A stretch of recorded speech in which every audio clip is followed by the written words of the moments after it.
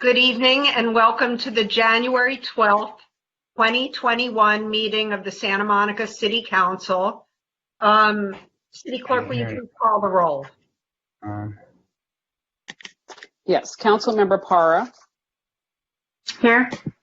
Councilmember Davis. Here. Councilmember McKeown. Here. Councilmember Brock. Here. Councilmember De La Torre.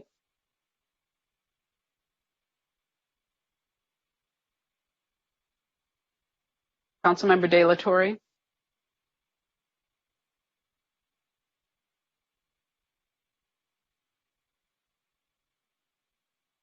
I can see you, but I didn't hear you. You guys hear me? Okay, yes, there we go. Mayor Pro Tem McCowan. Here. And Mayor Himmelrich. Here.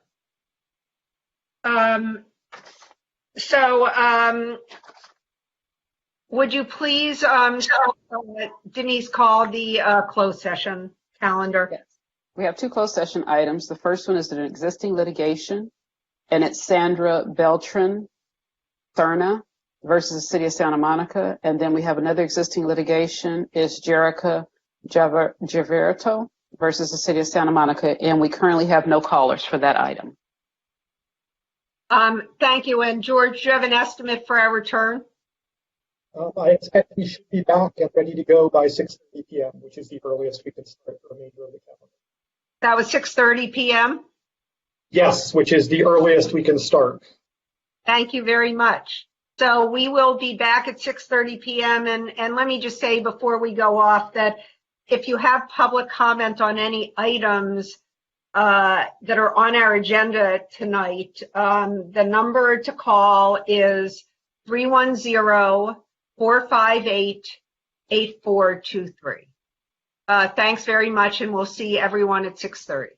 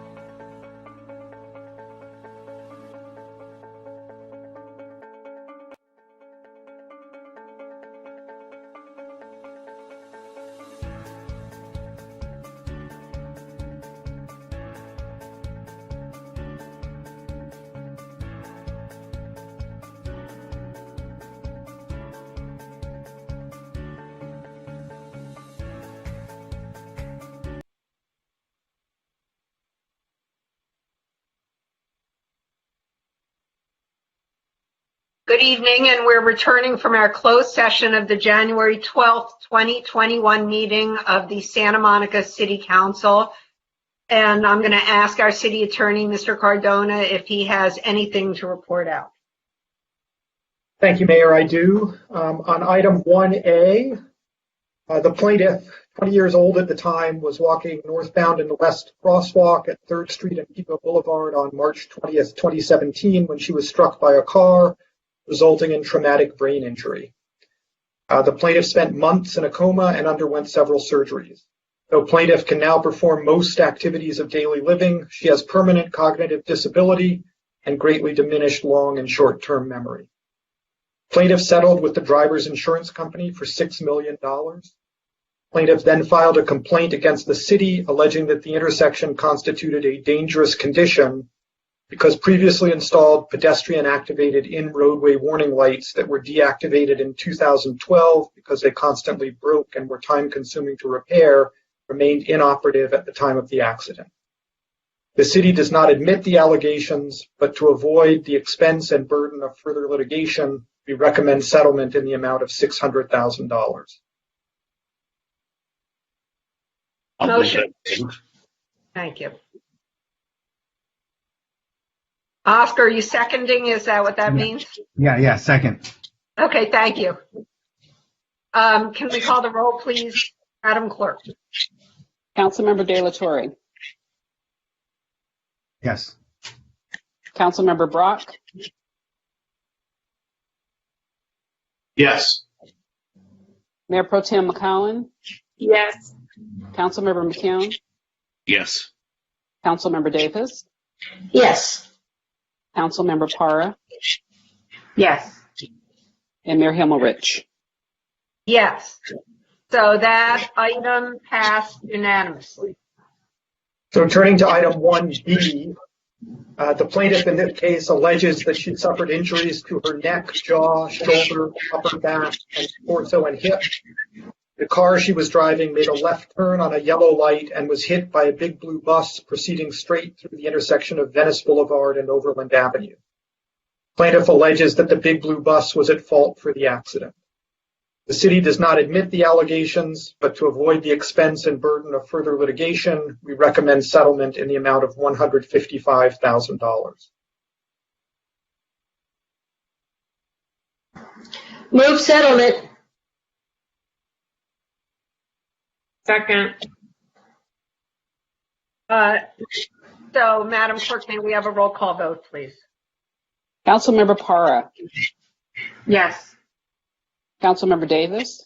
Yes. Councilmember McKeown. Yes. Mayor Pro Tem McCollum. Yes. Councilmember Brock. Yes. Councilmember De La Torre. Yes. And Mayor Himmelrich. Yes, so that matter passes unanimously as well. And so we'll now move on to our special agenda items. And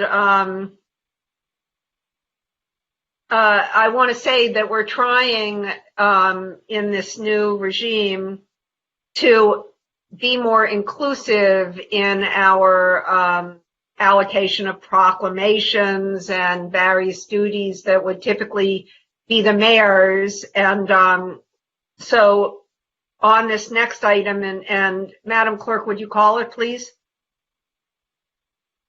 Yes, we have item 2A. It's the proclamation, 15th anniversary of the main library. And while typically I would do this proclamation in our first step towards democratizing proclamations, Councilmember Brock will do the proclamation on the 15th anniversary of the main library. Thank you, Phil. Whereas the Santa Monica Public Library, main library, located at 601 Santa Monica Boulevard, is celebrating its 15th anniversary, having opened its doors to the community on January 7th, 2006. And whereas originally established in 1890, the Santa Monica Public Library is a vital community resource that promotes open access to information, materials, and services to individuals of all ages and interests. And whereas the city of Santa Monica enjoys a vibrant mix of lively commercial, educational, and entertainment districts and neighborhood residential sections, and the library system contributes to the quality of living in Santa Monica. And whereas the Santa Monica Library offers 5 convenient library locations within our 8.2 square miles, the library improvement projects of 2001 to 2005 established renovation of 3 branch libraries and the construction of the new main library designed by Moore, Rubel, Udell architects and planners. And whereas the mission of the library is preserving the past, serving the present, and shaping the future, the main library represents each of those statements, from the gold LEED rated facility designed to showcase its reading areas, community rooms, and books, through 2-story window walls that face the street and provide views to the ocean, to the public art, and the open air central courtyard. And whereas the main library supports lifelong learning by providing access to information and resources which support each person's effort to be successful and competitive in their academic and economic pursuits. And whereas the Santa Monica Public Library is a Library Journal 5-star rated library for 10 years in a row, and a testament to the commitment and investment of Santa Monica to reading and learning and exploring new ideas and making dreams come true. And whereas literate, informed citizens are essential to the productivity of our city, our nation, and the survival of our democratic institutions.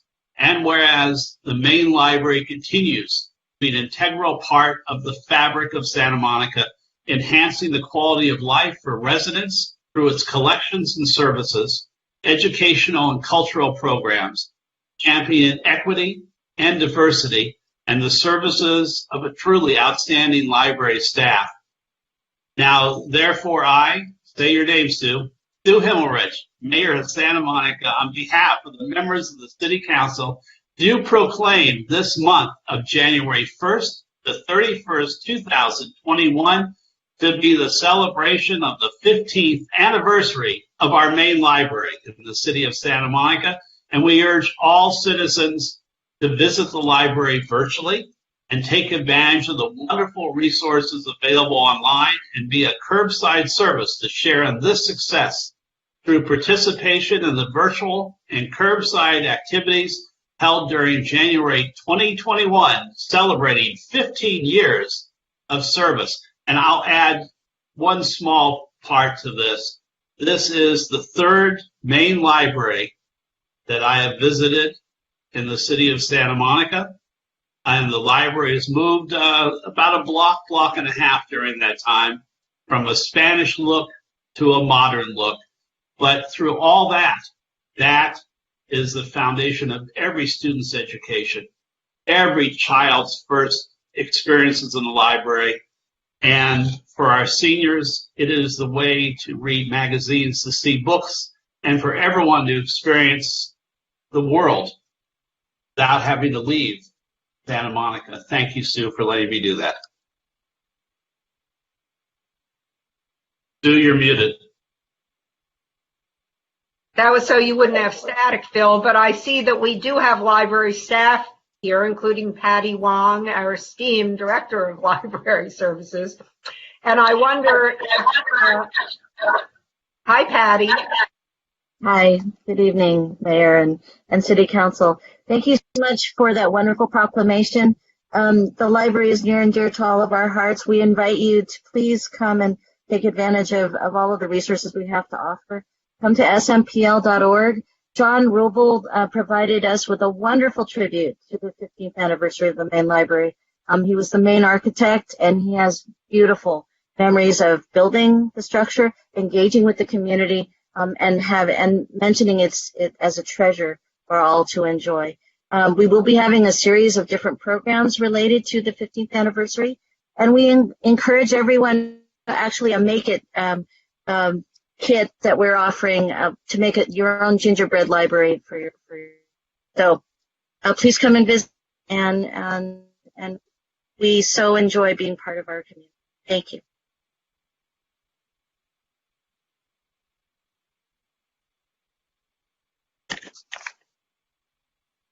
We can't hear Mayor, you. you're Kim. You're muted. I'm sorry, I keep looking in the wrong corner. Do we have any questions from the council for our library staff? Seeing none, Okay. I will now turn the meeting over to the city clerk for item 2B. Okay, this is item 2B, and it is the election of the mayor for the ensuing 2 years and the election of the mayor pro tem for the ensuing 2 years. First, I'd like to ask the interim city attorney to make a statement before we take requests to speak. Yes, thank you. This will be effectively the equivalent of a staff report for this.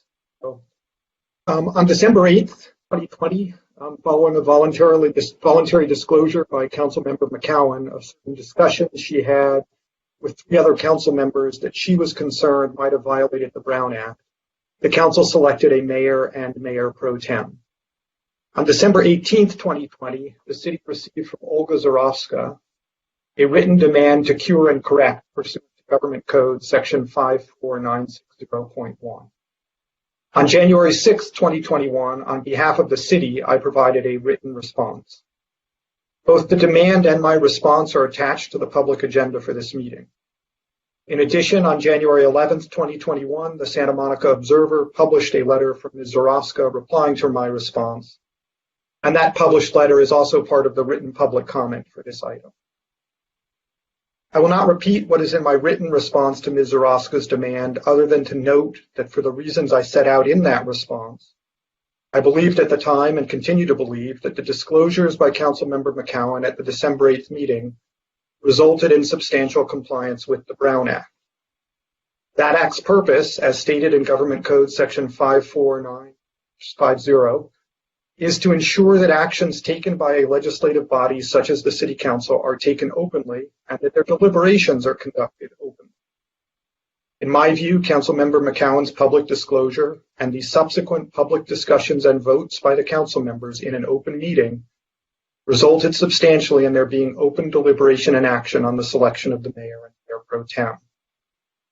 Nevertheless, tonight, in the interest of providing further assurance that the selection of the mayor and mayor pro tem has occurred at an open and public meeting, and so further ensuring the cure of any Brown Act violation, the council is reselecting a mayor and mayor pro tem.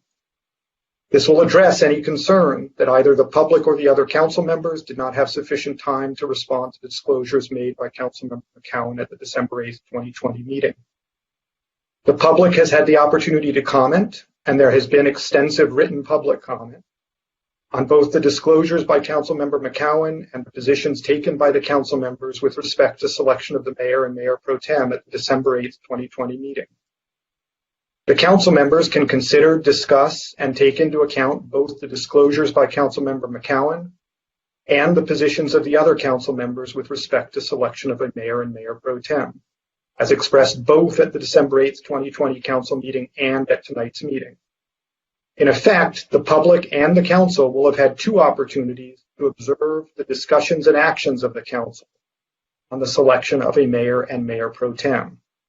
And council members were directed and agreed that prior to tonight's meeting, they would not discuss with any other council member, either directly or indirectly, the selection of the mayor and mayor pro tem. It should be clear, therefore, that tonight's reselection of the mayor and mayor pro tem will be in compliance with the Brown Act. In connection with tonight's meeting, there's been substantial written public comment addressing whether or not Councilmember McCowan should be disqualified from participating in the reselection of a mayor and mayor pro tem and/or must be barred from being a candidate for either office.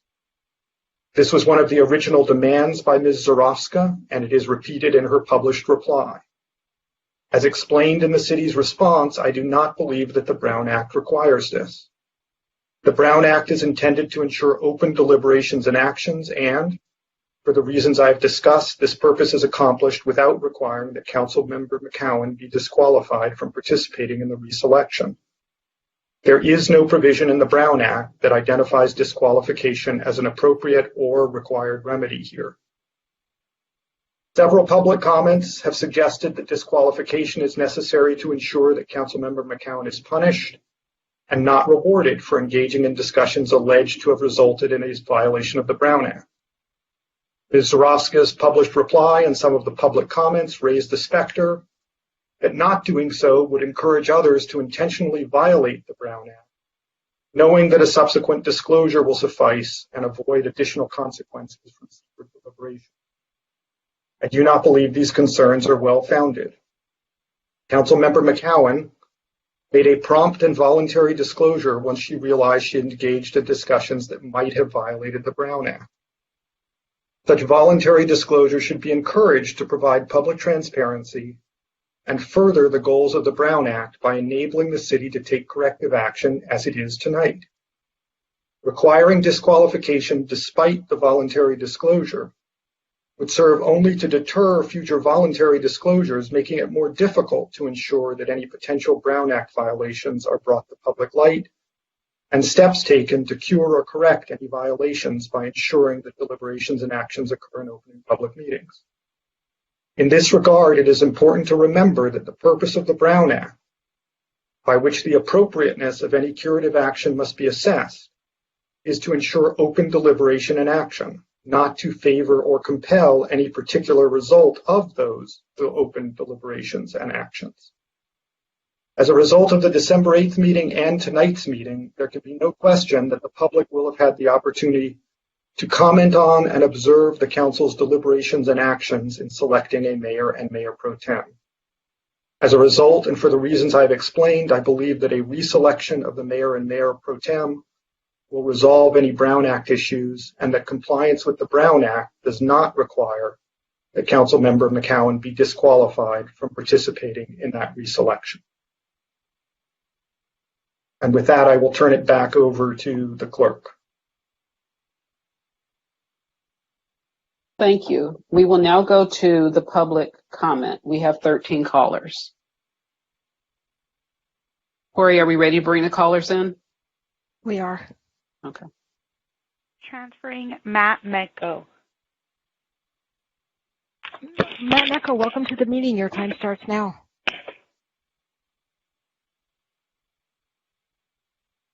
Matt Mecco, are you in the meeting? Thank you. First of all, with regard to the library proclamation, that's fantastic. It would be great if we could also get the ego out of proclamations and just have them issued by the city instead of the mayor or the mayor pro tem or whatever the case may be. With regard to this particular issue, I don't think that this is a matter of punishment. I think that this is a matter of what's right and what's wrong. I don't know what is wrong here with regard to what Kristen has done, and it's great that she voluntarily came forth and disclosed that she had serial meetings. It would also be interesting to know who she had those serial meetings with, and what the content of the discussions were, and whether there were any inferences that were drawn or implied with regard to how votes might come down. So since we don't know any of that, I think that it's really important for us to either have those full disclosures from not just Kristen, but also the council members that she had spoken with about the content of the discussion. I also think, Kristen, you've got an amazing future ahead of you. And I don't think that this is a purely and solely a matter of the letter of the law. I think it's also what's right and how you're going to proceed with your future as a community activist, as a community representative, and as someone that is going to uphold the values of full transparency and moving forward. And so I would encourage you, regardless of what George has said and what his advice has been and what his opinion is. Thank you. Your time's now up. Thank you, Denise.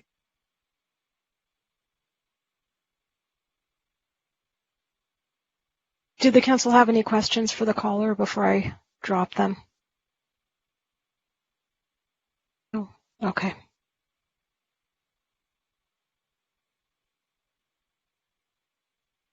Transferring Shannon Noshikawa.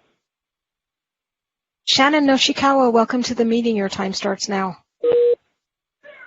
Yes, hi. Hi, you're in the meeting. Hello? Your time starts now. Yeah, you're in the meeting. Your time starts now. Okay, good evening. I hope that the reselection of the mayor and mayor pro tem will result in a member of the change slate being included in the council leadership. This will be a nod to the wishes of the residents who have voted out the 3 incumbents last November. For 6 years, Councilman Member Hemrick and had been an outsider on the council, the lone supporter of slow growth for our city. I've heard many residents empathize with Councilmember Hemrick, who lacks support of the council to be able to represent interests of the Santa Monicans instead of developers. But on December 8th, Councilmember Hemrick turned her back on the slow growth slate and selected the recently appointed Councilmember McCowan for Mayor Pro Tem instead. It appears that Councilmember McCowan is on the fast track to a political career outside Santa Monica and is using this city, for which she was absent many years, to build her political resume. Councilmember McCowan's loyalty seems to lie with the developers. She has voted for the Miramar project and the plaza twice, including after the SMLC sued the city over the approval of the project. Why would Councilmember Hemrick choose to align herself with Councilmember McCowan rather than the member of the residents' slate? Is there a deal between Councilmember Hemrick and Councilmember McCowan? Is that why Councilmember McCowan was promoting herself along with the Councilmember Hemrick for the leadership positions? And she was doing it so feverishly that she violated the Brown Act in the process. This is a mandate to share the council leadership positions with a member of the chain slate. Santa Monicas are watching. Thank you.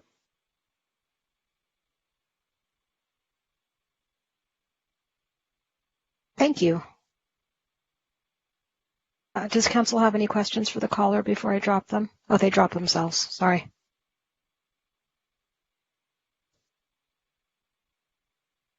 Transferring Tricia Crane. Tricia Crane, welcome to the meeting. Your time starts now. Thank you. Good evening. It's unfortunate that Krista McCowan violated the Brown Act and that she cannot therefore be a contender for either mayor or mayor pro tem, and should also not vote in that decision at this evening's council meeting. It's a good thing the city has brought this matter back with public comment, for which we thank you. Given that Phil Brock was the highest vote getter for a 4-year seat on the council in the November 3rd election, he should serve as either mayor or mayor pro tem. Brock is an experienced pro-resident activist who our city needs in a leadership position on the city council. As one of the 2 council members who constructs the agendas with city staff, he will be fearless in advancing important issues that require our immediate attention in these difficult times. As mayor or mayor pro tem, Brock will be more than a ceremonial figure. Phil knows this small city extremely well, and he cares deeply about the residents and small business owners. We need Phil Brock at the helm to guide the council in these very difficult days ahead. Thank you, and please make the right decision tonight. Thank you. Were there any questions for the caller?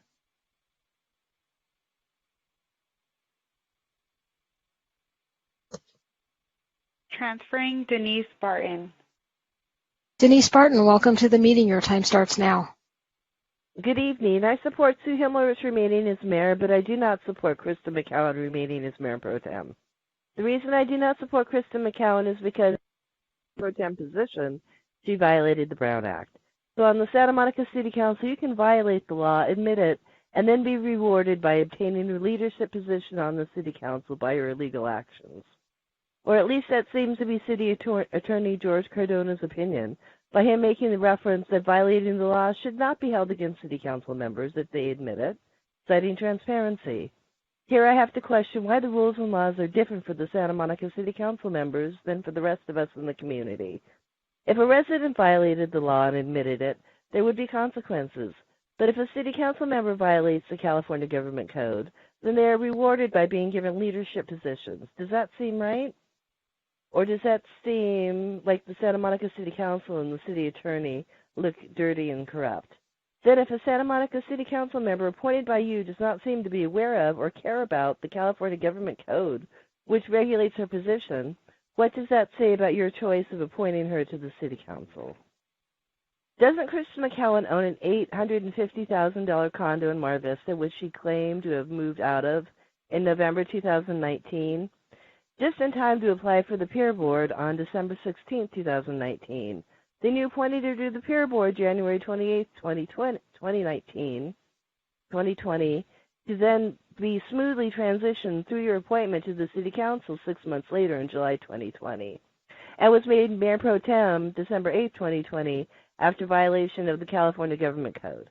For these reasons, I believe Kristen McCowan should not hold the position of Mayor Pro Tem or be nominated for it. Thank you. Thank you.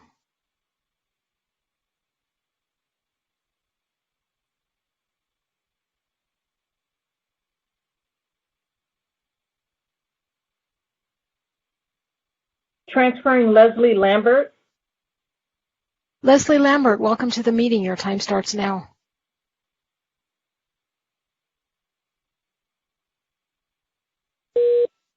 Leslie, you're in the meeting. Your time starts now. Okay, I'm on. You're on. Go ahead. Thank you. Good evening, and hi-ho Silver.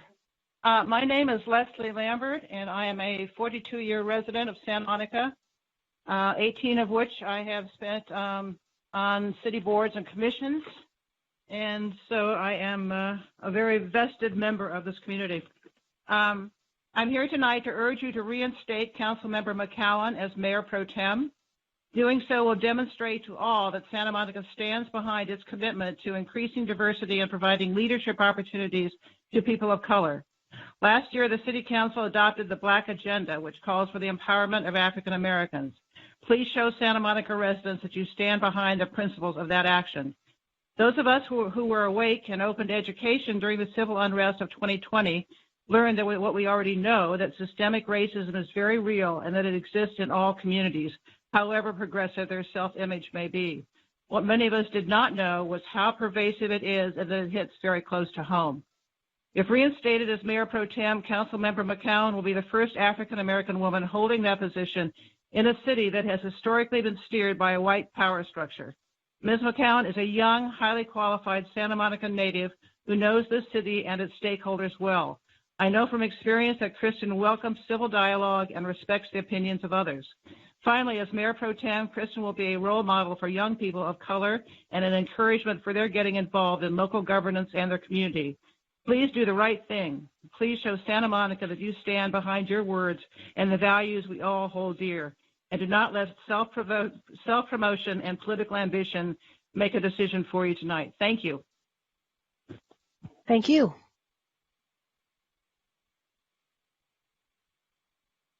Transferring Zena Joseph.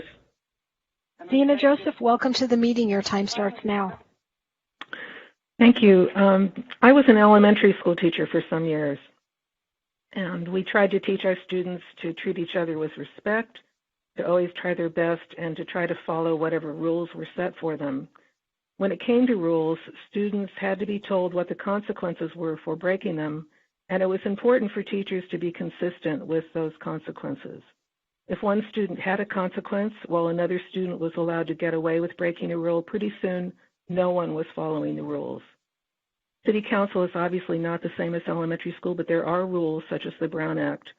In this case, not only has the interim city attorney not recommended a consequence, the council member who broke the rule by lobbying a majority of the council outside a public meeting has been rewarded by being allowed to vote for herself during the election for Mayor Pro Tem. If I were on the City Council, which I am not, thank goodness, and inadvertently found myself in this situation, I would respectfully decline any nomination and would recuse myself from the vote. Thank you for your consideration. Thank you.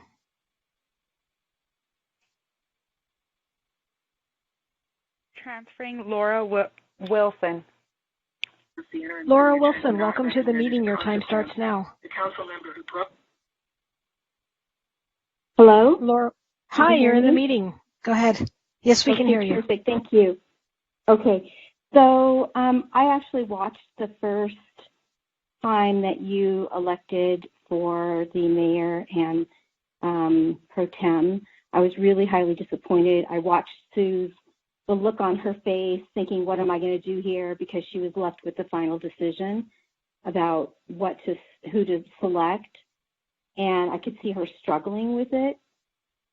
I just want to say that I think that when you're choosing someone for a position that you're going to work closely with, that I would hope that you would select someone who has the same ideals and ideas as you do.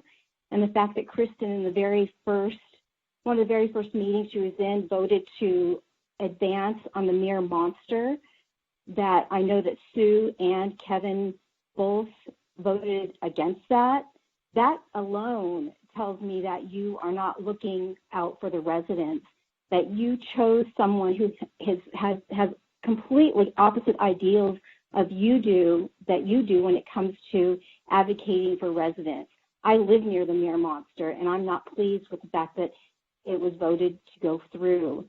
Not only that, I've just watched Kristen get up and walk away from this computer while people are talking to her and talking about her multiple times, as if what they have to say, the residents have to say, doesn't matter to her. I think that it's time that we select somebody who is really a true advocate for residents, and I hope that Sue will really take a look inside and know that she made the wrong decision the first time around and make the right decision that is advocating for residents' rights. Thank you.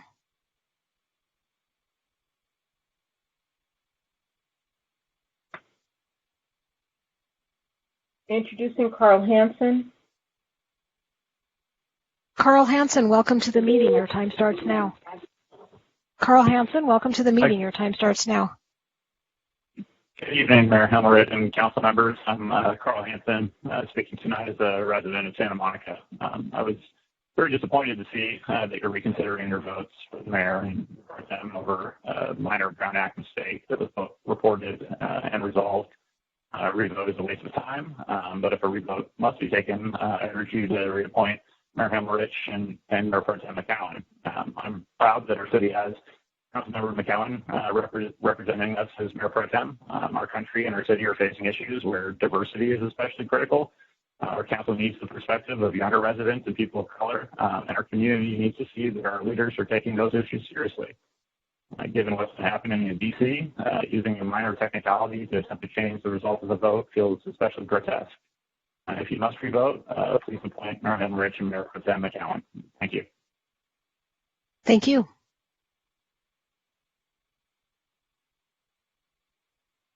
Transferring Bert Champagne. Bert Champagne, welcome to the meeting. Your time starts now. Thank you. Good evening, City Council members. My name is Bert Champagne, and I'm a supporter of Santa Monicans for Democracy, and I thank you for letting me speak tonight. I support the selection of Sue Hemmerich as Santa Monica's mayor and for a 2-year term. Some say Sue stands firm. We also think Sue rocks. She's a pro-resident, pro-police reform, and pro-democracy. She is the right person to lead our city at this time. As for Mayor Pro Term, I urge that 2 of the 4 newest members of the council be seated for 1-year terms each. Thank you so much. Thank you.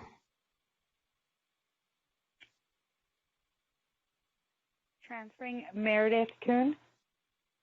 Meredith Kuntz, welcome to the meeting. Your time starts now. Thank you, and good evening, council members. My name is Meredith Kuhn, and I'm an organizer with Santa Monicans for Democracy. I'm calling tonight to voice my support of Sue Hemmerich for mayor of Santa Monica. Regarding Mayor Pro Tem, I think it's important to acknowledge that there are a number of new reform-minded, fresh faces on the council. I would like to see 2 of the 4 newest members selected to each serve 1-year terms. Thank you so much for listening. Thank you. I have a question of the speaker. Yeah, sure. Yes. Thank you very much for your comment. I had a question in regards to the recommendation of splitting the term or the roles. Can you repeat that? I didn't catch exactly what you were asking for. I would like to see 2 of the newest members of the council selected to each serve 1-year terms.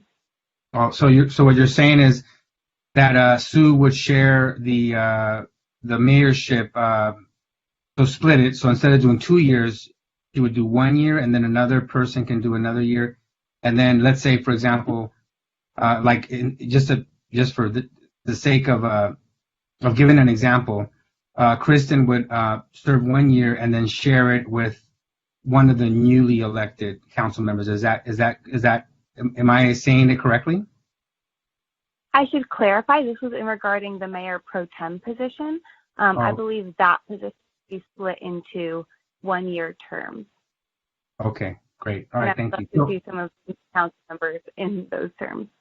So you're advocating for Sue, let's say, to do a 2-year term, but the mayor pro tem would be a 1-year term and 2 people serving in that role. That's accurate, right?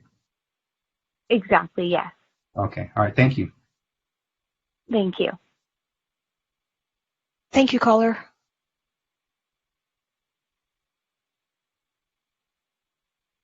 Introducing Manuel Vasquez. Manuel Vasquez, welcome to the meeting. Your time starts now.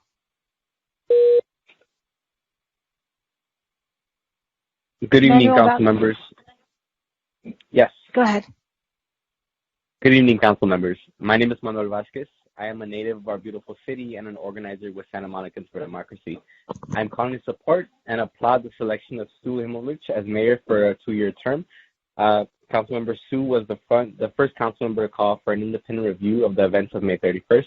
She was the only member to support the election process rather than the appointment process to fill a recent council vacancy.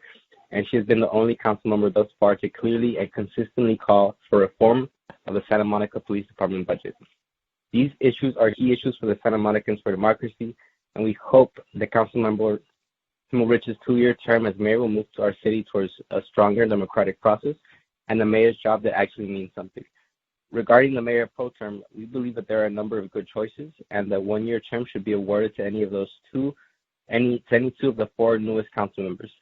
Thank you for this opportunity to address you. Thank you for your consideration, and good night. Thank you.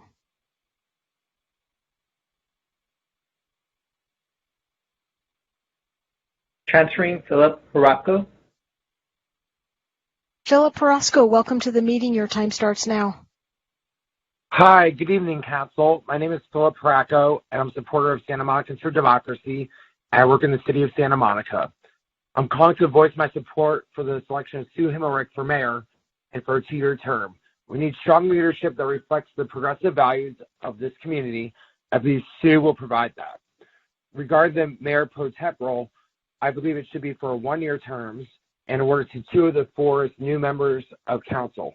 Thank you for your consideration. Thank you.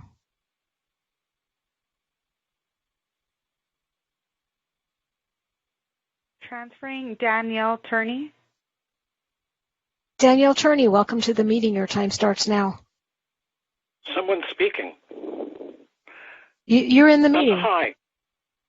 There's a lot I'd like to say, so I don't want to waste any time with the people that have already expressed how I feel. Other than, yes.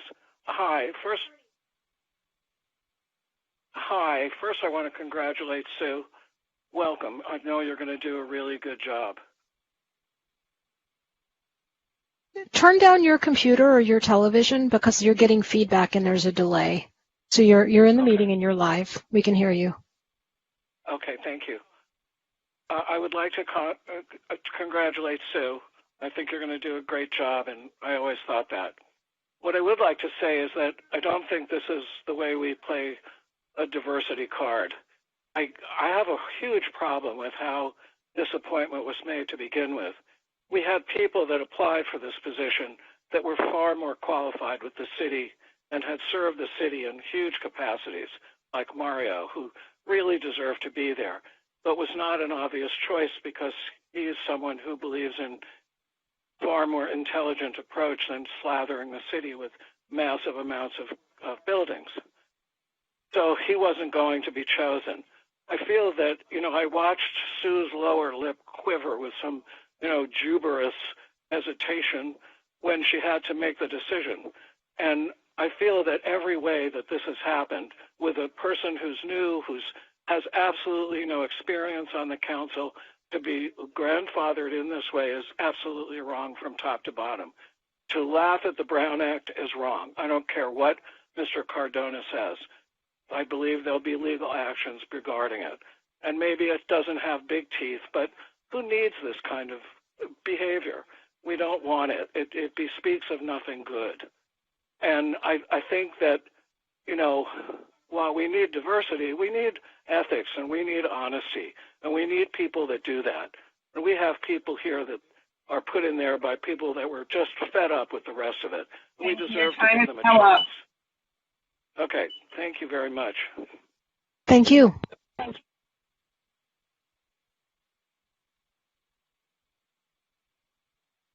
Transferring John Katz. John Katz, welcome to the meeting. Your time starts now. Thank you. Mayor Himmelrich, Mayor Pro Tem McCowan, and City Council. As a Santa Monica resident, I'm so proud that we elected our first Black woman to the City Council in Kristen McCowan. This is someone I've gotten to know over the last several months. She's a very thoughtful and engaging leader and brings such a new and needed perspective to our city leadership that we don't have in, like I said, the first Black woman ever elected to the city. And by the way, she was elected with more votes in the election this year than any of the other candidates. More than half of the voters in the city affirmatively voted to support her just a few weeks ago. We heard the rationale from these previous callers and the person who initiated this. It's all been political. Someone even said that we need a reform candidate. That is why Kristen McCowan was picked and why we all voted for her this past year. She is someone who is bringing a new perspective to the city. This was an organized effort by a known bad faith political operator in our city who we should not be giving more credence to. Given all of the important matters facing City Council, it's a shame that this is even coming up at all. We just need to vote quickly and unanimously, retain the Himmelrich McCowan leadership team. Thank you very much. Thank you. And that was our final caller on this item. Yes, Councilmember McCune. On December 8th, I made the case that in this time of crisis for our city, we needed a mayor for 2021 who had some experience with setting agendas, which, frankly, Sue didn't have. And I did that based on my experience as mayor of Santa Monica during 2020, which I think we all know was a very difficult year. But the election, the vote went forward. And I agree with our city attorney that the Brown Act situation was substantially resolved by the statement that was made before we had discussion and multiple votes. And I did not prevail. In the end of the votes, it was the will of the council that Sue Himmelrich be the mayor. And I'm going to respect the will of our city council. I am not going tonight to nominate somebody else against Sue. And in fact, I would like to nominate Sue Himmelrich for mayor for 2 years and Kristen McCowan for mayor pro tem for 2 years.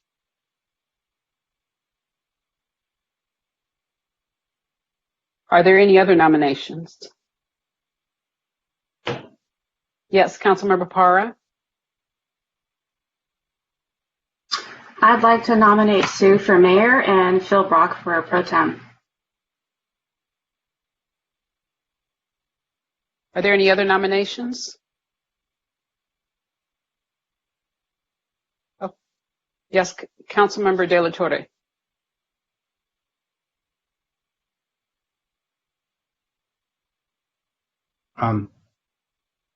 I'd like to I'd like to make a statement first and then make a motion, or make a suggestion. First of all, I want to acknowledge Kristen, Councilmember McCowan coming forward, and being transparent about what occurred in terms of the Brown Act violation. And I also want to acknowledge Olga, who has challenged, the vote and the decision, and because I think ultimately it leads to a more transparent government and more accountable government, and I think we will be better for going through this process. I've been reflecting a lot in terms of how we can be, what would be a better decision moving forward, and I think we can end up in a better position, but it requires my colleagues, to put the unity of our city before self-promotion and also political ambition. It requires a sharing of power and position. And, when Tony Vasquez was the first Latino mayor ever selected in the city of Santa Monica, and Kevin, maybe you can correct me if I'm wrong, but I believe he shared the mayor's position, correct? It was instead of 2 years, it was a 1 year. Tony Vasquez did 1 year as the first Latino mayor. Is that correct? Or one could say that I shared it with Tony. Exactly. So that's great precedent in terms of members of our, colleagues and members of the city council sharing the position.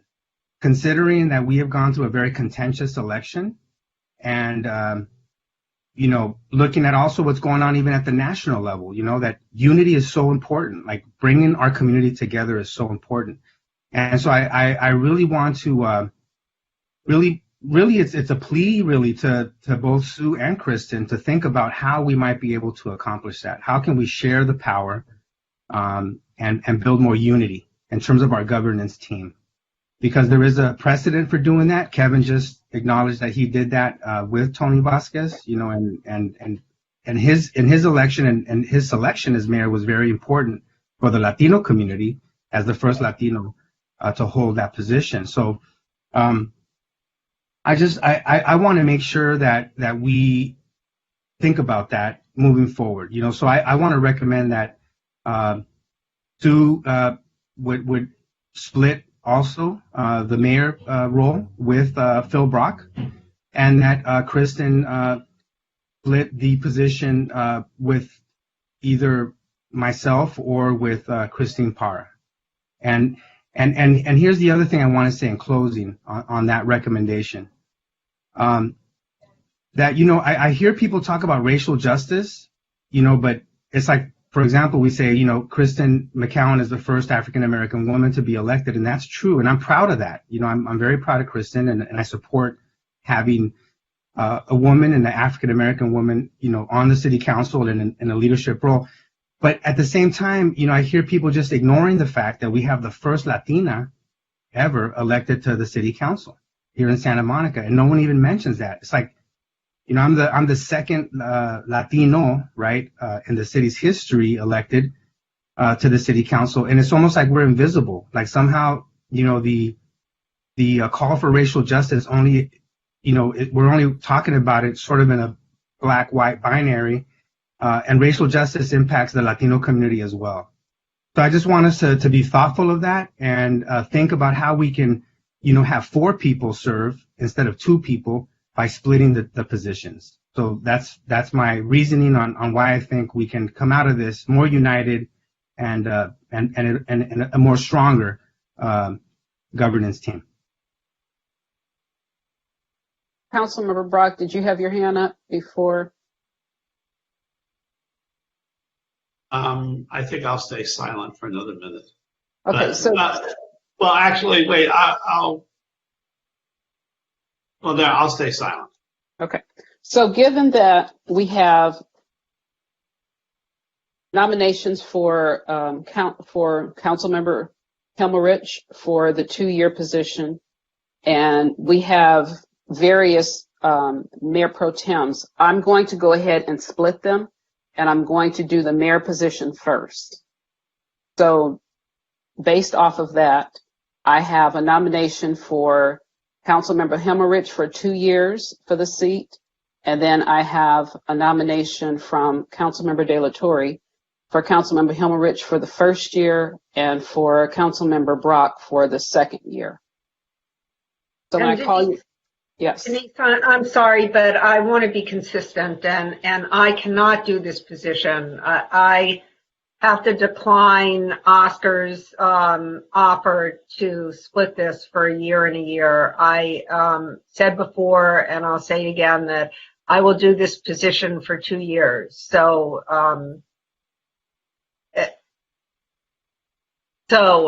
he might want to propose something different, but I will not do it for 1 year. Okay. Councilmember De La Torre, do you want to change? Do you want to give a different nomination? Well, since I know Sue Himmerich well, and I know this community well, especially right now when we're calling for racial justice. And so I'll put myself forward and I'll nominate myself to share the position with Sue Himmerich. So, and she can choose which year she wants to serve in, but I would love to serve with her so that we have more racial justice in the city. And I'm willing to put myself forward to help accomplish that. So this is for the mayor position? Yes, correct. For the mayor position. And she can choose which year she wants to serve first. The first year or the second year, I'm open to whatever it's up to her to decide how she'd like to make that happen. Okay. I believe she, are you declining on this one also, Councilmember Himmerich? Yeah, any iteration that has me doing only 1 year is an iteration that I'm not interested in. I think it's a 2-year job and I waited 6 years. So that's really where I am. And I'm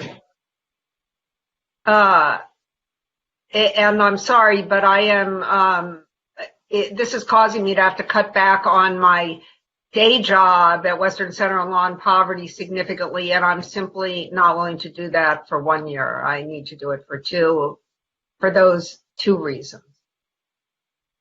And I respect that. I have a question procedurally in terms of, for example, Councilwoman Himmerich has denied both of my motions, let's say.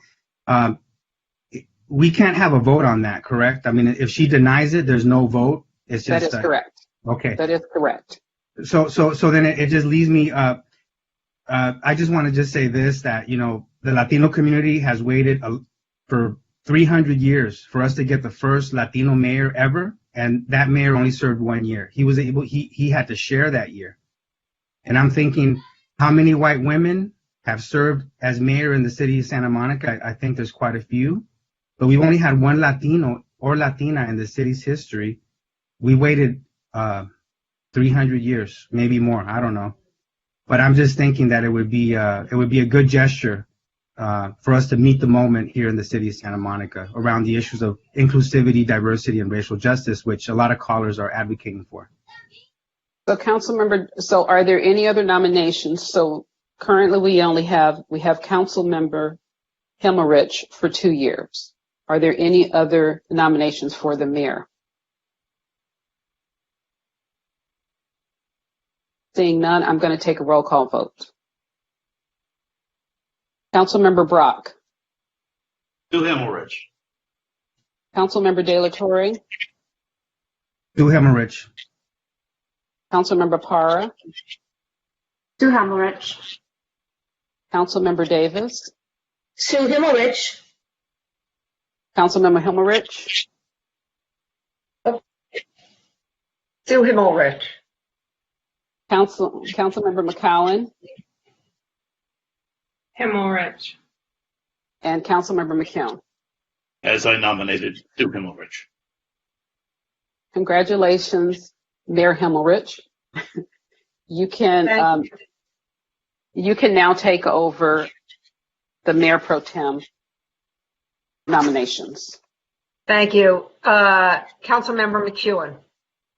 Once again, I respect the decision that the council made on December 8th, and I will nominate for 2 years Mayor Pro Tem.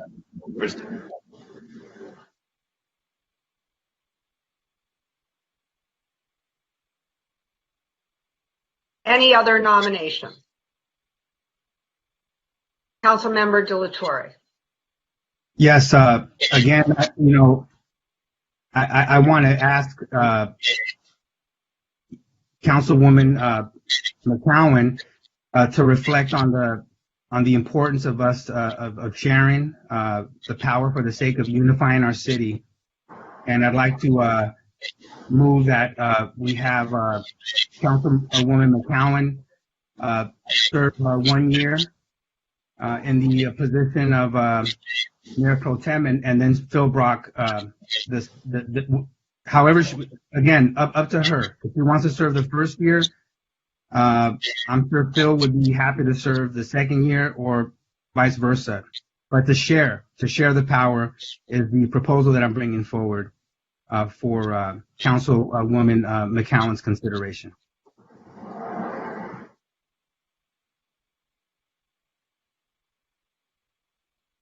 So, Councilmember Delatorre, are you proposing a split between Councilmember McCowan and Councilmember Brock?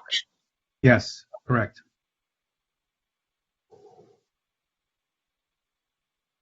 Any other nominations? Then, Madam Clerk, let's go to Councilmember McCowan. I have a statement. I'd like to have a few moments of your time to I'm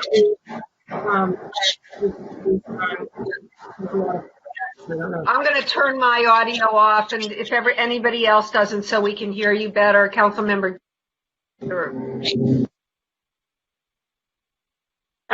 So, assuming it's okay, I would just like to say a few things about what's transpired this evening and over the last few weeks.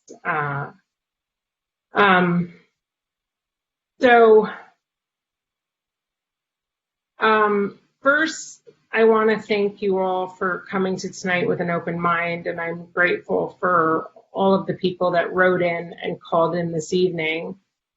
I want to take this opportunity to clarify some of what has been circulating. Based on public comment that we've received at the city, I feel I must directly address a few things. The violation. With regard to the Brown Act violation, I stand by my initial statement that I expressed a willingness to serve. And I could not be more proud today that I was willing to openly disclose that to all of you. I'm just as proud today as I was that I did that on December 8th. As was stated in Mr. Cardona's letter, this is what you want your elected officials to do, to be honest and transparent. The breadth of the Brown Act's restriction on serial meetings speaks to, one, how easily it can be violated, and two, how inadvertently it can be violated. Once a violation is identified, however, the Brown Act permits it to be cured. I maintain that I cured my self-identified violation on December 8th, but I supported bringing this up for a revote so that the city as a whole is better positioned to know that I and the council value transparency and a full airing of the issues. The bigger problem. Over the last month, since Ms. Zarowska's demand letter, and particularly since this item was re-agendized for tonight, I have come under severe personal attack by some in this community. I want to be clear. I have earned my right to be on this council, and I am not going to let anyone diminish that. I absolutely respect that some may have a history with the city that leads them to believe that their best interests or their desired interests are not being represented by every council member. To those people, I will simply say that there will always be someone else just as passionate that feels the complete opposite. So it is important that we maintain perspective. I have never met an elected official in our city who did not believe they were putting residents first. Lately, the prospect of resident first has been usurped by some in our community who identify only certain council members as putting residents first. The funny thing about that moniker is that it would imply in a city of 90,000 plus that only that number that voted for the particular council member they believe puts residents first are the resident voices that deserve a say. 32,000 plus people cast their vote for me in November. I too was elected, and yes, I was previously also appointed. At the beginning of campaign season, I had an opponent when the filing period for candidates closed. That candidate did not end up qualifying, so I was on the ballot unopposed. But what I know is that many of the individuals protesting my nomination today did not vote for me. They were not among the 32,000 plus. And while I represent all Santa Monicans on this council, I will not let these vocal few silence those 32,000 voices. I will not recuse, as some have been calling for. Our country is in a very dark place. We turned over power to an egomaniacal maniac in 2016. He repeatedly put himself first before country at every turn, and we have seen the devastation that can cause. What qualifies me for this role as Mayor Pro Tem is not only my years of government service at the federal, state, and local level. What qualifies me for this role is that I am committed to putting the needs of others above my own. Throughout my lifetime, I was taught that becoming a public servant is not about my own power or what I personally get out of it. It is 100% about how I can use myself in service to others.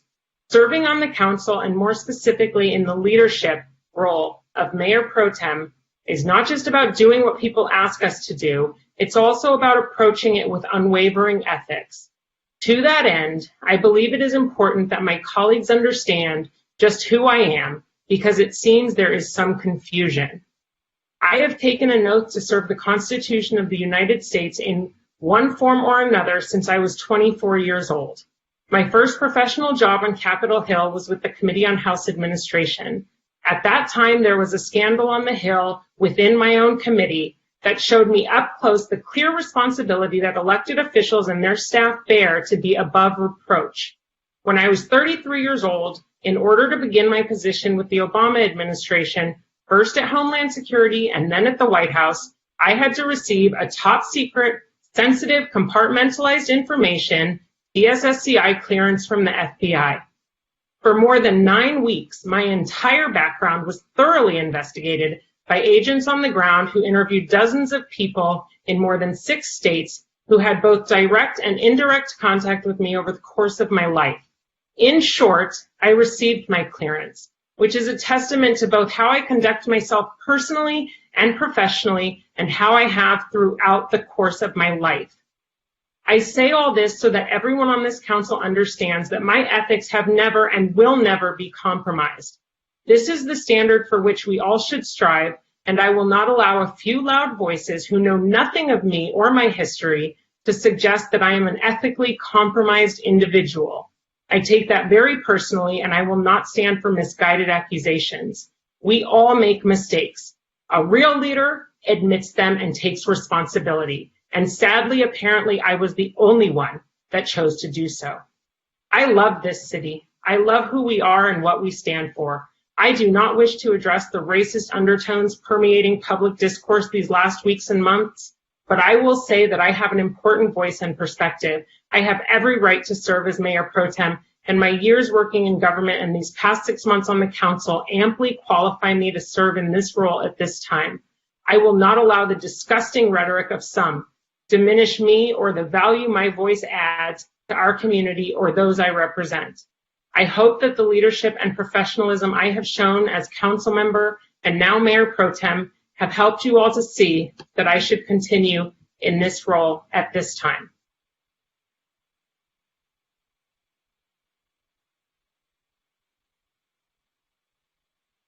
We can't hear you, Sue. Thank you, Mayor Pro Tem. And are there any other comments? I would like to make a comment, and I want to say that because of Kristen's moving words, I almost didn't do this because I think she speaks so well for herself. But I too want to speak for her. You all may remember that I thought that Kristen's position should go to an election in November. This is part of my belief in democracy and that appointment is not as democratic as election is. But let me just say that in the very short time that Kristen has already served as Mayor Pro Tem, she's been engaged, she's been insightful, and she's been amazingly helpful to me in my efforts as mayor, to unite the council, and to move the city in a positive direction. I think that Kristen also brings important diversity to the Mayor Pro Tem position. She's a young working mom with 2 children in school. She's Black, and she is sharing an experience with many of the predominant number of people in this town who are trying to raise children, work, and still give back to their community. And having done it myself, I can tell you it's quite a challenge. But more than either of those things, I believe that Kristen has demonstrated for everyone to see that she is a person of strong character, and she has done it here tonight. Kristen is the one who realized that she had violated the Brown Act prior to the first meeting of the first council. It was Kristen who voluntarily chose to go to our city attorney to disclose this and determine what the remedy was. Our city attorney gave her advice. I believe that we had many, many rounds of nominations and voting the first time. And Kristen was in fact selected the Mayor Pro Tem after those many rounds of voting. And let me just say that we did not have to legally agree to revote. Kristen and I both willingly agreed to a revote because I think that both of us believe that we are the right people for this job, but I believe that Kristen is the right person for the Mayor Pro Tem. I do not think that one vote on a development or even views on a development or any development, and people know my views on this, should indicate the quality of service you're giving the city or the kind of leader you're going to be in a leadership position. And I think I've made it pretty clear that that in view of my remarks, I will be supporting Kristen for this position for 2 years. And thank you for hearing me out. Are there any other comments? Yes, Mr. De La Torre. Yeah. Yes. I mean, look, I agree that a lot of these positions should be elected by the residents, but being that we're in this selection process, I just want to ask Kristen if she would accept the idea of her splitting and sharing the role of Mayor Pro Tem with another council member, and it would be great, you know, if she would want to share with one of her Latino or Latina colleagues on the city council. I'm sorry. I'm sorry. Go ahead, Sue. What I was going to say is that I note that I made these 2 recommendations in the first round of voting, including Councilmember McCowan and Councilmember Parra and Councilmember McCowan and Councilmember De La Torre, and Councilmember Parra refused and Councilmember McCowan refused. Yeah. So the question still, I mean, going with the process, the question goes to Councilwoman McCowan if she is willing to split the position from a 2-year to a 1-year so that we can share those positions with other colleagues, preferably in the spirit of diversity and racial justice, one of the Latina or Latino colleagues on the council. Before I answer that specifically, since you referenced former Mayor Vasquez's service on the council with former Mayor McCune, now Councilmember McCune. Councilmember McCune, I would appreciate if you can offer some insight into how that came to be. And I don't recall, I thought Councilmember Vasquez served more than once as mayor, but if you could just sort of, it was just that one year, 2016 or 2017. But Councilmember McCune, if you can share. With the permission of the mayor, may I speak? Please go. I'm sorry. I hope we're having a conversation here. Thank you, Mayor. Boy, Kevin, one day I'll stop calling you mayor. I guess it's that for life. Go ahead. I have long felt that the positions of mayor and mayor pro tem should, as originally intended, be for 2 years. It is true that both times I've been mayor, I've had to accept a 1-year term. By the time I got that first term, and it was split with Tony Vasquez, Sue mentioned having to wait 6 years. I waited 16 years to be mayor. I've been mayor pro tem 3 times. Others had been mayor multiple times and chose to pass me by because I disagreed with them politically. So I was very happy to finally become mayor, and I accepted a split term with Tony because he also wanted to be mayor, and because the votes were there for the two of us together, but not for either one of us separately, just to be very practical and pragmatic about it. And likewise, for my second term as mayor, which just ended, I had to split a 2-year term. Now, in the meantime, you'll notice I supported Ted Winterer for 2 years. I think the mayor and mayor pro tem should be 2-year terms. And that the fact that we've sometimes split them, that's a precedent that I really don't think serves our community. People don't realize being mayor and mayor pro tem is a damn hard job, and it takes a long time to understand how to do it most effectively.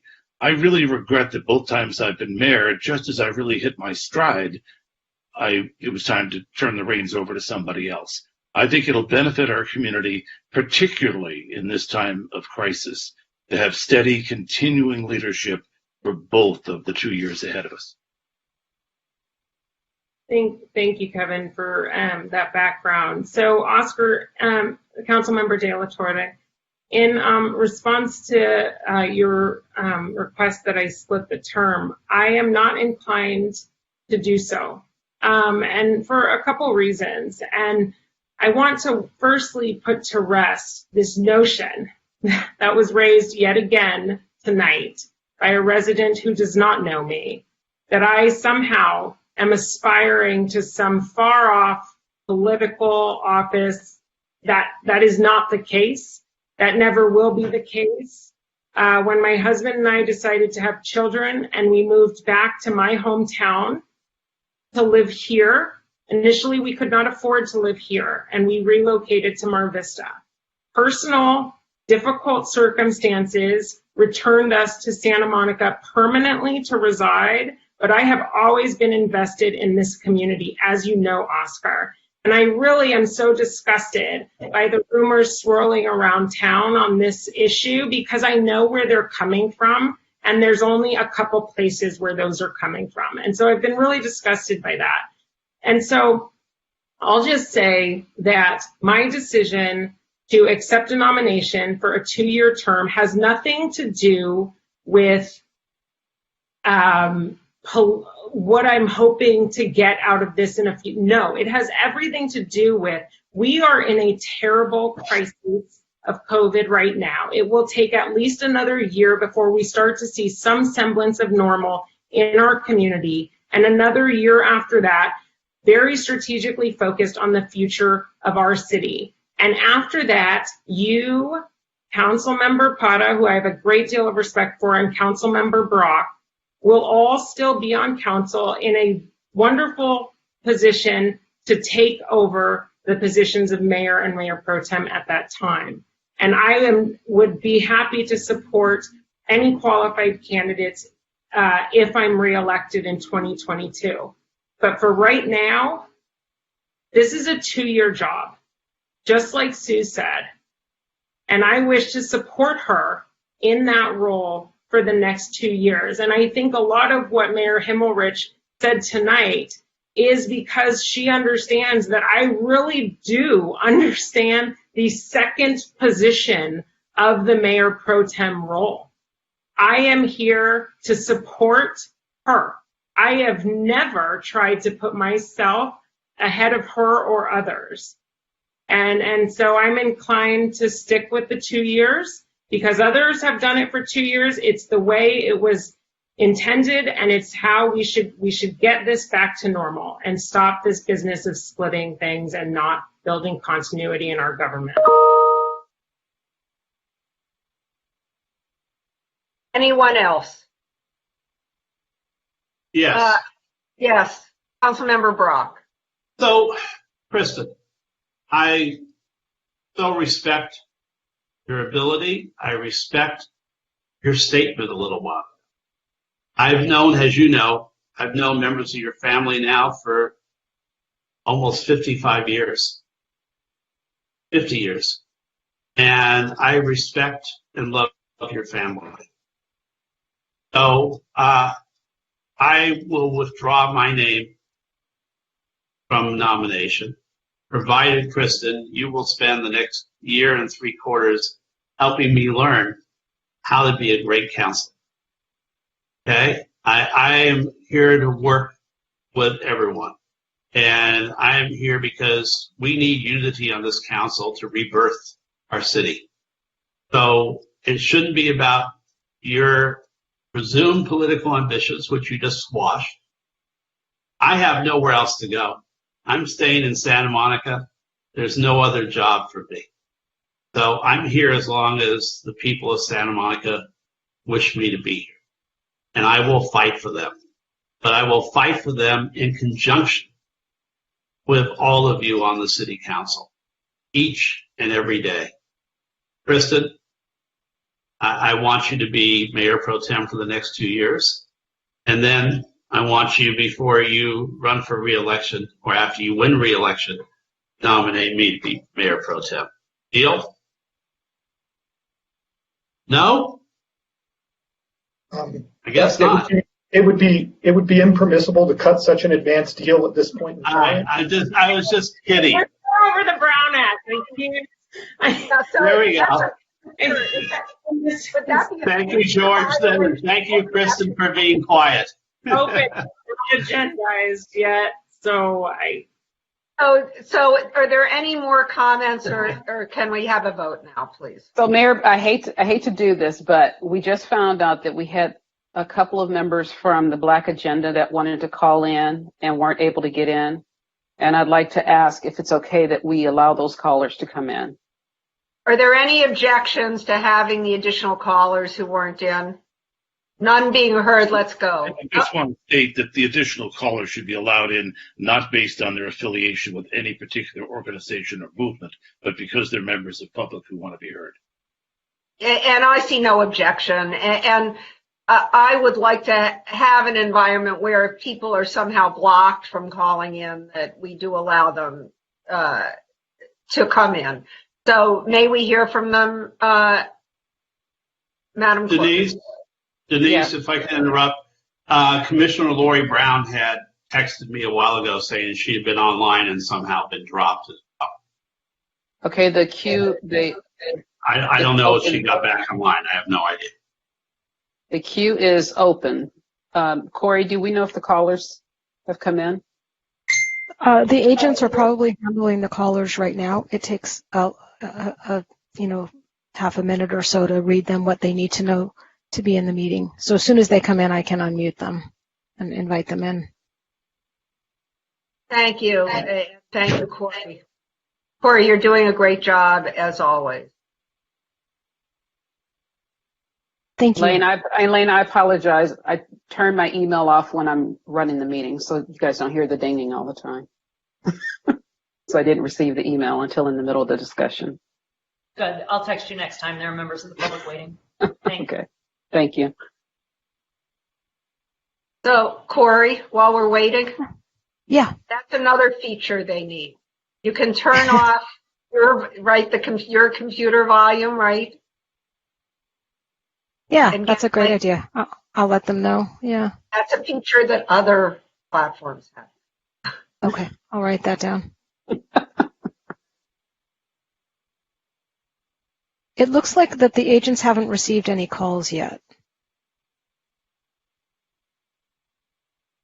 We've reopened the queue.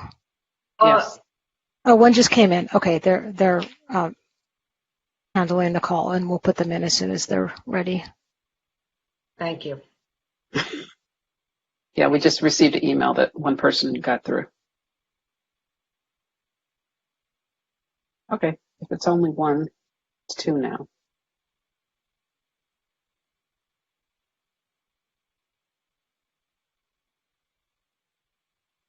Okay, here's the first caller.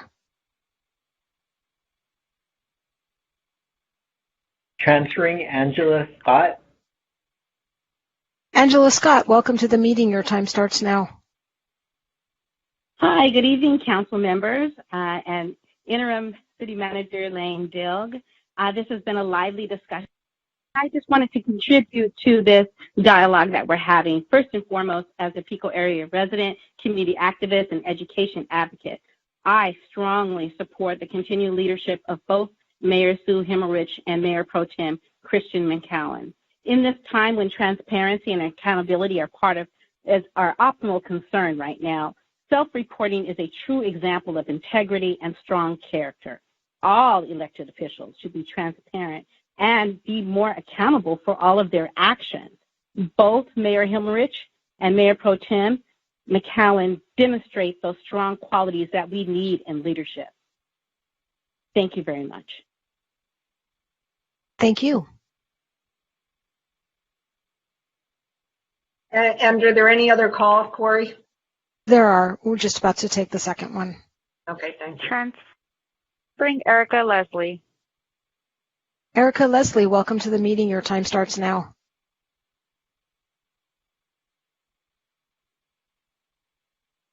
Erica Leslie, you're in the meeting. Your time starts now. Thank you.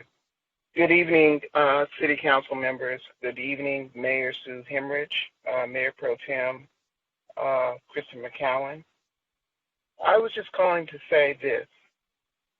I have waited for a very long time for someone that looked like me, someone that was a mother like me, someone that was just involved and loved our community as much as I did, as much as I do, be a representation of what we go through as a Black woman.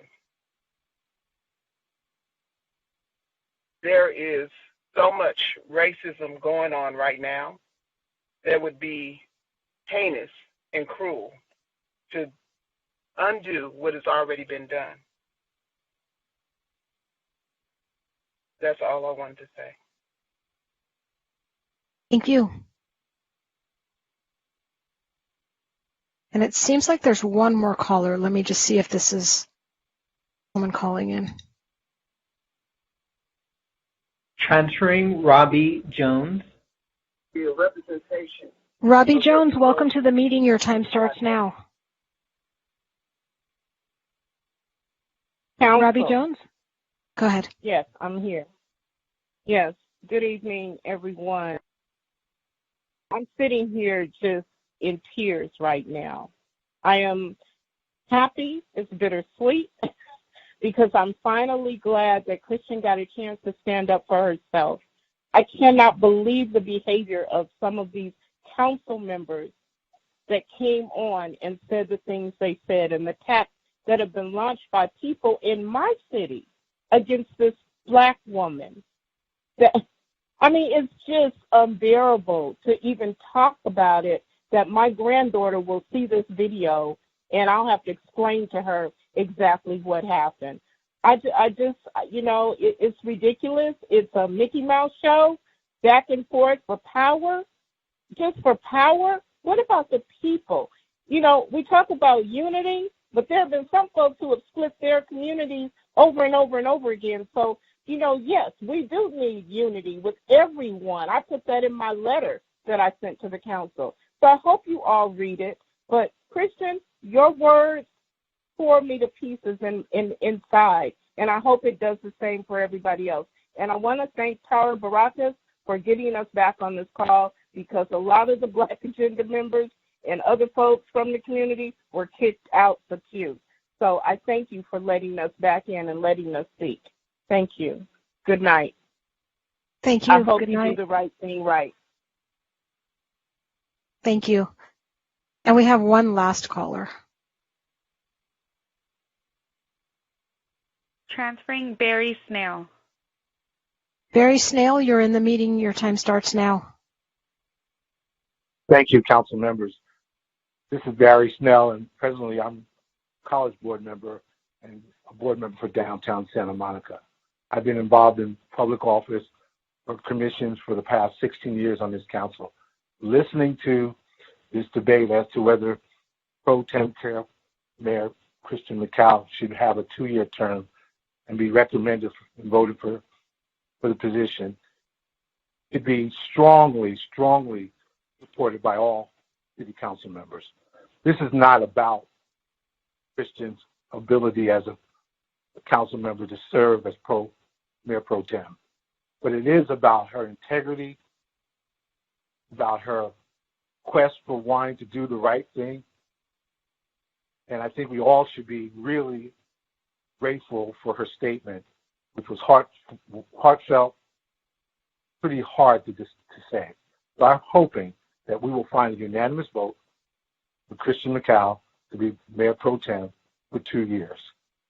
And thank you for allowing me to speak. Good night. Thank you. Good night. And that was our final caller on this item. Thank you. So are there any more comments here? So, Madam Clerk, could you please call the roll? Councilmember McCowan? Hang on, before we call the roll, can we just clarify? Yes. So there was a nomination of Kristen McCowan for 2 years. There's a nomination of Kristen McCowan for 1 year and Councilmember Brock for 1 year. But I understand that Councilmember Brock has withdrawn his name from that. So that would mean that the only nomination presently to be voted on is Kristen McCowan for 2 years. I just want to confirm that that's correct. Yes, that is correct. And thank you for doing that, Mr. Cardona. And on that note, I think we should take a vote. Yeah, just to correct, Councilwoman McCowan did not want to. There was another motion, but that motion was dependent on Councilwoman McCowan accepting that motion, as she did not accept that motion. I declined it, Councilmember De La Torre, the same way it's been declined when proposed for others before me.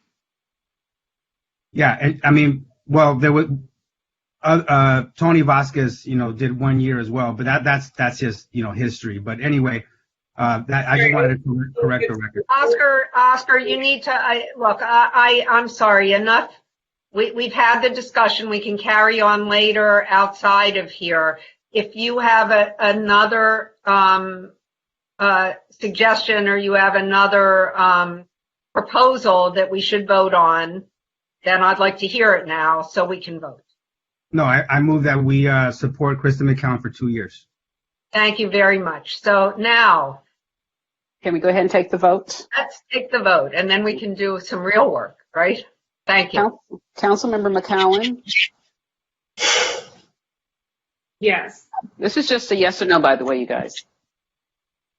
Councilmember Davis? Yes. Councilmember Parra? Yes. Councilmember De La Torre? Yes. Councilmember Brock? Yes. Councilmember McCown? As I nominated some time ago, yes. And Mayor Himmelrich? Yes. And so that too is a unanimous vote. And thank you all. And I do want to thank you all. I see you, Lane. But I do want to thank the council for re-electing me or reappointing me to the mayor's role. I want you to know that I do intend to make this as inclusive as possible, as unifying as possible. And I intend to keep the best interests of the city and all of its residents and businesses and all of its various strengths and weaknesses in mind throughout the next 2 years. So thank you very much. And I will be there to support her all the way. Thank you to all of you and for your support tonight. So I think, oh, Lane, I'm sorry. Yes, I said I remember, but then I forgot. Go ahead. I want to congratulate the mayor and the mayor pro tem.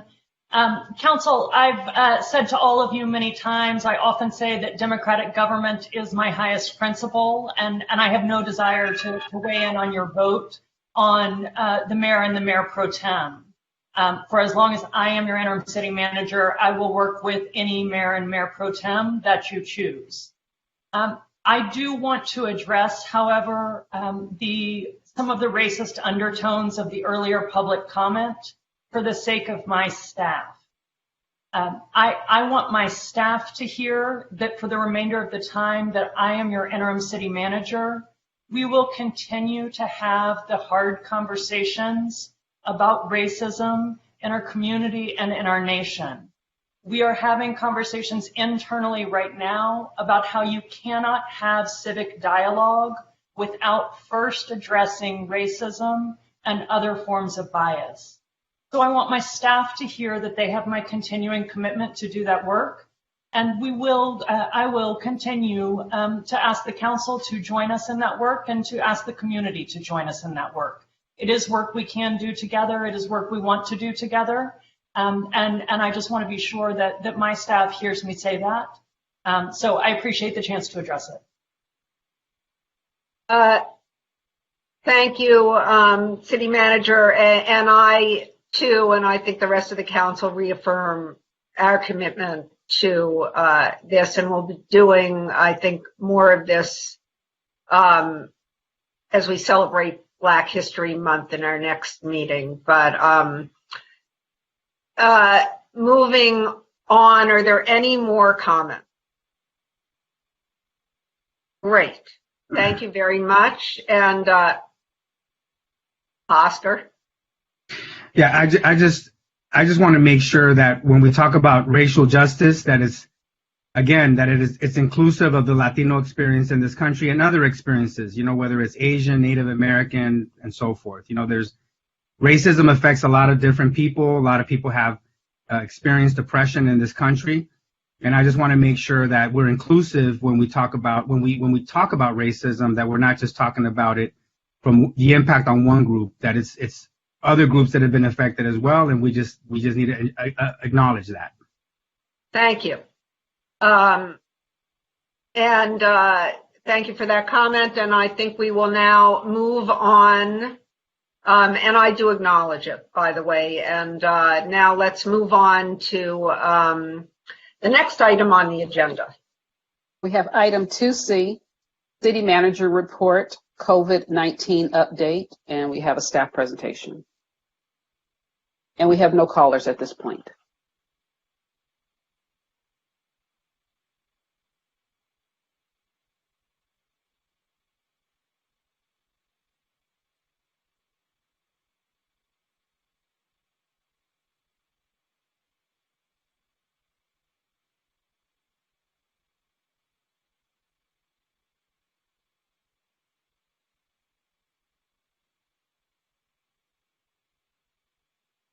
We're supposed to hear something that we don't. Yes, you're supposed to hear me. I say I'm terrible at PowerPoint, and that's why I usually don't do these presentations myself, and I've just proven my point. Tonight, I am going to give this presentation myself, though it reflects the work of city staff across the organization, our Chief Resilience Officer, Lindsay Call, members of our EOC team, and every city department. I was asked by Councilmember Brock to provide an update on COVID-19 and some of our health enforcement. I thought that was a very good idea, and I have expanded the presentation somewhat in order to provide members of the community information that members of the council largely have, but to make sure that our community has this. I'll move through the slides somewhat quickly for the sake of time, but we will make the full slide deck available to the public following the council meeting because it contains a number of links and resources that may be helpful to people. So this evening I did want to talk with you about COVID-19, where we are, the vaccination process, and our city operations and enforcement in the midst of COVID-19. So as is well known across LA County, we are not in a good situation with COVID-19. We are arguably, or in fact, the epicenter of this pandemic internationally. It is a very hard time across the county, and we need to be aware of that every day. In Santa Monica, we have 88 individuals who have died of COVID-19, who have families grieving over the loss of their loved ones. So I want to be clear from the very beginning, this is a very serious situation and one that involves not only public health concerns, but economic concerns and mental health concerns, as well as the fabric of our community and caring for one another. We have statistics here showing the new cases by day. Cases did spike after Thanksgiving, as is well known, and we are continuing to watch for spikes that may come both from the Christmas holiday and the New Year's holiday.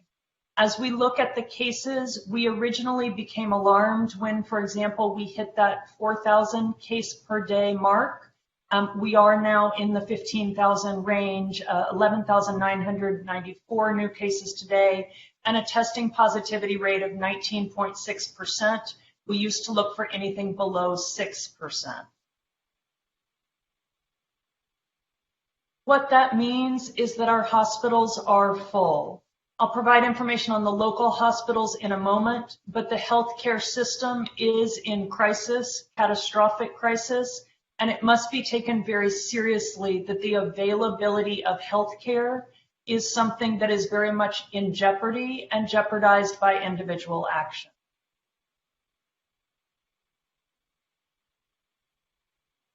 As we look at the hospitalization numbers, we are seeing a level of deaths that is higher than at any other moment in the pandemic. Today, DPH reported 288 deaths, the third highest number since the beginning of the pandemic. So these indicators, the way we watch the data, it does come in delays. The positivity rate will increase. You see the increases in cases leading to the increases in hospitalizations and then the increases in deaths. These are the numbers that we look at with respect to Santa Monica. As I've said in many community forums, we do track the Santa Monica numbers as compared to other West Side communities, in part to see if there is anything unusual happening in our community as opposed to our peers. So these numbers change somewhat, but we would be very alarmed if we saw something happening in Santa Monica that was not happening in communities with similar demographics and situation. This is our local hospital data. As you will see, our inpatient beds have stabilized somewhat.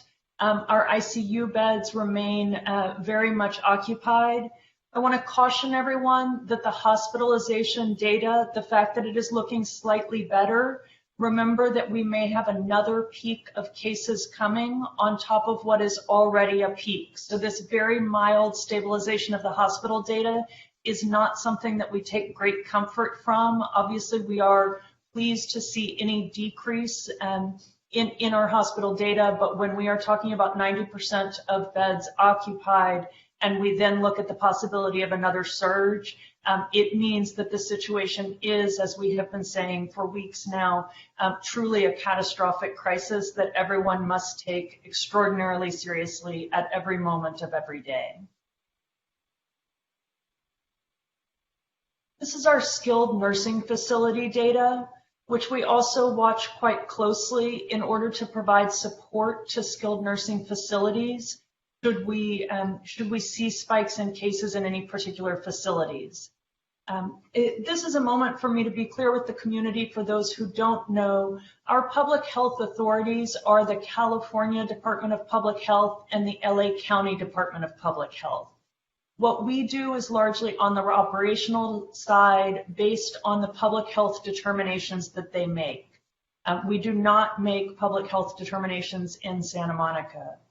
With skilled nursing facilities, while the county is the one responsible for investigating outbreaks at skilled nursing facilities, we do offer support to those facilities. We follow up when we hear community members who may have concerns, and we pay close attention to what is happening in our skilled nursing facilities so that we can draw any concerns to our county contacts' attention and make sure that LA County is paying close attention to any outbreaks or concerns. This is our city essential worker data. As you will see in the city, we are experiencing the same spike in cases that has been experienced throughout the county. This is obviously very alarming to us and very concerning to us, not because it's different than county numbers and what we're seeing across the county, but because every single one of these individuals, like every single one of our Santa Monica community members who has COVID, these are members of our community who are working for our community every day, who have come down with COVID and then risk exposing their family members and loved ones. I do want to point out when an employee tests positive for COVID, we do immediately begin infection control procedures that include contact tracing, isolation and quarantine of city staff as necessary, and would include reaching out to the public if for any reason a staff member had close contact with the public. So we do pay very close attention to protecting members of the public and members of our staff anytime we have a confirmed case. We do also run testing at facilities in connection with Cal OSHA requirements. Anytime we have more than 3 confirmed cases, I believe it's within 7 days within a particular facility. I am pleased to say that after running tests over the last couple of weeks in a few facilities that are not open to the public, but that have many of our city workers in them, our last test positivity rate was 4%, which is a very low percentage. So we do think that that we have gained control of any exposure that is out there through that testing. And the main thing I want to remind everyone is, as we turn to the other slides, is simply we look at this data because as we make decisions for the city regarding the allocation of resources and our emergency response, we want to be sure that we are data-driven, that we're using our resources in the areas that matter most. But we also are cognizant at every moment of every day that when we say confirmed COVID case, what we mean is an individual who is a loved one, who has loved ones, who is supporting individuals. These cases are impacting our county, our city, and our community very, very deeply in innumerable ways, and we are trying to account for all of the ways in which COVID is impacting our community. I want to turn briefly to vaccination to make sure that community members are aware of where they can find up-to-date information on vaccination. So the primary source of vaccination is vaccinate.lacounty.com. Thank you. And we do have signs that are displayed across the city and that are available to members of the public who may need them that are in many different languages to ensure that people can access the county resources and understand the vaccination plan.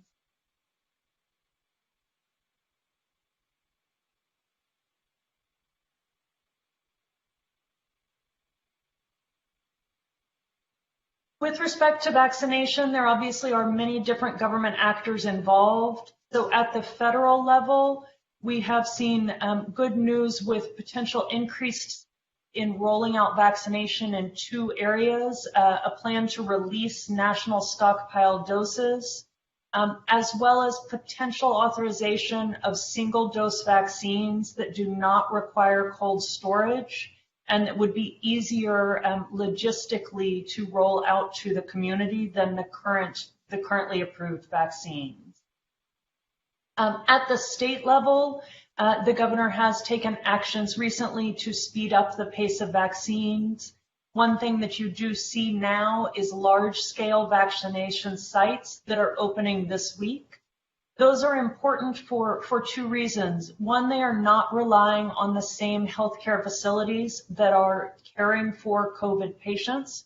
So one of the early concerns with vaccination was that the same people were responsible for caring for those with COVID as were responsible for vaccinating. And that was true because we were relying on the healthcare system for both.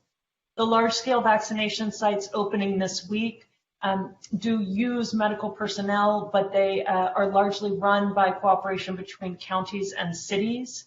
And so you do see that rolling out at Dodger Stadium, where we will start to see thousands of vaccinations per day, as well as at other sites across the state.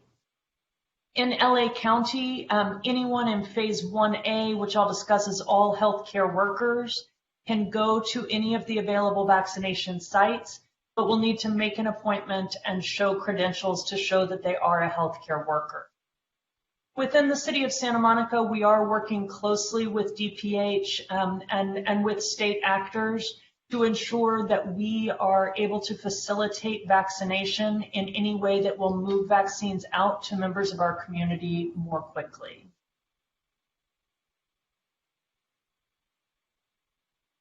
The vaccine schedule, as many are aware, does move in phases and tiers.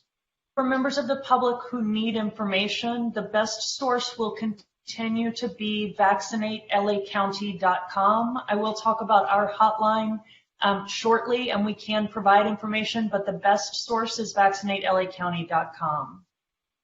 Phase 1A, in which all tiers are now current, includes healthcare workers who have exposure to individuals who have or could have COVID, as well as our skilled nursing facility, individuals who reside in those skilled nursing facilities, as well as those who work there.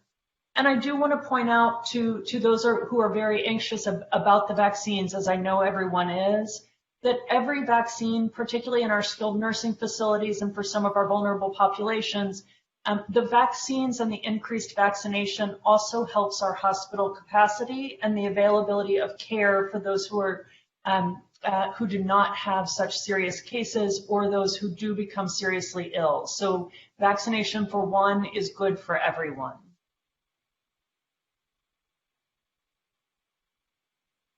Phase 1B is expected to start in February and go through March. Tier 1 will be education and childcare, emergency services, food and agriculture, and those 75 and older.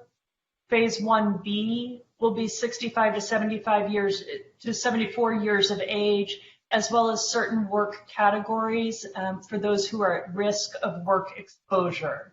And again, I just want to remind everyone that every vaccination given increases hospital capacity and healthcare capacity for everyone else.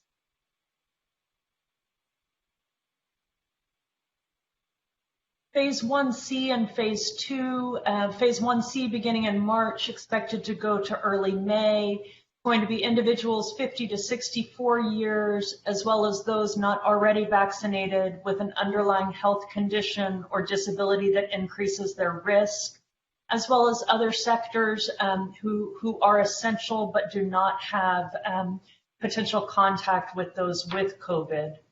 And then I apologize, Phase 2, this last slide is wrong. That would be essentially members of the general public who have not yet been vaccinated in the early phases. So here I just want to point out, these are rolling out. We are receiving questions in the hotline as to how will I know when I will get my vaccine and how will I know when it's my turn where to go.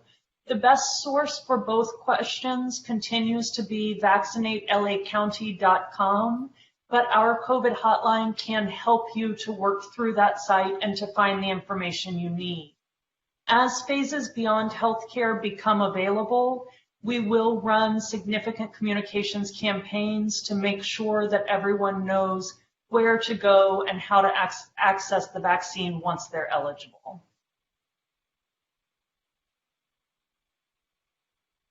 And then what I wanted to provide this evening is just an update on our city operations and where we are. So the first thing I want to be sure to reiterate to the public is that the full city staff is here to serve you during the pandemic. We have been working quite hard to upgrade all of our digital services and digital availability. Our website is in the process of an upgrade to make it more user-friendly. We encourage you to go to www.santamonica.gov to see those upgrades. And to find a more user-friendly website that is coming online every day. We also do on that website at the very top have contact information for key members of city staff to make sure that you're able to find the people you need.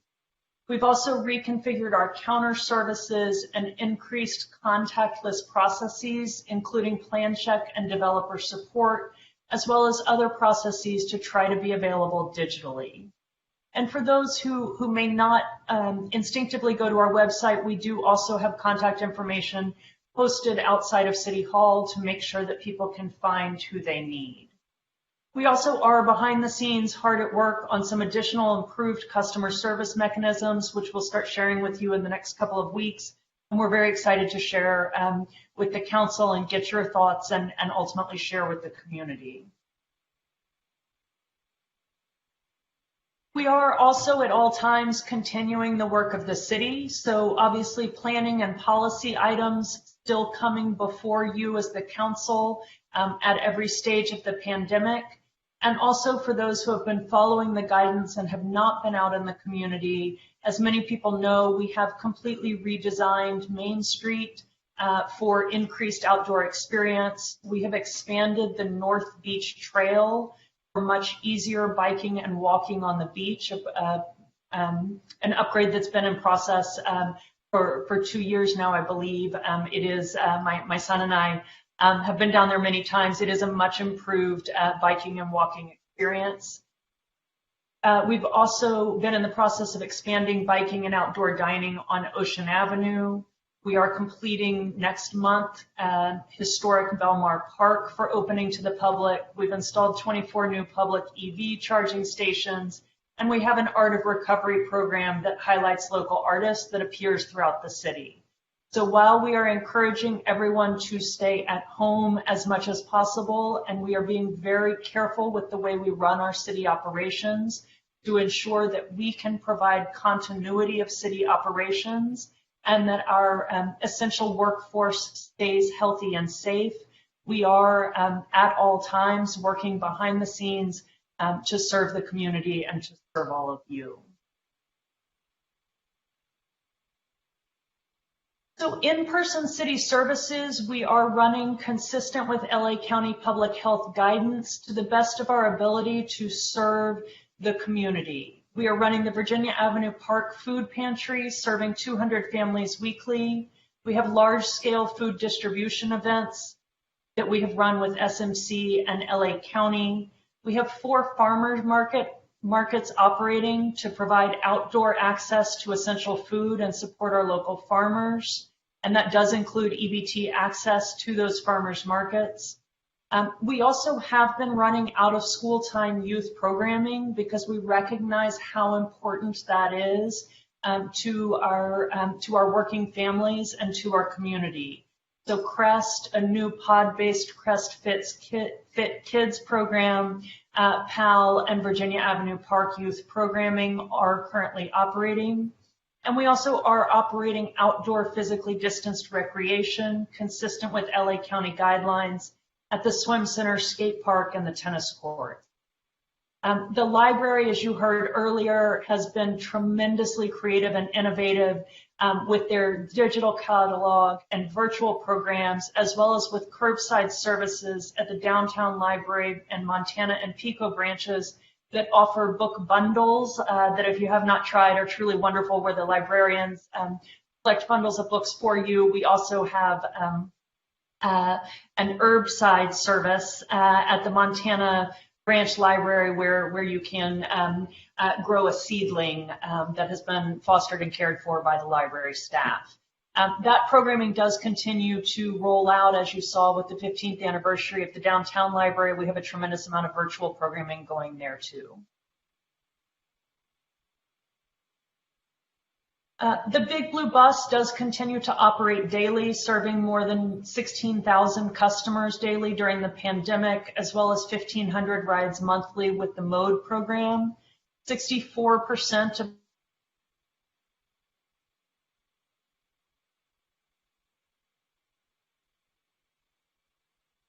child care providers and others have safe transportation across the city. We have implemented 4 major service changes to match resources to change demand in light of the pandemic. We've installed operator compartment barriers to promote public health for our motor coach operators. And as we're resuming fare collection later this month, we also will be implementing contactless fare collection on the Big Blue buses. Face coverings are absolutely required on the Big Blue bus, and health ambassadors and SMPD have provided targeted operations at various locations to support face covering enforcement on the Big Blue bus. In Public Works, we have run staggered shifts to help limit staff exposure and ensure continuity of city services, critical services, water, refuse and recyclable pickup, pothole repairs, and sewer jetting. We are also responding to requests for service, and last year we responded to over 16,000 customer requests, with top requests around graffiti removal and illegal dumping. Public Works also, despite their staggered shifts, is emptying 489 trash cans at least once per day and caring for trees across the city. I do want to highlight the Woodlawn Cemetery. It is not always well known that the city operates a cemetery by the public, but Woodlawn Cemetery is one of our operations that we have been particularly attentive to the safe care of decedents and grieving families during the pandemic. And we have recently proactively secured a mobile refrigerated unit as a precautionary measure to ensure that we can provide proper care to decedents despite the spike in fatalities and the possibility of an additional surge.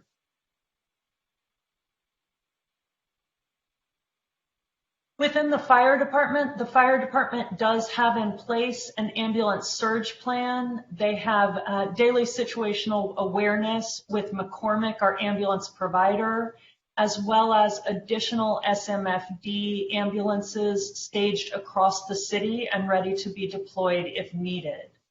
There are also plans in place between the fire department, local hospitals, and LA County to ensure SMFD assistance if local hospital emergency rooms become overwhelmed. And I also want to recognize Tom Clemo, who I know is on the call to answer questions if there are any, for his leadership role in the LA Area Fire Chiefs Association Phase 1A vaccination. Your fire department personnel did play a key role in rolling out those early vaccinations, and continues to play a role in county-wide conversations about how to most quickly roll out vaccines across the county. Remembering again that every vaccine in LA County protects our hospital capacity and protects us all.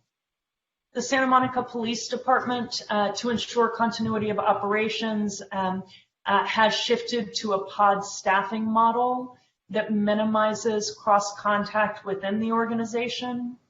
The staffing model does currently rely on help NRO and crime impact team officers to support patrol, such that with our pod staffing model, patrol staffing levels are actually increased as much as 20% each full week.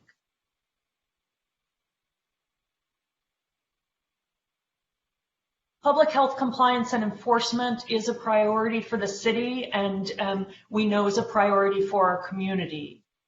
So I don't believe I have the number of business license that we have in Santa Monica. I believe it may be 24,000, but I may, but I would have to look to someone else for that.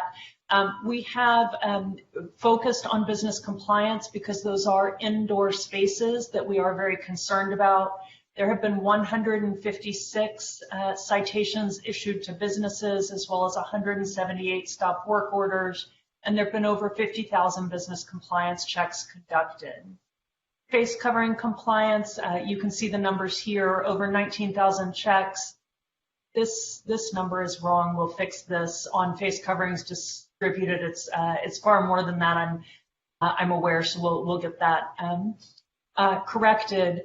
But 1,900 interactions with those not wearing face coverings who were directed to leave a business or complied, and 71 citations for failure to comply during enforcement details. Our public service officers have been supporting public health compliance in the parks, as well as providing enforcement with sports groups that were not compliant with city permits or health officer.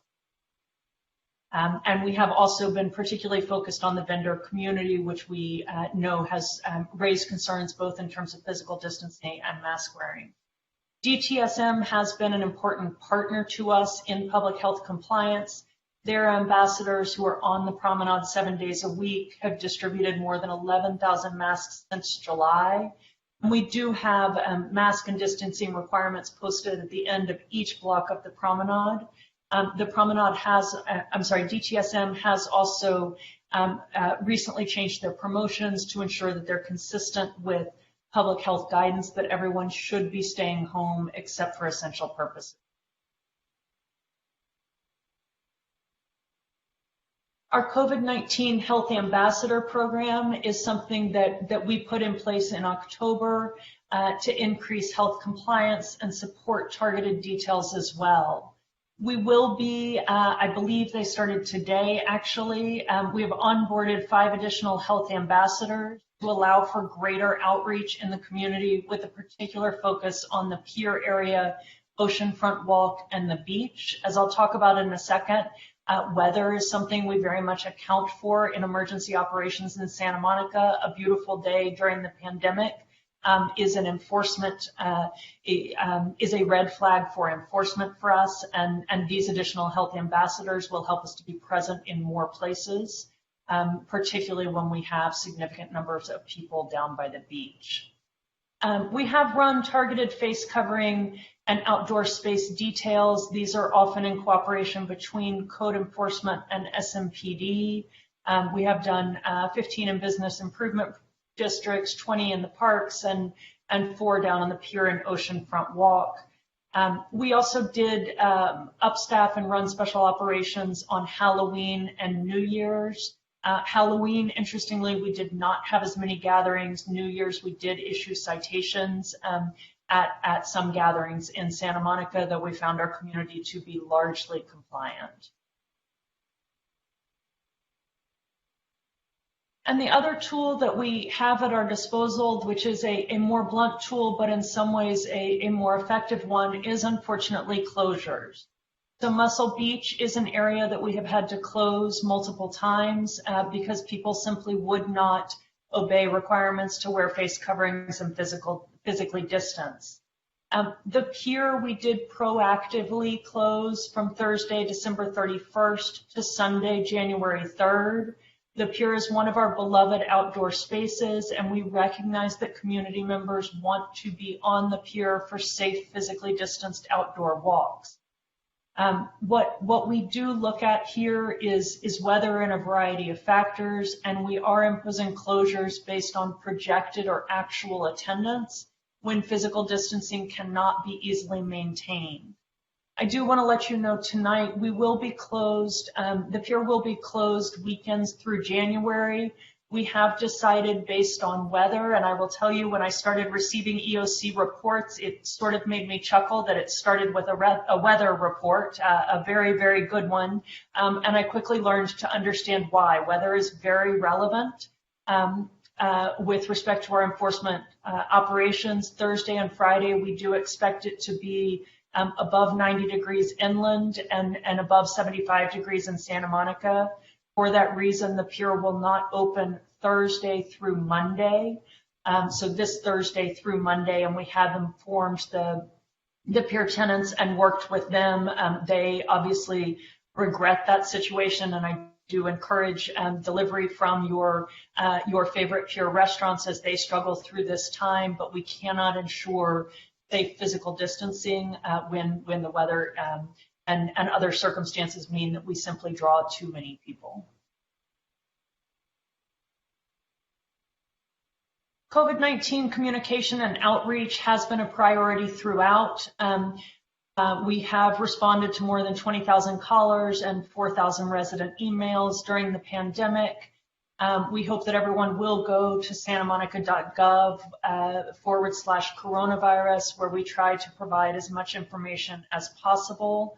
We do also share information through social media and through PSAs involving all of you as council members. We do also maintain regular contact with our community groups and local businesses, and particularly with our local businesses to let them know about any new regulations and requirements that they need to be following.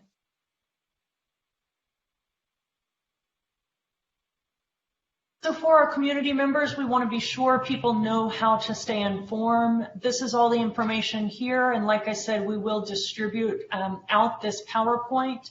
But these are the many ways that you can contact us for information regarding COVID-19.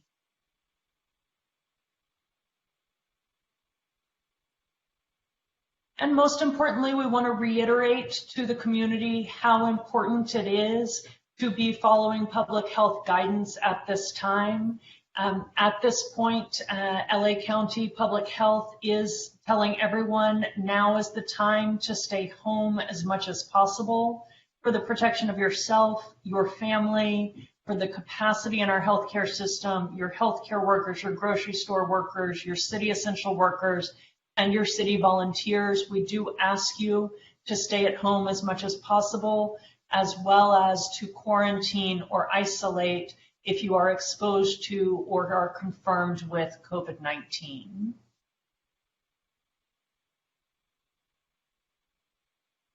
And this is some additional public health information that I think people are familiar with, but I certainly will say that your city team is hard at work to try to increase compliance as much as possible.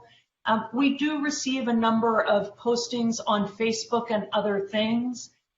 What I would encourage the community, I do want people to know we appreciate that information. We encourage you to reach out if you see issues of concern. We did see a social media posting involving some of our city employees in the last couple of days who were not wearing face coverings. We did follow up on that right away. We take that very seriously. I also want the community to know that the decisions we make are data-based. They are based on the public health guidance we receive from public health. So we want you to send us the information. We want to hear about your concerns.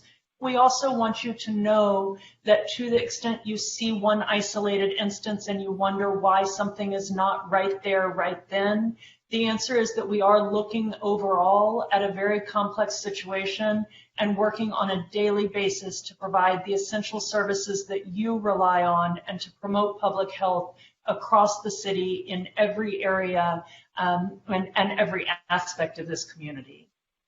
So, Council, this is the update that we have for the evening. I'm happy to answer to questions, and you have many people on the call who are more knowledgeable than I, including Lindsay Collier, Chief Resilience Officer, and Tom Clemmo, who has played a leading role in some of the vaccination efforts. But we also wanted to have something we could distribute to the community so that they could see some.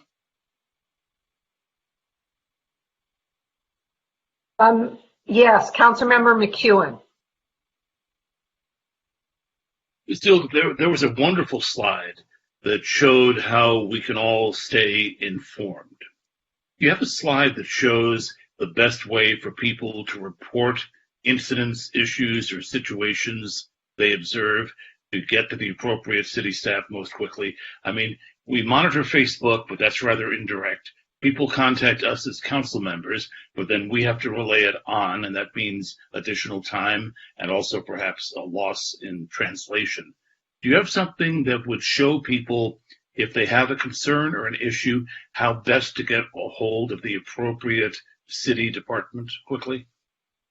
Kevin, it's an excellent question. The best place I would recommend is our COVID hotline for any COVID-related concerns, but we will add a slide before we distribute this to the public to make that clear, because we do want to hear about these concerns. And my second question, frankly, has to do with how frightening we're willing to be. I did a video last week where I admitted I was coming at people to scare them, because at that point in the previous week, we had 12 people, 12 Santa Monicans die of COVID. And I don't know if I scared anybody, but this past week we had 16 people die. So clearly we're not doing enough. And sometimes people need to be motivated by fear of harm to themselves and their family. You mentioned something that I think should scare people, which is that we have brought a refrigerated morgue unit into Woodlawn Cemetery here in Santa Monica. Are there other things you can mention about our situation that might give people pause if they think, hey, I'm immune, I can go out and do risky behavior, and nobody's going to be hurt by my doing that? No, I think there are a few ways to say that. I thought, Councilmember, that your PSA was very effective. I appreciated Councilmember Parra's PSA as well with members of her family. There is no question this is something Barbara Ferrer has recently said, much to my dismay, that anyone working in the workplace should wear a face covering at home at all times. Which is something that I have done on occasion, but not on a daily basis, but have now begun doing on a daily basis. That is something that is an additional measure that people are encouraging.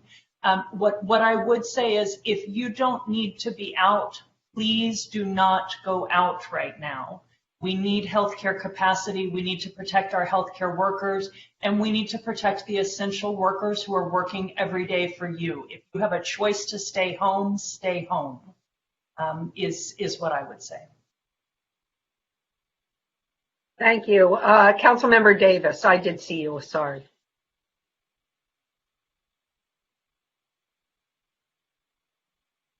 Sorry, my mute button is not muting right.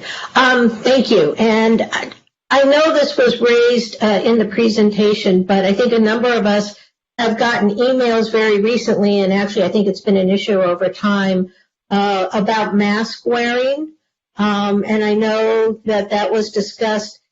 And so I have two questions. One particularly relates to what people get frustrated because they see people not wearing masks. What would we tell them? What should we tell them other than be a good model, wear your mask?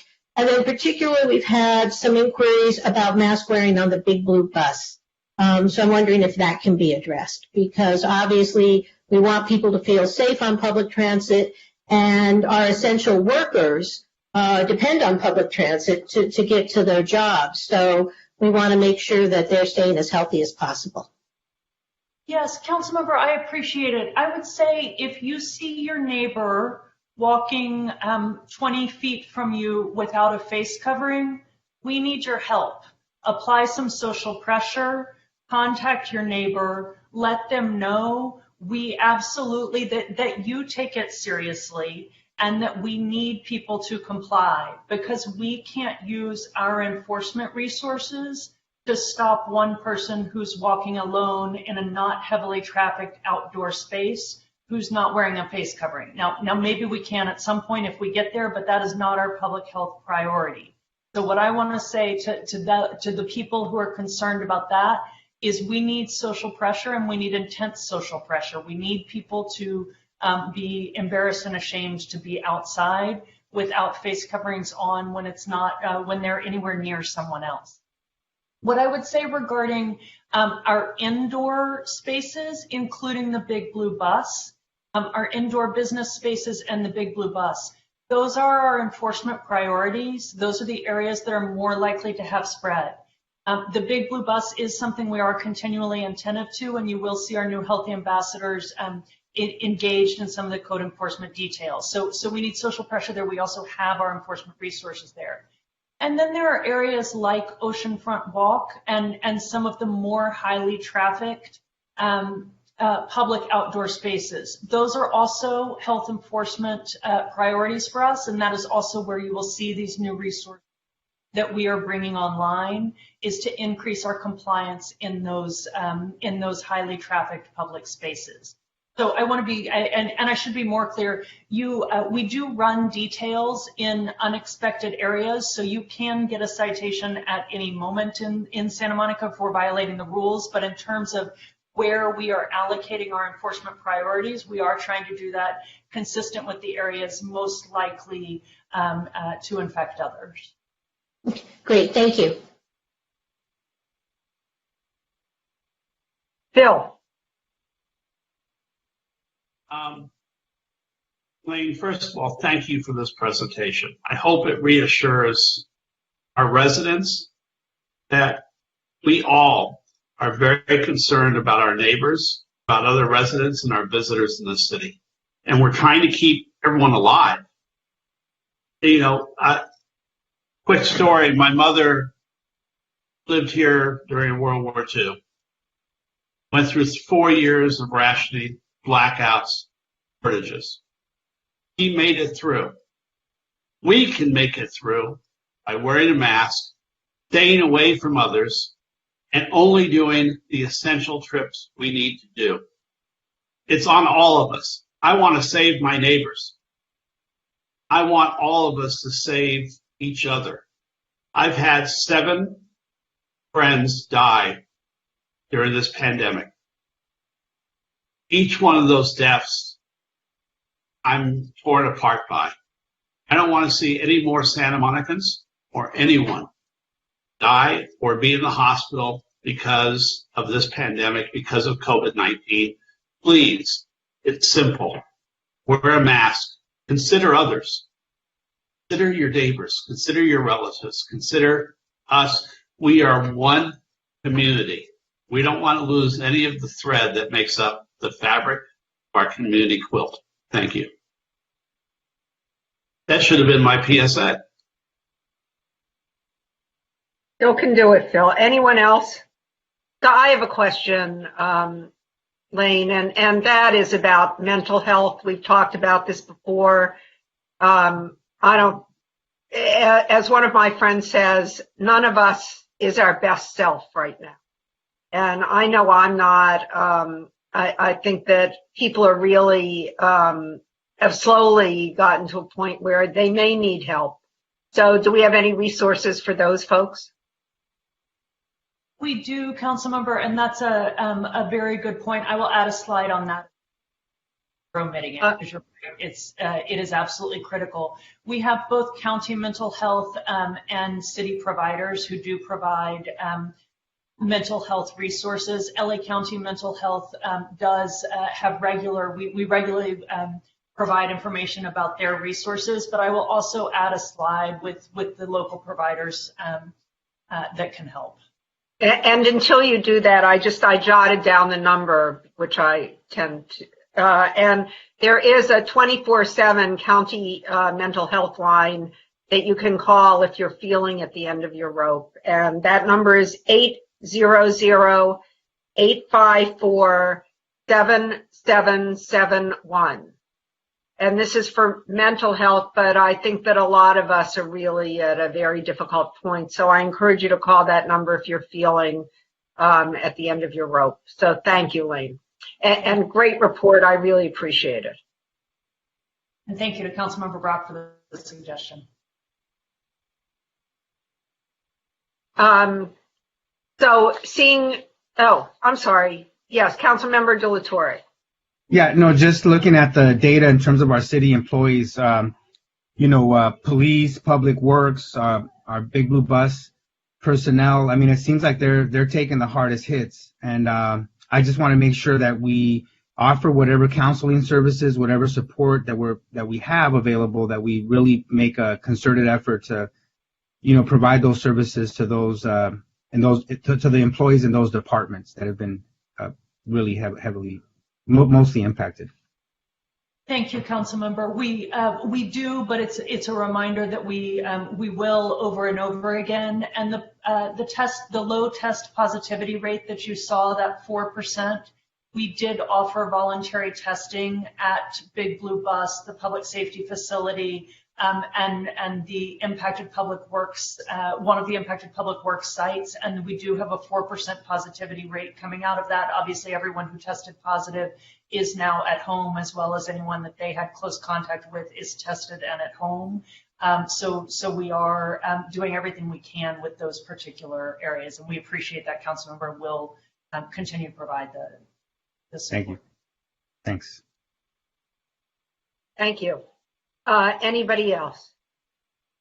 Great. So thank you, City Manager. Great report. I think we all learned something from it. And now, Madam Clerk, can we move to the next item, please? Actually, we cannot. We have a caller for this item. Oh, okay.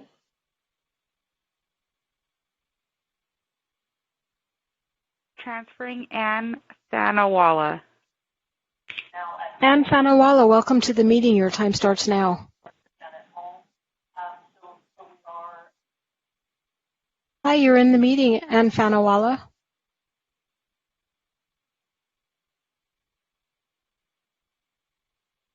Ms. Fanawala, you're in the meeting.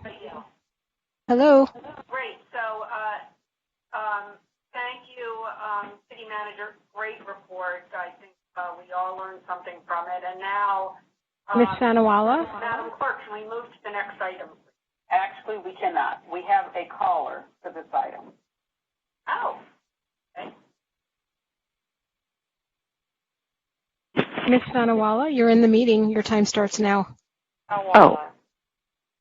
Hello. Hi, everyone. I wanted to address the council on this one particular issue because, a lot of the people who can't speak for themselves, meaning our children and the parents, are needing to get our kids back to school. We understand there's a lot of issues with that. We don't want to put anybody in danger. And we're wondering if we can talk to the council, have the council consider the opportunity of pushing the item down the line to get this antigen testing done, to supply us with paper antigen tests. It took 30 years for us to get us women to get to pee on a stick at home and find out whether or not we were pregnant.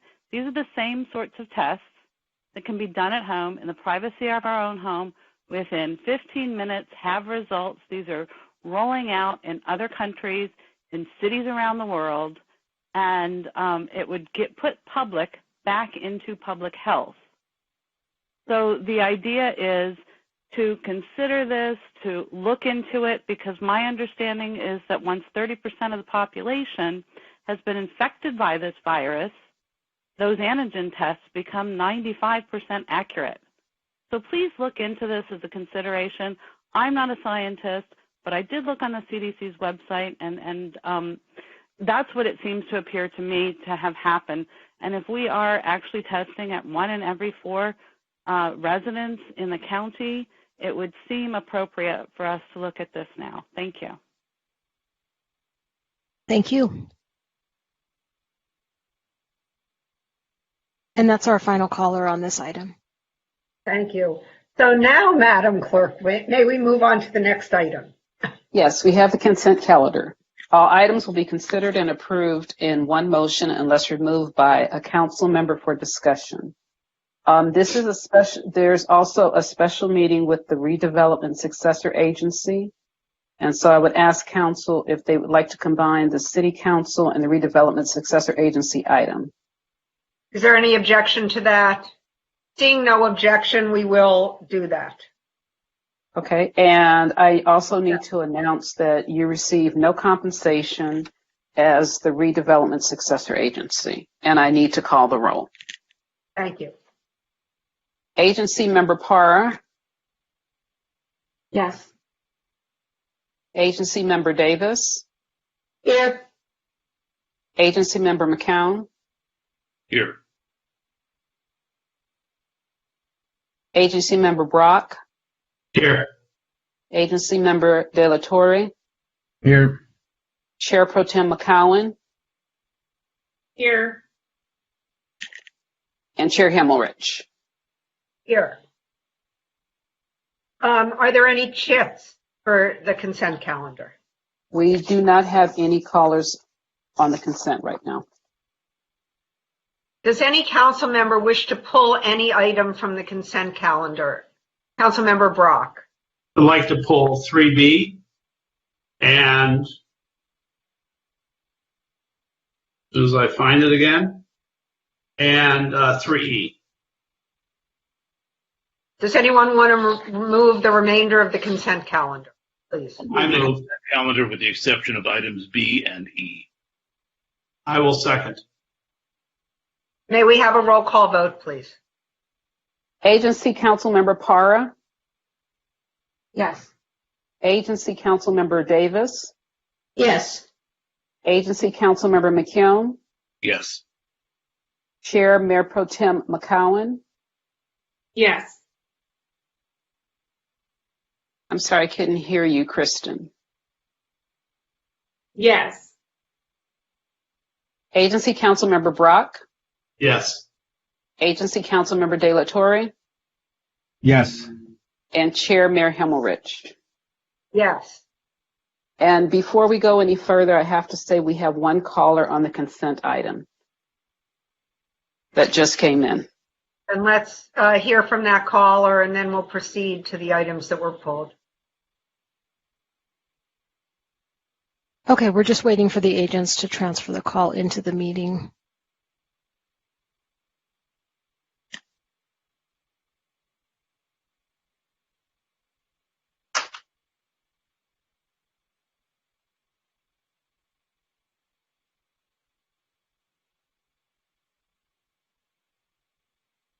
Mayor, do you want me to go ahead and read the title for 3B while we wait for the caller?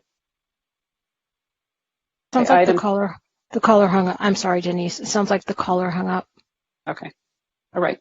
So item 3B is award request for proposal SP2577 and enter into an agreement with SWA Group for design services for the 7th Street fencing upgrade and activation project.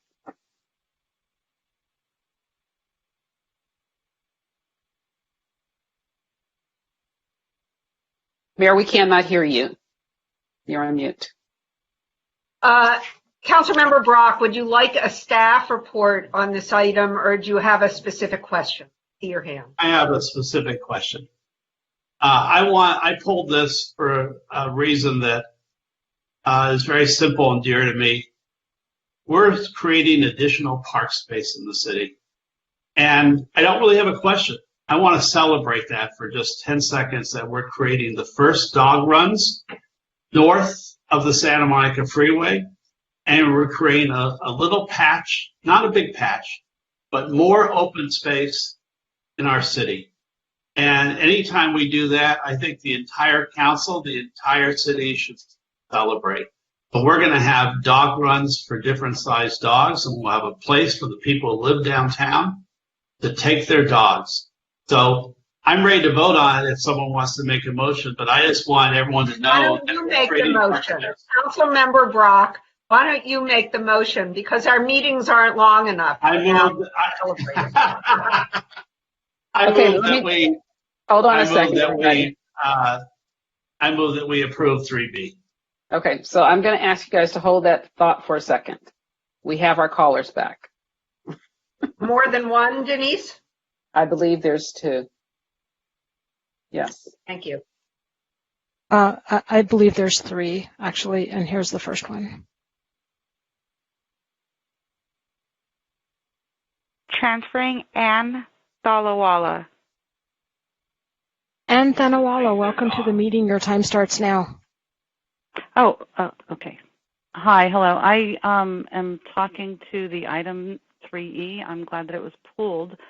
My concern is these touchless entry components. It's not clear, based on the information provided, what kind of sensors these are.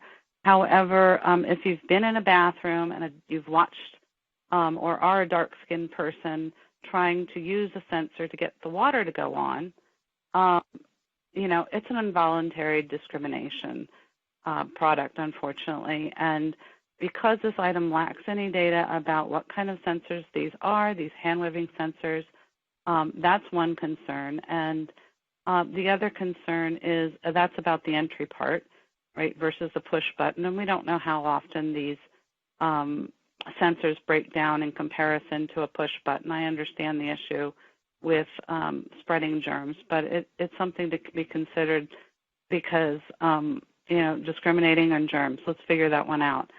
Then we've got the exit part, where the near field communications are the payment options. I have been in our structures numerous times where either I can't get a phone connection at all or it's very funky. So if people are trying to exit by paying with their phones and they need to have that connection in order to do it, and we don't have that kind of service within all these parking structures, how exactly is that going to work when you've got a line behind you and people are trying to get out? And we already know that people without the financial means are the ones with the worst service in general. So, and those are generally people of color. So now you're sitting there looking at people who are having a hard time getting out, and there's a backup behind you trying to pay. And, you know, these people become a target again. So please look into this a little bit more, get some data before you approve this item. Thank you. Thank you.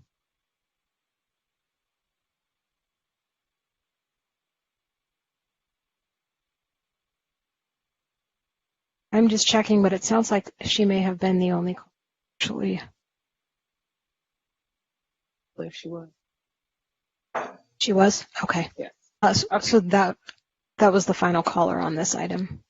Okay, so let's go back to item 3B, and we had Councilmember Brock, who was the maker of that. Did we have a seconder? Second. Second.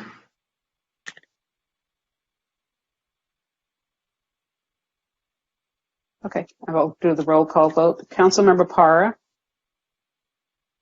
Yes. Councilmember Davis? Yes.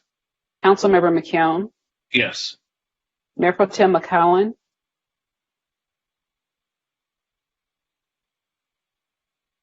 Yes. Can't hear you? Okay. Sorry.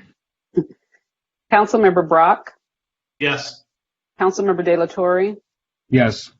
And Mayor Himmelrich? Yes, and just to be clear, that was a motion made by Councilmember Brock, seconded by Councilmember Parra, and the vote was unanimous. Yes. And next we have item 3E, which is approval of first modification of contractual services agreement with Skia Data, Inc. for parking related equipment. And Councilmember Brock pulled that one also. Right, so Councilmember Brock, do you want a staff report on this? Well, no, I can tell you Henry, who I can see online right now, did an amazing job of answering a plethora of questions I had about this. But I had even a couple of more, and I wanted to make sure that the public understands that this was somewhat of a screwed up process, possibly. That isn't anyone's fault. It just happened over a number of years. So I have 2 questions for Henry. One, is the $1.8 billion in the consent item description, does that assume $600,000 per year, or is it $600,000 in total, assuming $200,000 additional costs for 3 years? Because point 3 says that the current agreement includes $400,000 for ongoing services from November 2020 to 2024, and it seems like it changes the annual spending amount. Now, I know a lot of this is for warranty and upgrading the Microsoft system as well. So if you can give us just a quick explanation. I'm not touching on what Ms. Sanawala said. I don't know if that's an issue or not. If it is, then we need to look at it. But if not, I just want to get a couple of those other questions answered because this seems somewhat confusing to me. Thank you for answering, Henry.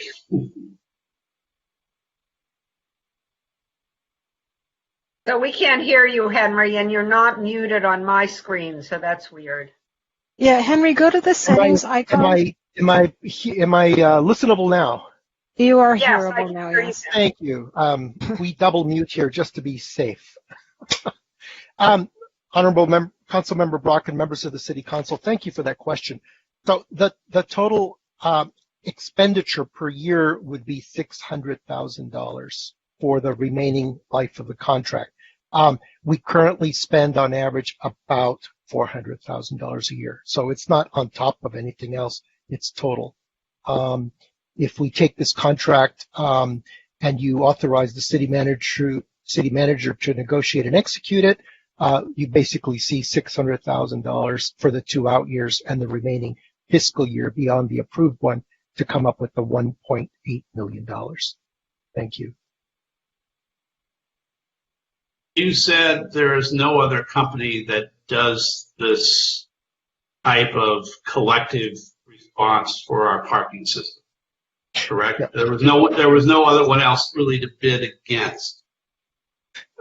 Not at this stage in our agreement with SKIDATA. Since it's a system provider, they're selling us the equipment and the software. There are many competitive products out on the market, but the choice for this system was made back in 2016. Okay, thank you so much, Henry. Thank you for putting up with me over the last 2 days. Thank you for your questions. So are there any more questions on this item? Councilmember Delatorre. Yeah, sorry. Quick question in terms of policies regarding increasing, like for example, we have, I think it's 2 hours. Is it 2 hours that we have when we park? There's like a 2 hour grace period right before they charge. Is that true? Is that how it works? The machines? Thank you, Council Member Delatorre. We currently have a 90-minute grace period. 90 minutes. And to bring you the numbers in our downtown, that roughly serves about half of our visitors to our parking facilities. So about half of our visitors enjoy that 90-minute grace period without having to pay to use the services. And in terms of the change, we're not going to have any change in that policy, right? That would have to come to the City Council? Okay. I would have to come back to you to request that. Okay, great. Thank you. Any other questions? I do have Kristen McCowan is ahead of me, and then I have a follow-up. I'm sorry. Yeah, Councilmember McCowan, I didn't even see her here. I was just following up on what the Ms. Sanawala raised. Henry, do you have any sort of, can you provide any context with regard to her questions? I am familiar with this technology. It's used at several business centers around town, and I've had to use it at the beginning of the pandemic regularly when dropping off my daughter at preschool. And I had not personally experienced issues, but I am curious if you've if you're aware of some of what Ms. Sanawala was speaking to in her call. Thank you, Council Member. The system as we envisioned it is fairly robust now. It's been out and about for several years now. The near field contact system is basically hardwired through electrical and internet lines within each one of the machines. And so the near field, as long as the customer is within an inch to 10 inches from the point where we want you to, either place your phone or a QR ticket, will receive the information. Basically, the sensor itself is pretty sophisticated, so it senses a car, but until the customer actually waves in the direction of the machine, the ticket or the transaction will not begin. And it's fairly robust. Right, and I think she was speaking specifically to this notion that certain skin tones are not picked up. Do you know, is the technology, does it recognize the actual motion? Because I know you do have to wave your hand in front of it. Does it recognize the motion, or is the technology such that it actually looks at what is in front of it? It's strictly a motion sensing device. Irrespective, it does not use any visual wavelengths to make a judgment. It's strictly the presence and motion. I mean, you don't have to use your hand. You could use a pen or something big enough to catch the sensor's attention. Okay, good. I just wanted to make the case. Thank you. You. Councilmember Brock. Thank you, Mayor. Last question, Henry, and then we'll let you get home, or you are home. You're asking for the full $600,000 per year, but it appears to me that $400,000 per year is already approved. So in effect, aren't you asking for an additional $600,000? To clarify, on average, over the previous 5 years, we've spent a deal of money, which comes out to about $400,000, $500,000 a year. What we're asking to do is, we don't have your authorization to extend this agreement by the last 2 years of the presumed 9-year life of the equipment. At this point, we're asking you for that $600,000 per year to get us to the goal of operating the equipment to its last moments, if you will. So should we be looking at a shorter contract that would allow us to look at a new contract sooner if this machinery and the Microsoft 10 is nearing an end date? Should we be looking at a new contract sooner, thereby spending less on the old, outdated equipment that we're trying desperately to add to? Probably Councilmember McEwen could put that in better terms than I can. No, thank you for that question. That's also a great question. And I'm not a computer expert, but we were in consultation with our ISD department to make sure that there was useful life remaining. And so that's why we're suggesting that we move from Windows 7 to Windows 10, because it still will have usable life for the foreseeable future. I should also mention, because these systems are fairly sophisticated, they do take time to put together. When this agreement first came to the City Council back in 2016 as a notion, it took the better part of 18 months to assemble the specifications. So presuming we start discussing what a future parking system should look like, we would want that 18 to 24 months of preparation, stakeholder guidance and input and such. So we would make this work for you through 2025. How's that? Sounds good. Thank you, Henry. Any more questions? So, Phil, now you're going to move this, right? I move that we approve this contract. 3E. Thank you. So, can I get a second for item 3E? With the regret that it's Windows, I will second. Thank you, Councilmember McEwen. Denise, we're ready for a roll call. Thanks. Councilmember De La Torre? Yes. Councilmember Brock? Yes. Mayor Pro Tem McCowan? Yes. Councilmember McCune? Yes. Councilmember Davis? Yes. Councilmember Para? Yes. And Mayor Himmelrich? Yes, and so that matter passes 7-0. And I guess we are on to the next item, Denise, so thank you. Okay, and we have adjourned the special meeting. I'm sorry, yes, we have adjourned the special meeting, and we're moving on to 7A. Item 7A is introduction and first reading of an ordinance to establish a public safety reform and Oversight Commission. And you currently have at least one caller for this. May we have a staff report, please? You can, Mayor, and I apologize. You're going to hear from me one more time, but I will not give the full staff report, and I promise I will be brief. Tonight, staff is recommending to you that you form a Public Safety Reform and Oversight Commission. Because of the week and the year that we have been through, I do want to briefly acknowledge the context and that this recommendation and discussion follows one of the most painful days in our city's history and also amidst one of the most heart-wrenching periods in our country's history. As we watched with anguish and fear the desecration of our Capitol, it did to many of us only emphasize how critical and urgent our racial equity work in this city is. To that end, I do want to take this opportunity to invite every member of our community to join us on January 28th for a community anti-racism forum co-produced with members of the Black Agenda for Santa Monica, and in February with the opening of historic Belmar Park and the Belmar History Plus Art project. I also want to thank and acknowledge the people across the city who brought us to the recommendation before you today.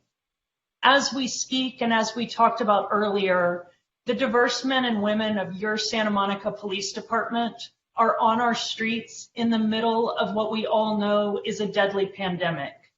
And as you heard earlier, the department is upstaffed with more patrols on the street in light of the volatility in our country at this moment, even as some of its members are home quarantined or isolated. In the midst of that, I want to thank the members of our police department. I want to thank the department for its responsiveness to council direction, to engage in community engagement, and to revise its use of force policies, which are being updated and some of which are made available now on the SMPD website. I want to thank the department for its support for the recommendation tonight and for, in the words of your interim chief, Jacqueline Seabrooks, who came back to the city in an act of what we can only call heroism in October, to be a benchmark of excellence as the Santa Monica Police Department. I want to thank every member of our community who contributed to the recommendation tonight.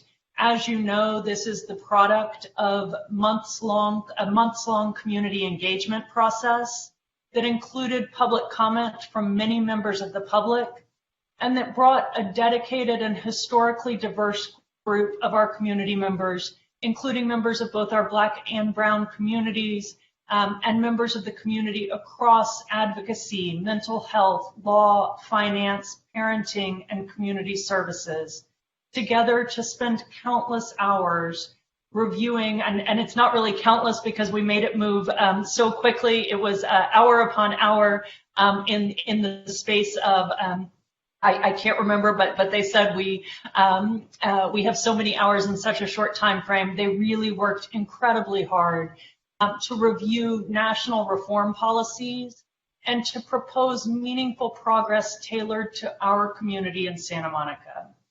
So the recommendation before you tonight is presented as a staff recommendation. It is the work of cross-departmental groups of city staff, but it is also very much and even more so the dedicated work of the members of the Public Safety Reform Advisory Committee and of community engagement across the state. Our hope tonight is that we've fulfilled council direction to deliver a lasting institutional mechanism to achieve what we all aspire to, which is a Santa Monica Police Department that is a benchmark of excellence and a community that is thoughtfully engaged in the immensely challenging work of co-producing public safety and well-being. So with that, Council, I want to express my thanks to everyone. And I especially want to thank Lisa Parson, Special Assistant to the City Manager for Equity and Community, to whom I will now turn. Good evening, everyone. I'm glad to be here tonight and to present to you the recommendation for Santa Monica's first Civilian Oversight Police Commission body. So I will begin by sharing my screen now.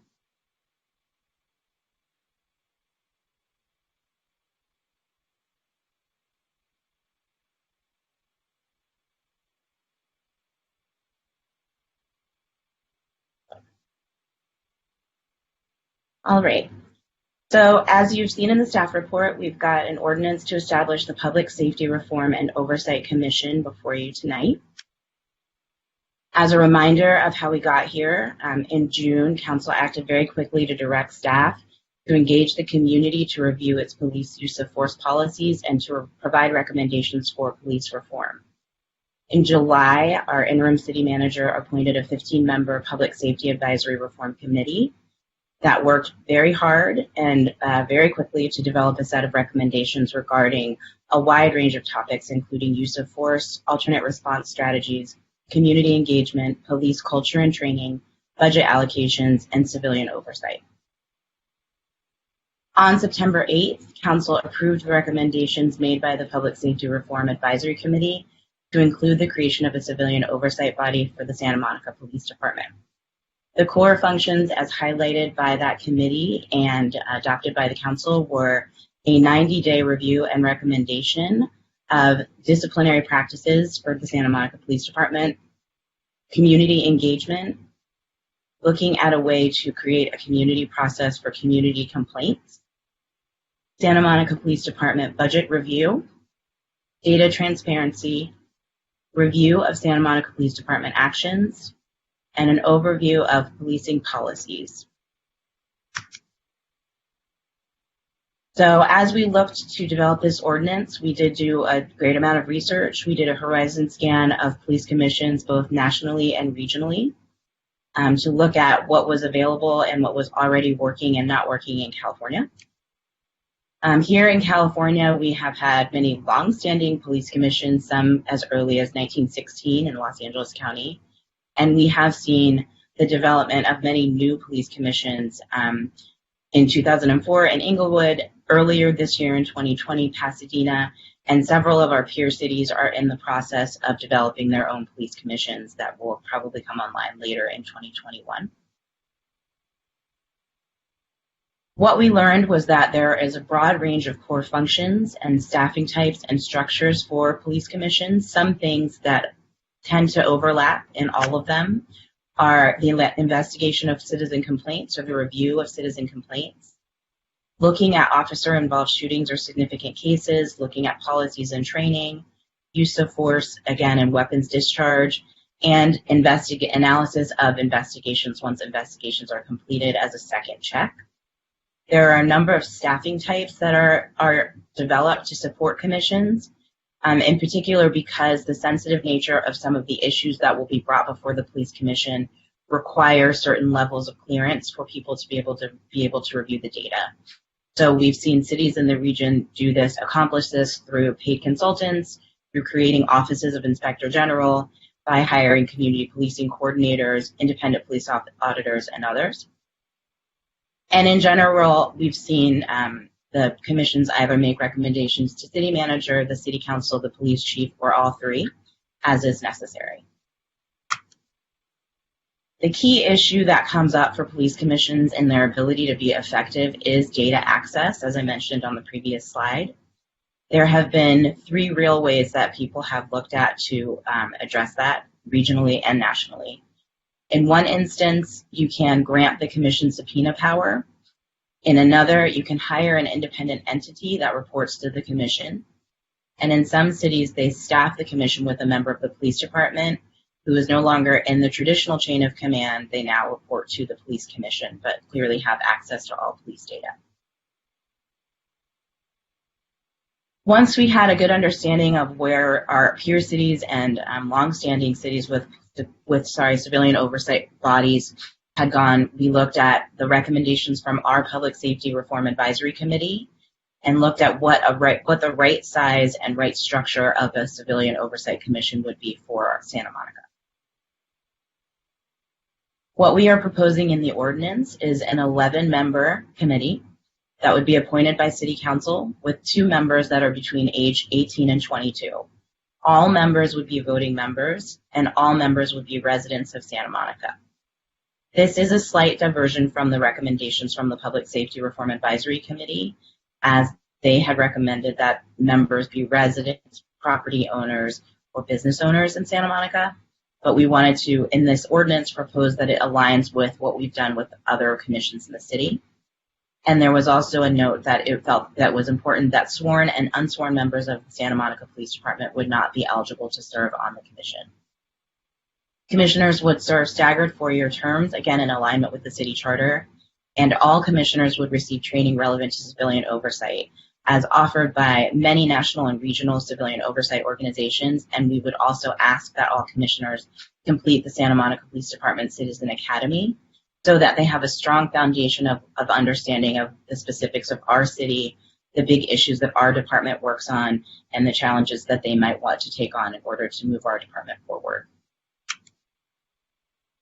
For staffing, the recommendation that we landed on after looking at all of the different models out there was the Inspector General model. This gives flexibility because you can have either a contractor or a limited term employee. The qualifications for Inspector Generals are one of the reasons why they work, but are one of the reasons why they are a significant investment. You have to have someone that's experienced with conducting or supervising law enforcement investigations. Typically, these people also have very high data analysis skills and have the ability to coordinate bodies of work.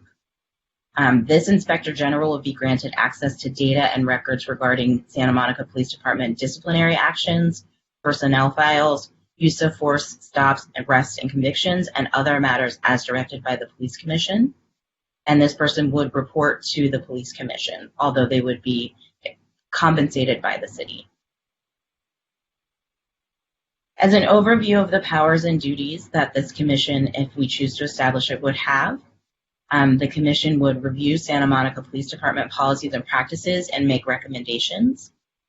They would receive information relating to any violations of procedures or policies in connections with disciplinary investigations, proceedings, and actions, and make recommendations to, again, the city manager, city council, or the police chief regarding those violations. The commission would collaborate with the Santa Monica Police Department to sponsor and promote ongoing interaction and trust building between the Santa Monica Police Department and community members, and would also be able to engage the community absent Santa Monica Police Department participation if they felt that was effective. The commission would also, with the assistance of the Inspector General, promote transparency and availability to the public of Santa Monica Police Department data and records. Would again collaborate with the Santa Monica Police Department and the community to promote restorative justice, which was one of the foundational recommendations of the Public Safety Reform Advisory Committee. And finally, to evaluate and make recommendations to the police chief, city manager, and city council regarding ideas for implementing best practices in community policing and reimagining public safety and well-being. The commission would also have the ability to make recommendations regarding the proposed budget for the Santa Monica Police Department in alignment with our traditional budget calendar. They would, again, be asked to complete a preliminary review of complaint handling to be completed within a specified time frame.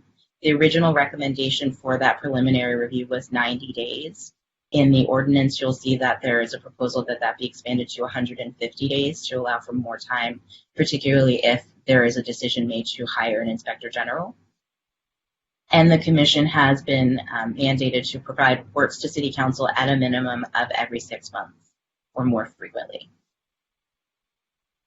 For funding and the budget for this commission, the Santa Monica Police Department has committed to funding the compensation for the Inspector General as well as costs to train commission members.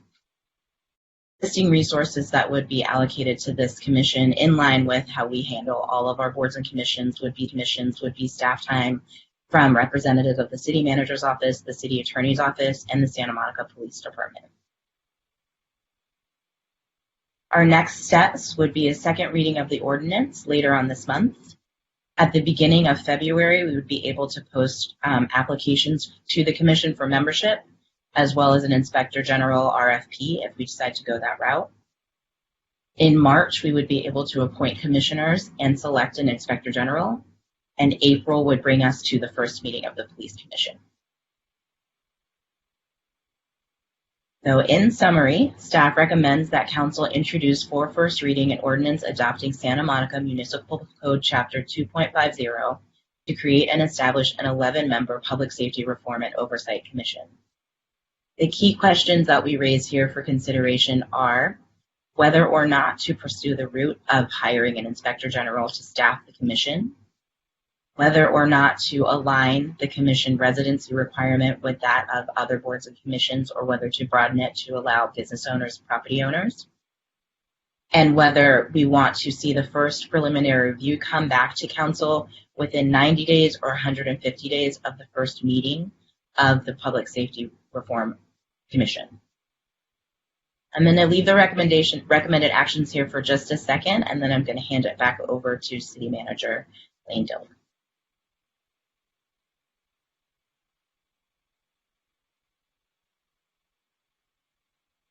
I see the interim city attorney raising his hand, and I believe the police chief may also want to say something, and then we will turn it back to public comment and council.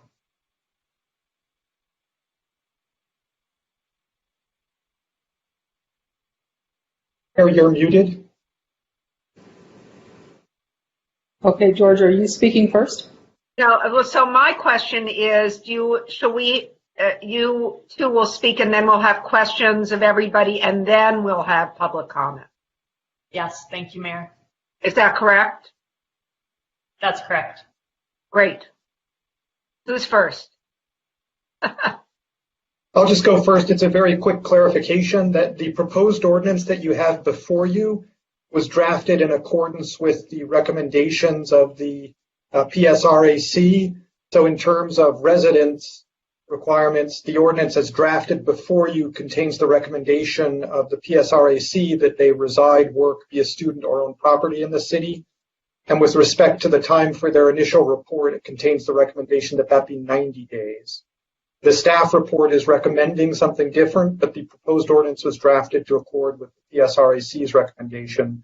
So depending on how you come out, we would have to make some changes. Thank you. Can we do that on the fly or will you have to come back?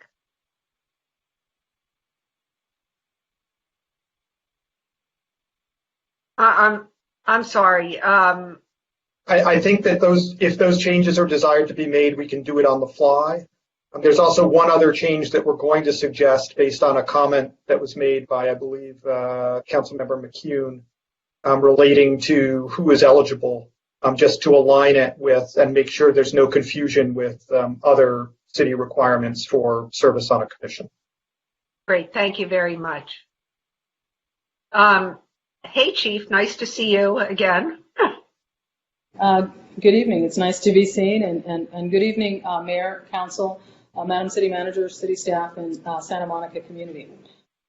Thank you for the ability to comment before you undertake this important step in facilitating enhanced transparency and accountability relating to the important work of the men and women of the Santa Monica Police Department. As you know, the Santa Monica Police Department has been in existence since 1896. And in the intervening 125 years, the police department has evolved from what was essentially a rudimentary constabulary to a modern, highly technical organization that it is today. And in my 30 years of service in this community, I'm proud to say that the organization of today is not the organization that I joined in 1982. The Santa Monica Police Department of today is highly diverse, it's progressive, it's responsive, and it's a professional organization whose members strive to live up to our brand, which is the benchmark for excellence. Because that's who we are, we welcome the opportunity to increase our community collaboration, our responsiveness, and our transparency through the vehicle of public safety oversight. Oversight and reform aren't new circumstances for us. We know that our community watches, shares, and formally reports information, both positive and otherwise, regarding our performance. Just last evening, my staff and I were addressing an unsatisfactory performance issue identified by members of our community. Equally, in past years, we've worked with the Office of Independent Review, the OIR group, when a high-profile community member quite properly expressed dismay about how he was treated during the course of an investigation that we conducted. Following the investigation, the OIR group made 7 recommendations to improve the police department's investigative processes. Those recommendations largely concern the manner and methodology associated with this particular investigation. The police department listened. The police department implemented the 7 recommendations, and I want to assure you that those recommendations are in operation almost 11 years later. I share this organizational experience because it calls attention to an organizational imperfection, but at the same time, it also reflects the police department's steadfast commitment and responsiveness to those external entities that make performance and policy recommendations that have the potential to strengthen our performance. While we certainly pride ourselves on being a learning organization, we here at the Santa Monica Police Department also understand that continuous learning, strategic adaptation to changes in our operating environment, and meeting both new and evolving community expectations is what will continue to separate us from our colleague agencies, both nationally, regionally, and locally. And it's from this perspective that we here at the Santa Monica Police Department welcome the opportunity to work collaboratively with the Public Safety Oversight and Reform Commission, should you approve this action this evening. Thank you.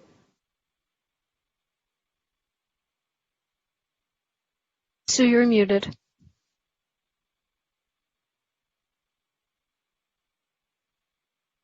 Yes, questions, Councilmember Davis.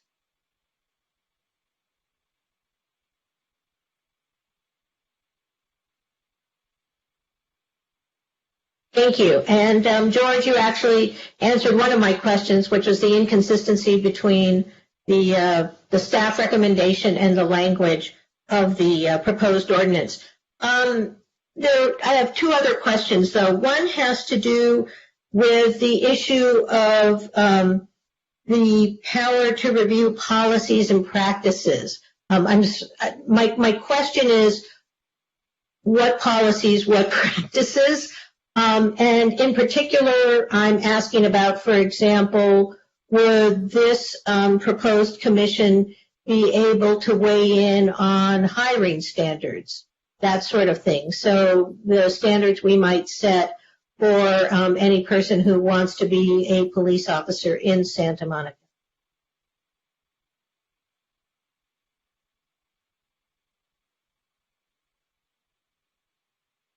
So I'll tell you that as drafted, the ordinance as drafted would leave to the commission the ability to basically look at any policies and practices of the police department and make recommendations regarding those policies and practices. So as drafted, it does not limit that authority.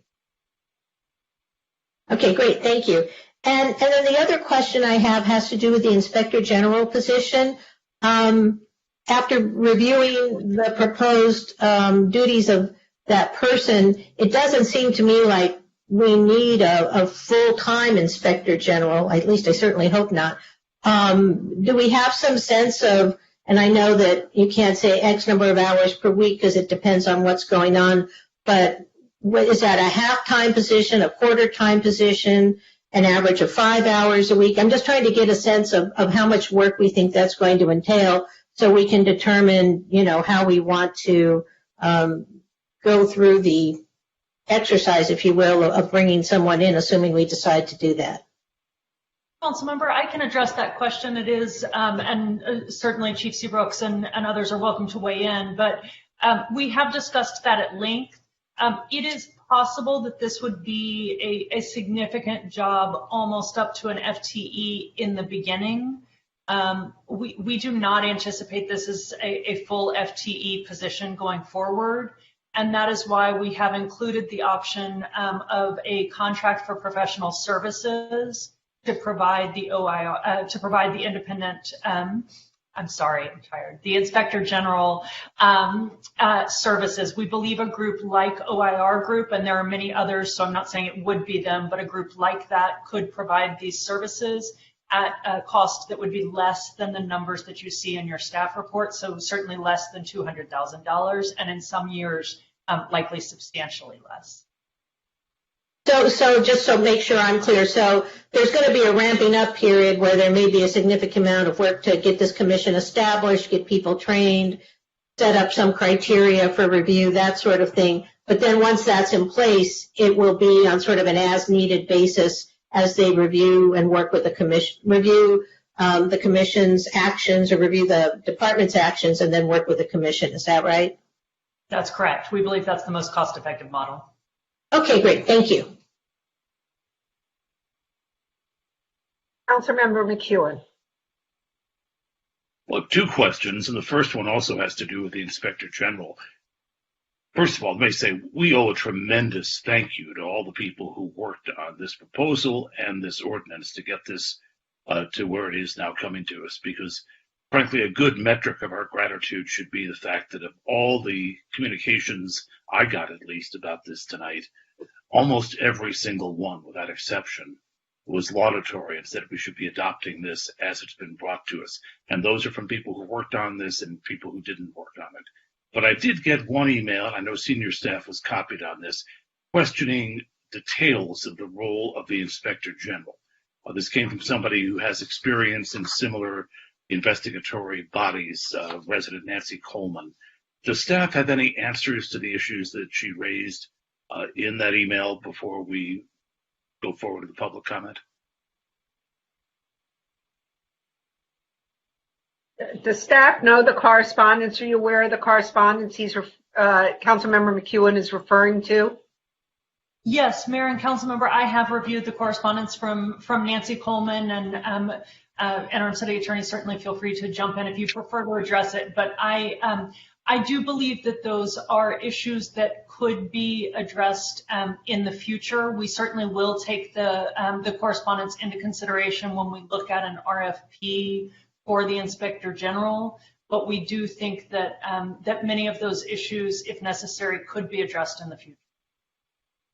I will add that is the way the ordinance is drafted. In other words, the ordinance sets out kind of minimum requirements for the Inspector General to enable the Inspector General to have access to and be able to review everything that they would need to review to provide those services. And to a certain extent, the details of the Inspector General's role would be expected to be filled in as they start working with the Commission and the Police Department. Okay, I just wanted to confirm that that was part of our thinking going forward. Then my second question comes on page 9 of the staff report, and it's iterated also in the ordinance. And that's the prohibition of police sworn or non-sworn personnel from being on this body. And it troubles me because I really don't think they should be singled out as if there's something wrong with being police sworn or non-sworn. Is it not our city policy anyway that no city employee can be part of any board or commission? And would it be possible to reword the ordinance so that that prohibition of greater applicability was reiterated in the ordinance without pointing to police sworn and non-sworn as if they were a special category of people who shouldn't be allowed to be on the commission? So I can answer that, Councilmember McEwen. The answer is yes. The municipal code, section 2.32.280, actually prohibits city employees from serving as a member of any city board or commission. And so we didn't include that here since that's there already. However, we did want to make clear that because this was a recommendation of the PSRAC that sworn officers and non-sworn employees couldn't be eligible. So my suggestion would be, and this is one of the areas I indicated we would be suggesting a change, is that on page 5, page 6 of the proposed ordinance, 2.50.020, D, that be reworded to read as follows. Persons holding any paid office or employment in the city government, comma, including but not limited to sworn officers and non-sworn employees of the SMPD, comma, shall not be eligible to serve as commissioners. So that we pick up the general ban, but then specify so that it's clear that that extends to the police employees as well. That would address my concern that otherwise it seems a bit unduly accusatory. And so I hope somebody will remind me to amend the staff recommendation when it's time for a motion. Thank you. Any other, yes, Councilmember De La Torre.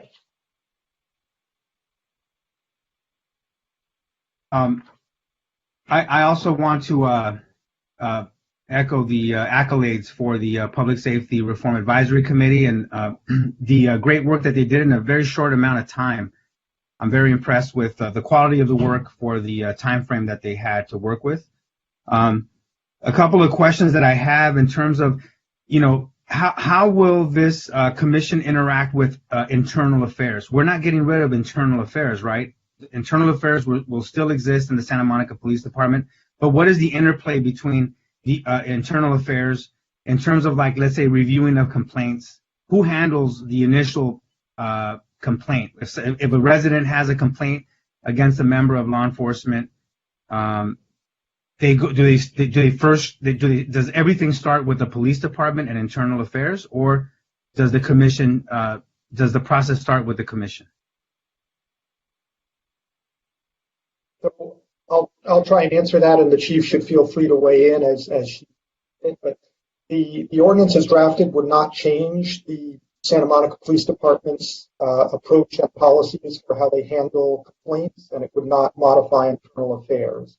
What it would do is establish the Inspector General position, who would have the opportunity and the ability, because of their position, to basically review those complaints and how the police department and internal affairs are handling them, and then provide reports to the commission so that the commission would have the ability to be advised of any problems with the process or procedure of handling those complaints, and or issues with the outcomes of those investigations and actions taken by the police department. So that the commission would be in an oversight position through the Inspector General to learn of and review any issues that might arise in the handling of those complaints, but it would not modify how the police department handles those complaints. Now, the commission would have the ability to make recommendations to the chief, to the city manager, and or the council if they believe that there should be changes in how that's done. Yeah, because one concern I have is from the initial beginning of a complaint process, if residents have to go to the police department to make the complaint, it can be a little intimidating, and also to have usually the people that handle the complaints would be whoever the supervising officer is, right, that day. I mean, it can change. It's not like the same person. And also, so just something for us to reflect on is, is it the most appropriate place to start the complaint process at the police department? And then the other question, similar or related to that, is there an online platform, or do you have to go physically to the police department to make the initial complaint? In terms of, I'll let the chief speak first, and then I can come back. So, Chief, why don't you go ahead? Thank you. In the filing of the complaint, you do not have to come to the police department to make that complaint. You also can make a personal complaint anonymously. So what we've tried to do over the years is to ensure that the intimidation factor that we understand is part of the underlying circumstance for some people, that we try to mitigate for that.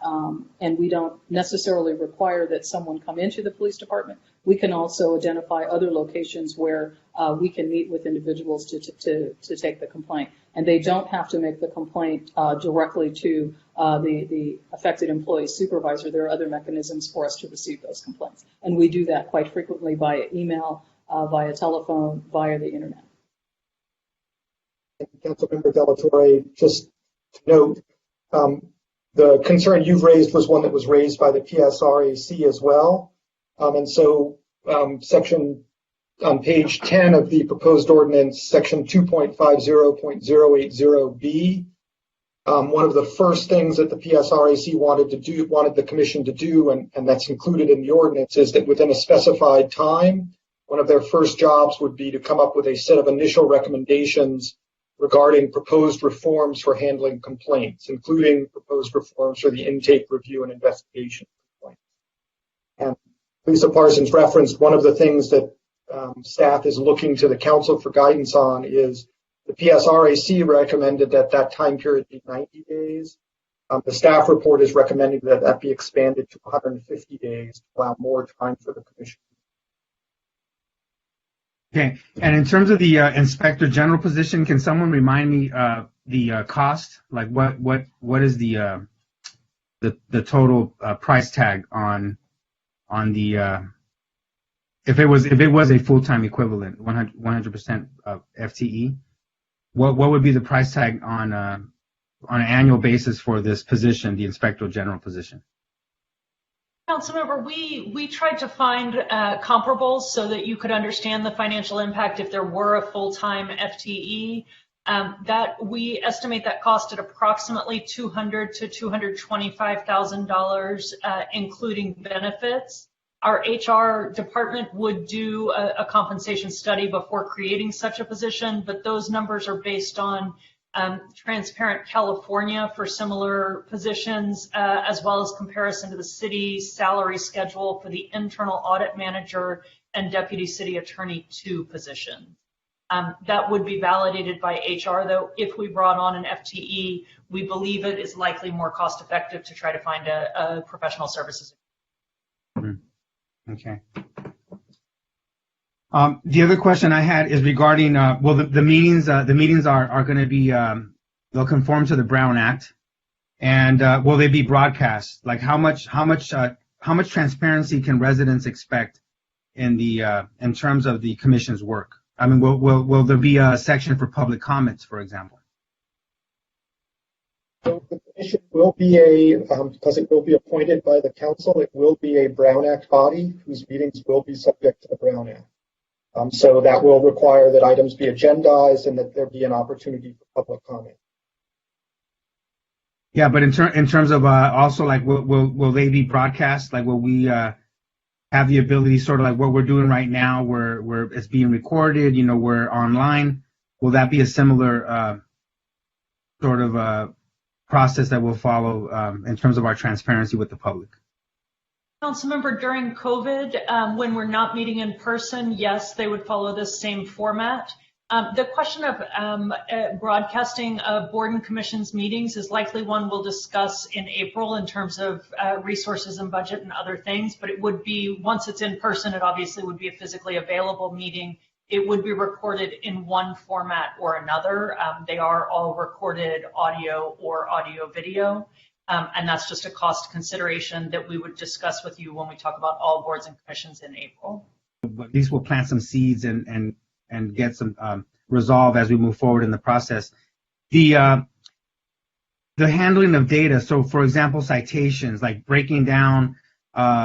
I saw that there was that data does exist because the Public Safety Reform Advisory Committee did share that information to show that, for example, African Americans. And I don't know if it was Latinos, but I know for sure it stood out, and I can't forget that African Americans were pulled over in greater proportion to the population. It was the numbers were pretty staggering in terms of like citations, traffic sort of violations. That type of data will that be common in terms of it'll be very fluid? I'm assuming that data will be the type of data that the commission will be able to review. And along the same lines, the question of cameras on personnel, on staff and cars. I know we've implemented some of that, and I just don't know how far we've gone with that, but it seems to be a best practice throughout the nation to have cameras on personnel and on vehicles and to turn them on, when interacting or engaging. Is that something that will be discussed later, or is that separate from the discussion on the commission's work?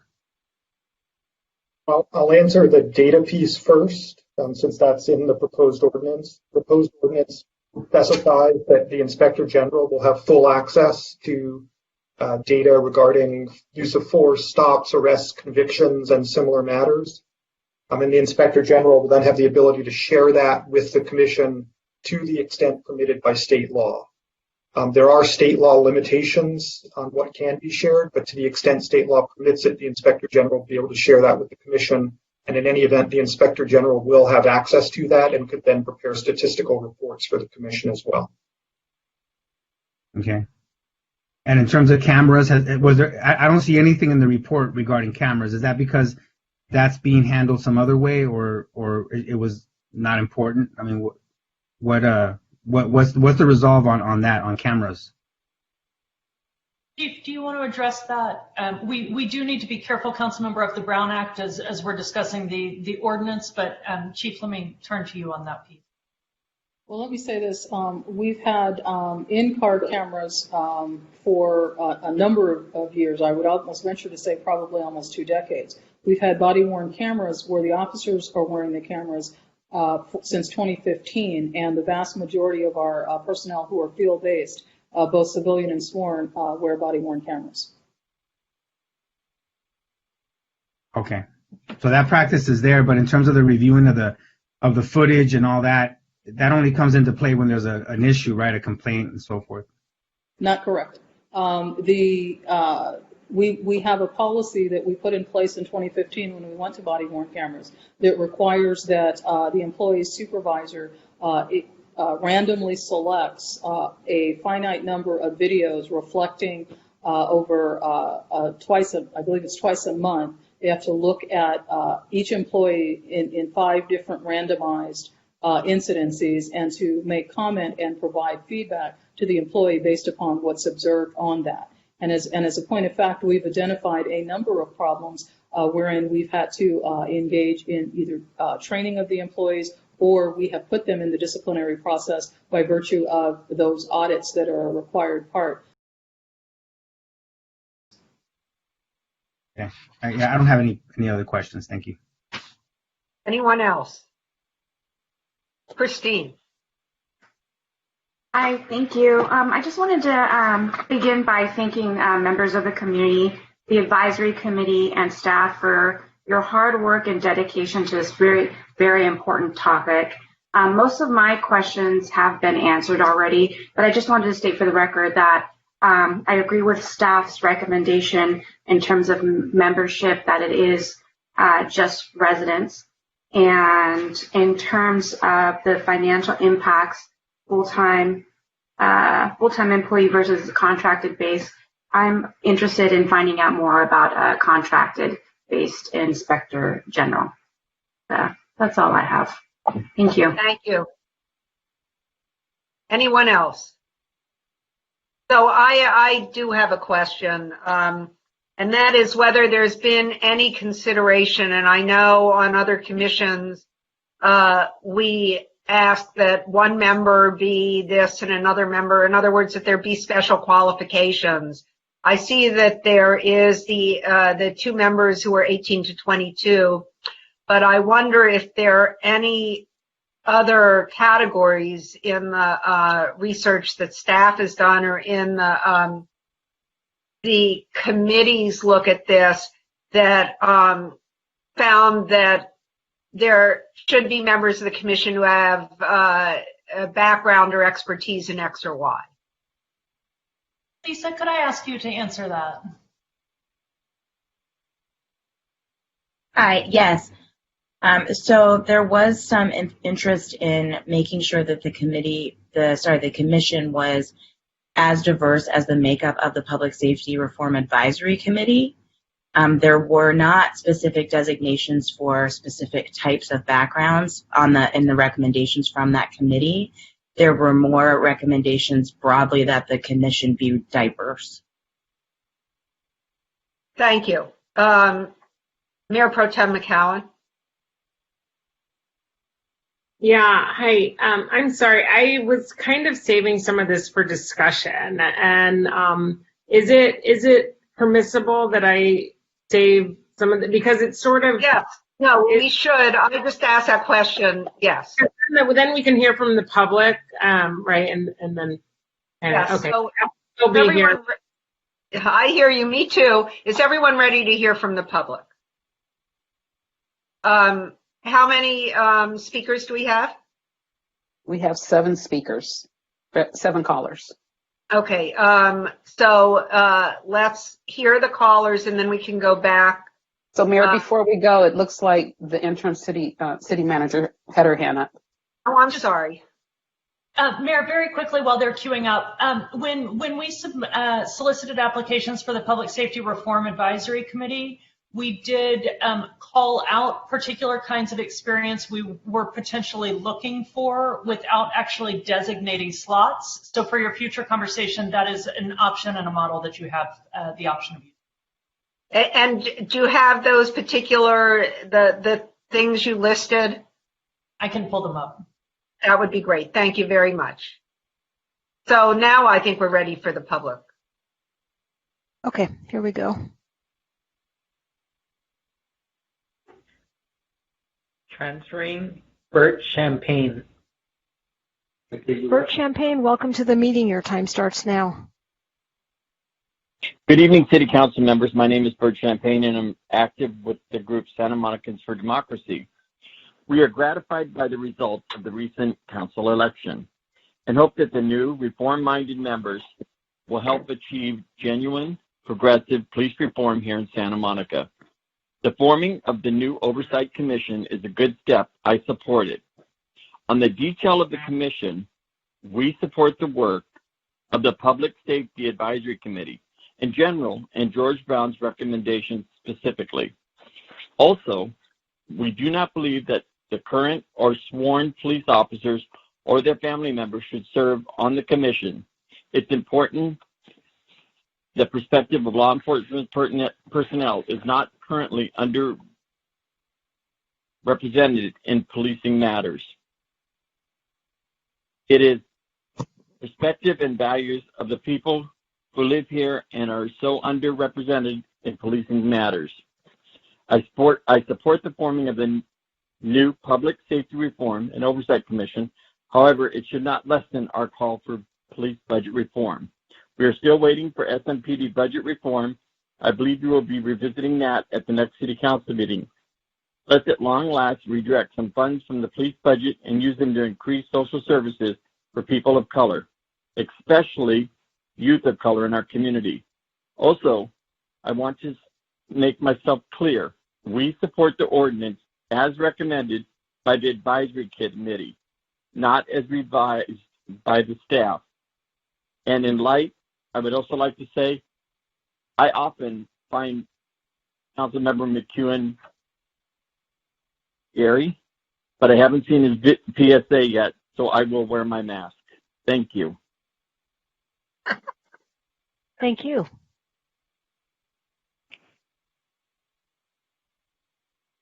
Transferring Manuel Vasquez. Manuel Vasquez, welcome to the meeting. Your time starts now. Thank you.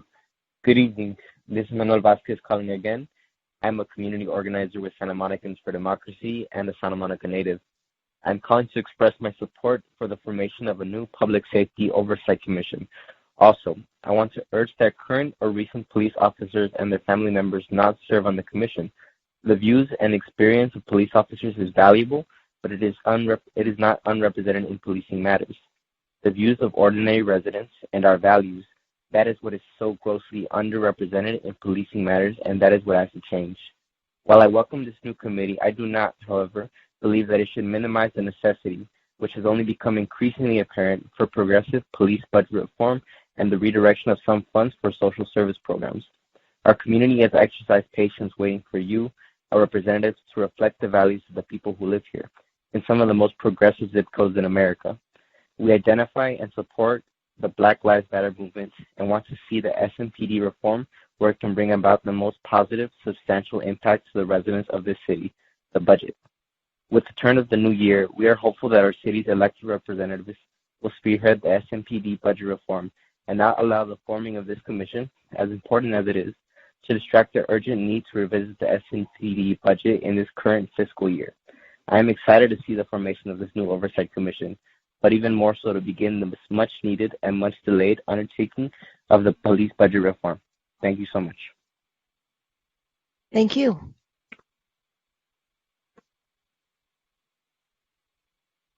Transferring Santa Monica resident. Santa Monica resident, welcome to the meeting. Your time starts now. Well, thank you. Good evening, everyone. My name is Craig Miller. I'm a longtime resident of the Ocean Park neighborhood. I want to congratulate Mayor Himmelrich and Mayor Pro Tem McGowan on your resounding re-elections. Gosh, it seems like only yesterday you first assumed these important roles. I also want to congratulate the three challenger victors, Brock, Parra, and De La Torre, from the recent election. I support the forming of the Oversight Commission and I support it as recommended by the committee.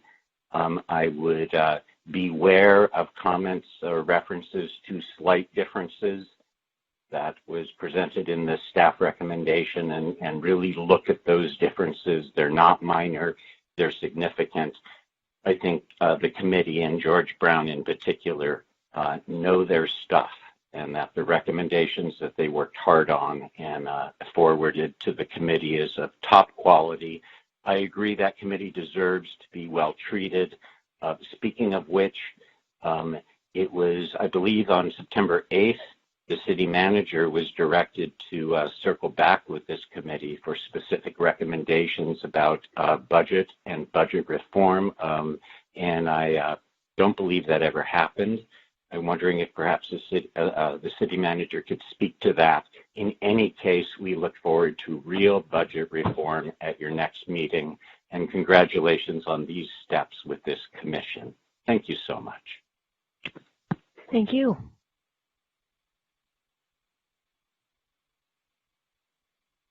Transferring Meredith Kuhn. Meredith Kuhn, welcome to the meeting. Your time starts now. Thank you, and good evening, council members.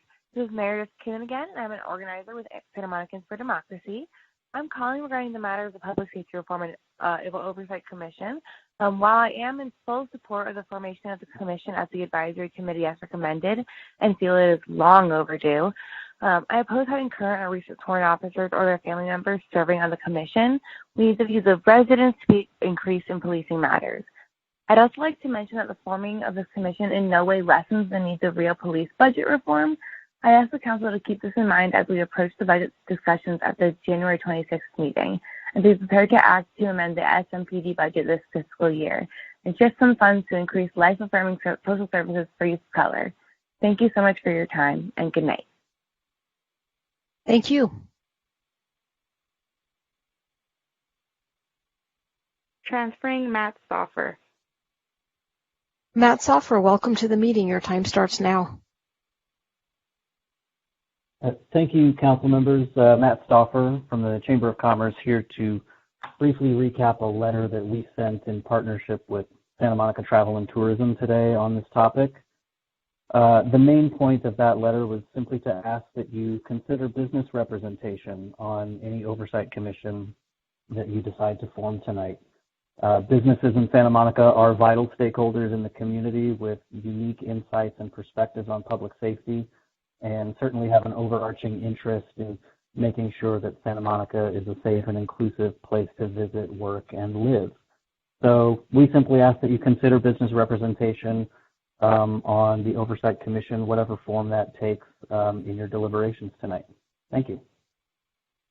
Thank you.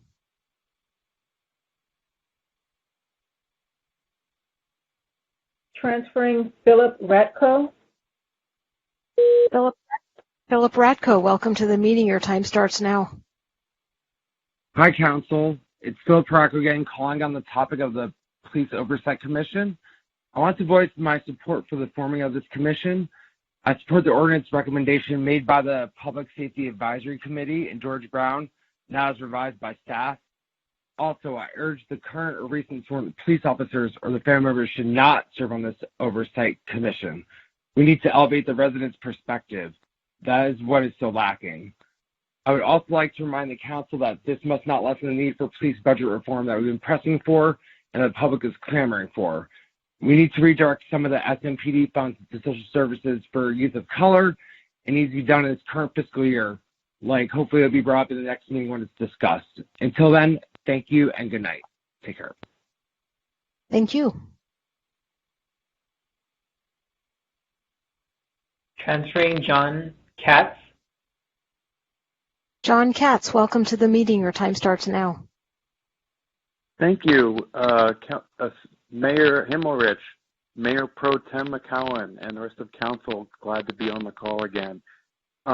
Look, last May 31st, we saw what happened, and the entire community turned to look for some guidance on what the city should do in response to the horrific response that our police department had in response to the events of peaceful protesters who were tear gassed and shot at with rubber bullets. And thankfully, we're now in a position where a group of people stepped up. This commission, this advisory committee, came together and put together a great list of things that we can do with this new commission, and I support them 100%. I'm so grateful that we have volunteers in our community to step up and give us the backbone for what this committee should look like. And I'm also grateful for the SMPD Chief Seabrooks, who is coming at this from a progressive place of wanting to do better for our community, where our past police chief believed that there was no such thing as systemic racism in our police force. We understand now that the times are different and they demand some real introspection on our police and making sure that we hold them accountable. So I fully stand with the recommendation of the commission, and let's get this group going and have full civilian oversight. Thank you so much. Thank you. And that was our final caller on this item.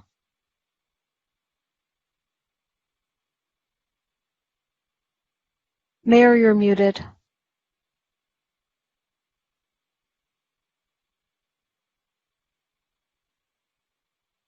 Having trouble unmuting, I'm sorry, but here we go. Okay, so I am unmuted. So now we are moving to any additional questions folks have, as well as any discussion that people want to start. So does anyone want to begin? Am I missing someone? Kristen? Thank you. Hi, thanks. Okay, so a couple things. With regard to the diversity issues that Mayor Himmelrich raised, and I believe were raised by other members of the council, how can we write this into the ordinance, or is there a way to do that to ensure that it's actually followed when we arrive at the commission member selection process? Specifically, and I know, Lane, I think you were going to come back to with, oh no, that was on subject matter, sorry. But, you know, it was brought to my attention, I believe by Councilmember De La Torre, that we, on the PSRAC, we did not have a male, a Latino voice on that commission. And given the history in the city, I felt that that wasn't inadvertent oversight. Potentially, again, that's having not reviewed the applicant pool since this started, so I can't recall whether or not we had applicants.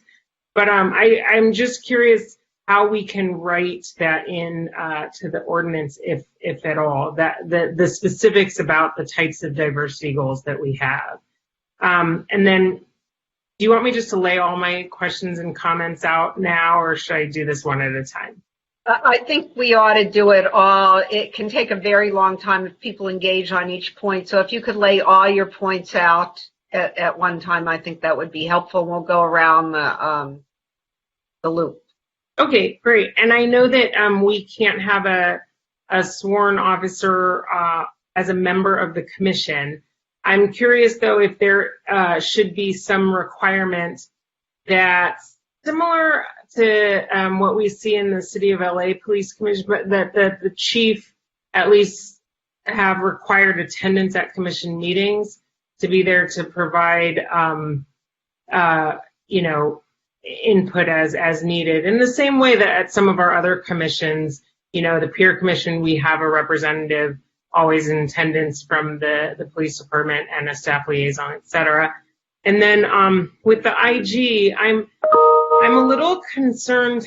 I know that for sure in this inaugural year, I think the idea of an FTE makes a lot of sense, because as much as we look at that 200,000 to 225 number and think, whoa, that's a lot, I've seen this play out before in other situations where we might contract something out with the intention not to exceed, and then something like a COVID or May 31st arrives and we have far exceeded in year sort of what our goal was, and also the losing that institutional knowledge. So I guess the question is also kind of, do we go back to the same contractor every time, or are we having to sort of start over with a new contractor, and what the rules around that would be? And then with regard to subject matter experts, I really appreciate Councilmember McCune's clarification that it be about city personnel, and that city personnel is barred from attending. But we did receive some, at least I did, outreach from some community members with regard to public defenders. And I know we have a stipulation that you can't be a current lawyer with a firm, or and be on the commission. But I do think there would be benefit to having a subject matter expert with a background as a public defender, so a former public defender or social work or social worker, I think would be really important here. And I think it would be important to sort of embed that into the ordinance, because in the same way that we do on building and safety and some of our other commissions that have that requirement. And that's it from me for now. Thank you, Mayor Pro Tem. Any more comments? Councilmember McEwen. Well, first of all, some members of the public urged us to adopt what came out of the committee as opposed to what came out of the staff report, and said that the differences were substantial and substantive. So maybe we should go through what those differences are. One that I know we didn't talk much about here tonight is that the committee recommended that young people be part of the commission. And staff, in reviewing that recommendation, felt that some of the subject matter to be covered by the commission was probably inappropriate to put in front of a 16 or 17-year-old. Could staff explain that? Yes, Council, we did include as an attachment to the staff report a chart, I believe it's attachment 3, that compares line by line the recommendations in the ordinance in order to be transparent. With respect to a young person, the committee had recommended that one position be designated, to include representation by young people of color. We further propose one position be designated for a young adult 18 years of age or older for a 1-year term, and 2 additional non-voting positions for participating members under 18 years of age. At a staff level, we had some deep concerns about exposure of minors to the sensitivity of material that could be involved here. We also, and for that reason, and because we also thought it could be somewhat confusing to have voting and non-voting members, the proposal you have before you is all voting members, and we said 2 commissioners shall be individuals who were between the ages of 18 and 22 at the time of appointment. We did talk with the Public Safety Reform Advisory Committee about that, and I don't want to speak too far because we didn't have every member of the committee on the phone, but generally I think there was some understanding of the concern of having people under the age of 18. So right now your ordinance reads at 18 to 22 at the time of appointment for 2 members. Another change that is between the two is the committee had suggested a time frame on investigations of 90 days, and the staff report goes to 150. And I can see where people who want to have a quick resolution to complaints would like it to be a shorter time. Can staff explain why 90, in your estimation, is too quick a time and 150 is the right number?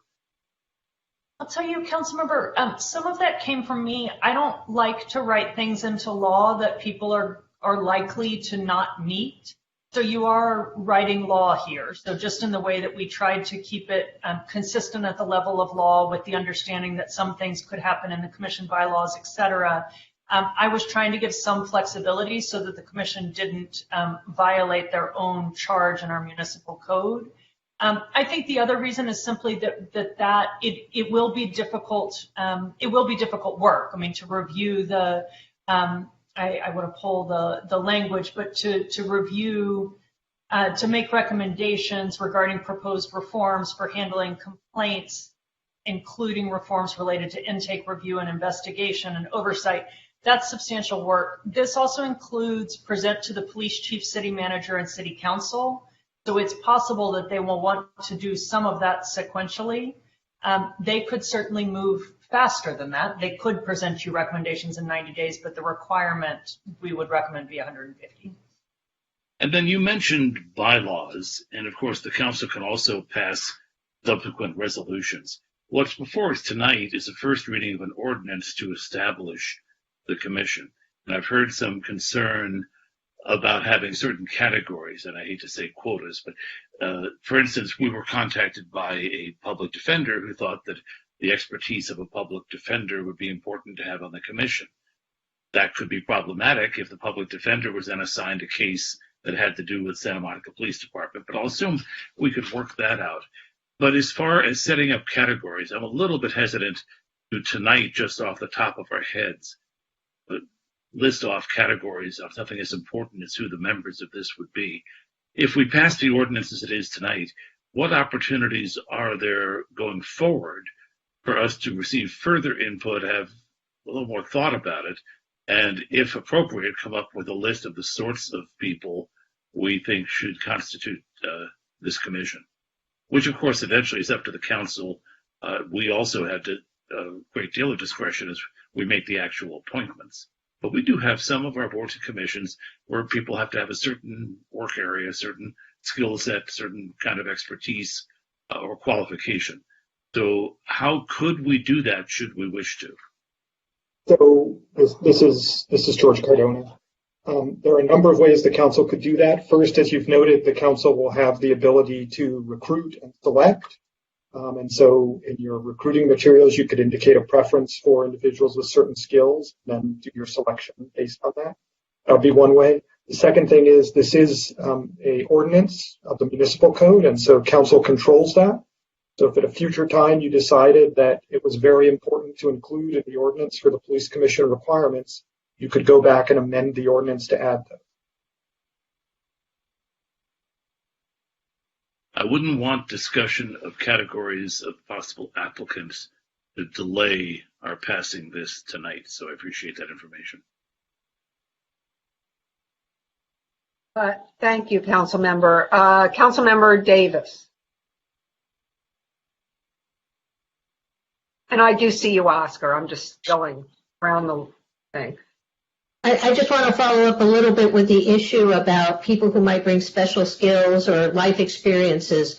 You know, and I know we have some limitations under law that we can't require people, for example, to disclose how they identify racially, for example. But I'm wondering if just as part of the administrative enactment of this, if we could use some of the requirements that the interim city manager may have used in selecting the original committee, as well as just asking people to self-identify any particular talents or skills or experiences that they bring, which would let the council then, in evaluating who to select, sort of take the whole person, if you will, into account. Because I am a little concerned that if we say we want a finance person, and we want a former public defender, and we want a person who's worked in this, that, or the other thing, and then and then someone who applies who isn't any of those things but would still be a great candidate, we sort of boxed ourselves in. So I want to give us the maximum flexibility when we appoint these people to bring people from the widest range of life experiences and backgrounds sort of into the mix for consideration. So I'm just wondering if there's a way to, sort of just, list the sorts of things we might be interested in, but have it be an including but not limited to kind of list, and then ask people to just, in the application, disclose those particular skills, attributes, whatever they think would make them particularly appropriate for this commission. Is that something we could legally do? So in terms of skills, as long as those skill sets or experiences are relevant. Yeah, skills would not have been the right word, but experiences or expertise, however you want to quantify it. So yes, that could be done. That would not violate any law. We cannot obviously have quotas based on race, gender, religion, or any other type of protected class. But if it's related to experiences and expertise that are appropriate to performing the duties of the commission, that would be something that you could do. And we could add a clause. So one clause, based on the comments I've heard so far, one thing that could be added would be a general clause that says something like this. In recruiting for appointment as and in appointing commissioners, Council shall attempt to ensure that the commissioners reflect the diversity of the Santa Monica community and bring a variety of experiences and expertise appropriate to performing the duties of the commission. And then if you wanted, you could have a including but not limited to list thereafter that wouldn't limit you but would provide some guidance as to what you think is appropriate. Great. And then the other issue I have, I want to go back to the Inspector General, and Mayor Pro Tem McCowan raised the issue. I'm assuming that if we decided to, rather than hire a particular person to be the Inspector General, we contracted with a group. I mean, it would be, on an as-needed basis. So in the beginning, when we needed perhaps the equivalent of an FTE, a full FTE, we would have them provide that, but presumably after the commission is set up and after the work becomes sort of routine's not the right word, but as we get a better sense of how that commission is going to function and how often it's going to meet and things like that, we would be able to perhaps not need to pay a full-time equivalent. So I'm just assuming that even if we went to a contract basis in the beginning when we might need someone on a full-time basis, we would be able to get that through a contract and then have the work adjust accordingly as time went on. Is that correct? Yes, if we were to do a request for proposals and a subsequent contract, we would include in the request for proposals that the workload was expected to vary over time and would likely be more intense at the start and then even out. And then, assuming that we got responses to that, we would then draft the contract accordingly as well. And then the final thing I wanted to ask is, when we discussed this commission before, we talked about, perhaps including some people who previously served on our Public Safety Reform Advisory Committee.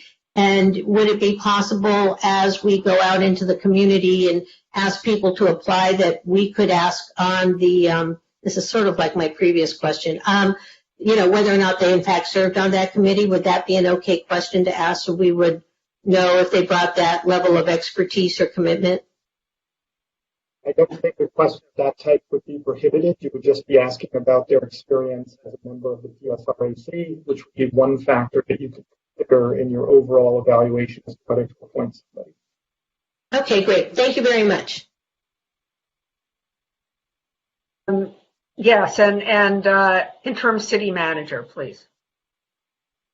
Council, I want to be sure everyone understands that you essentially have two options. You can put the language in the ordinance, which is in the law, or you can direct us how you want the application. You can direct us things that you want the application to specifically solicit. I was asked earlier about the language that selected the Public Safety Reform Advisory Committee. That was publicly noticed in a number of different ways, and said the Public Safety Reform Advisory Committee will comprise individuals who are residents of or have a close working knowledge of the City of Santa Monica and who are committed to ensuring that the city follows best practices for creating a community in which all feel and are safe.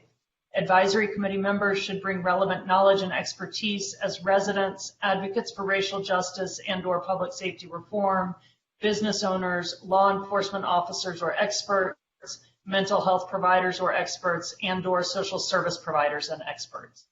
So you could use language like that in the solicitation and choose any categories you wanted, or you could put something in the ordinance itself.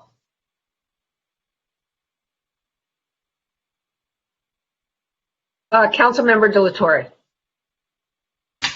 Yeah, I want to support the comments that were made by Councilwoman Parra earlier regarding that we ensure, and also supporting the staff report that residents be given priority. And really, you have to be a resident, I think, should be the requirement. The other thing, I think in terms of the selection, we can talk a lot about the criteria, for what we're looking for people to serve on the commission. But in terms of the selection, I think that every city council member should have one appointment, and then the other 4 should be a collective appointment. And I don't know I don't know if there's support for that idea, but I think it makes a lot of sense. It's still a selection by the council, but I think it would just make sure that everybody is represented, right? Every council member that obviously, represents a lot of constituents in the city, and probably different constituents, but that every council member gets one representative, and then the other 4 are selected collectively by the entire council. And can you give me an example of a city or some organization that has done that and it's been successful? Because I'm only aware of unsuccessful examples of that. Sorry. Yeah, I was reading, there was a report that talked about the different ways that the commissions were selected, and that was one method, which I feel it's appropriate. I think it would work. We all are, pretty smart people, and I'm sure we're going to think about, the right person for the job. So that's just my suggestion. I mean, I don't know. I can't. I'm asking, Oscar. Look, I understand that that's an idea. What I'm asking you is something a little different. I'm asking whether you're aware of any time that this was done for a commission where it actually resulted in a successful commission. That's all I'm asking. I'm not aware of it in terms of its success. I mean, I am aware that it exists because I read the report that came out of the Public Safety Reform Advisory Committee. Thank you. And there's been commissions that were formed and were not successful. I mean, Inglewood, for example, being one of those examples. And I don't know why it did not succeed. I mean, it's kind of odd to me to think that a city like Inglewood, that's majority people of color, right, would not want to hold their police department accountable. So I don't know what the story is behind that, but there is an example of a commission not succeeding. How was that commission selected? Do you know? I have no idea. Thanks. Councilmember McCowan, did you have more? I'm sorry, I didn't mean to cut you off. No, well, we can talk about it. A question in terms of procedure. Today is the first time that we read the ordinance. So what it's going to come back to us for approval? Yeah, but we don't know. We want to approve it tonight, and we don't get to change it between now and the time we approve it. I was going to address that in my remarks, but I see, but Councilmember McCowan? I was just going to say, because it sounds like we're nearing a part where we're wrapping up this discussion a little bit, is I had heard sort of about what Councilmember De La Torre brought up regarding each council member having their own appointment. And I, too, Mayor Himmelrich, sort of have only really seen this not really working. And I guess my concern is and I had this conversation with a resident earlier today, is really this larger question of, once appointed to this commission, who do the commissioners truly serve, right? Do they have independence? I worry that if it's perceived as sort of like our person or your person, or, that there might be a challenge in sort of who the commissioner is truly serving. And so I just wanted to raise that concern with everyone. Well, if there's 4 votes on the council, and four votes are solid all the time, and three council members can't get a 4th vote, it could also be perceived as like that commission, listens to the 4 council members that are in power, right? I understand, and I think it's at least been my experience since my time on council and in council meetings that I had observed prior that doesn't happen all that often. And so I'm just traumatized from the school board, so maybe that's what it is. But anyway, I'm healing. I'm healing from all that. Council member, wait, hold on. So let me start with the city attorney. Go ahead. So I just wanted to draw everybody's attention to the city charter, and city charter section 1002 requires that the members of each of such boards or commissions shall be appointed by the city council. It doesn't refer to appointment by an individual council member. And so it's not clear that the charter would permit appointment by a single council member as opposed to by the council as a whole. Thank you. Councilmember Davis. So I was just going to say, 1, reference the charter, but the interim city attorney's already done that. And 2, nothing, of course, prohibits any council member from asking people to apply and then nominating them at the time of the application. But I think not only does our charter require it, but I think better practice is to have this committee reflect a consensus of the council as a whole as opposed to individual appointments. I think we're at the point where we can make a motion, if that's all right. So I haven't had, I'm sorry, and I hate to do this, but I have not had a chance to discuss it. And I just have one really sort of overarching point. We've had discussions about whether it should be in the ordinance or whether it should be outside the ordinance. As somebody who spends her whole life around ordinances, whether I'm litigating about them, and Councilmember Davis understands this, my general observation is that when the ordinance is too specific, it can be a real impediment to making it effective.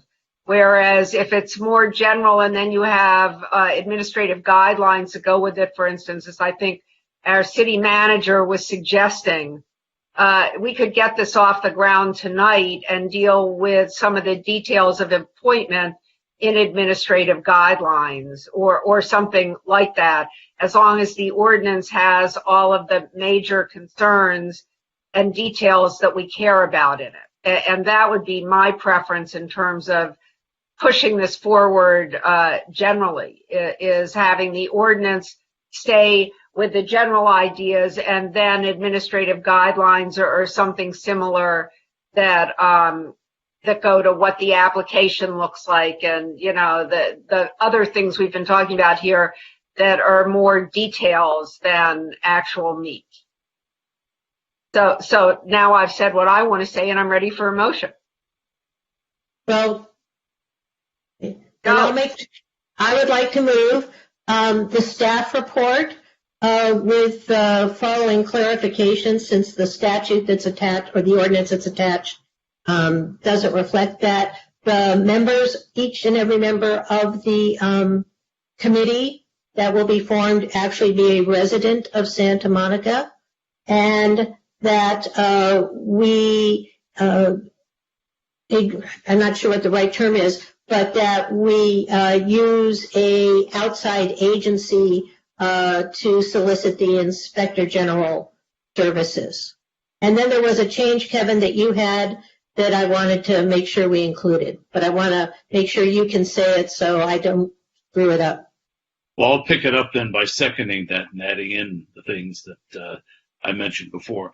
One is that it be specified that those appointed to the commission cannot be employees of the city. And the city attorney had some language that said they shouldn't be employees of the city, including sworn or non-sworn personnel, which is fine, but the more general language should be in there. I think you've not mentioned individual council member appointments. It has been our practice for a long time that we appoint as a body, and I'm actually kind of relieved to hear that is in the city charter itself. Is a good reason why it's there. It would take quite a process to change that, so that's not going to be applicable in this ordinance. Something I'd like to add in is the concern over the length of time, and we heard that the city manager went to 150 days. The recommendation was 90. I would propose that we split the difference and make it 120 days, if that's right. That's friendly.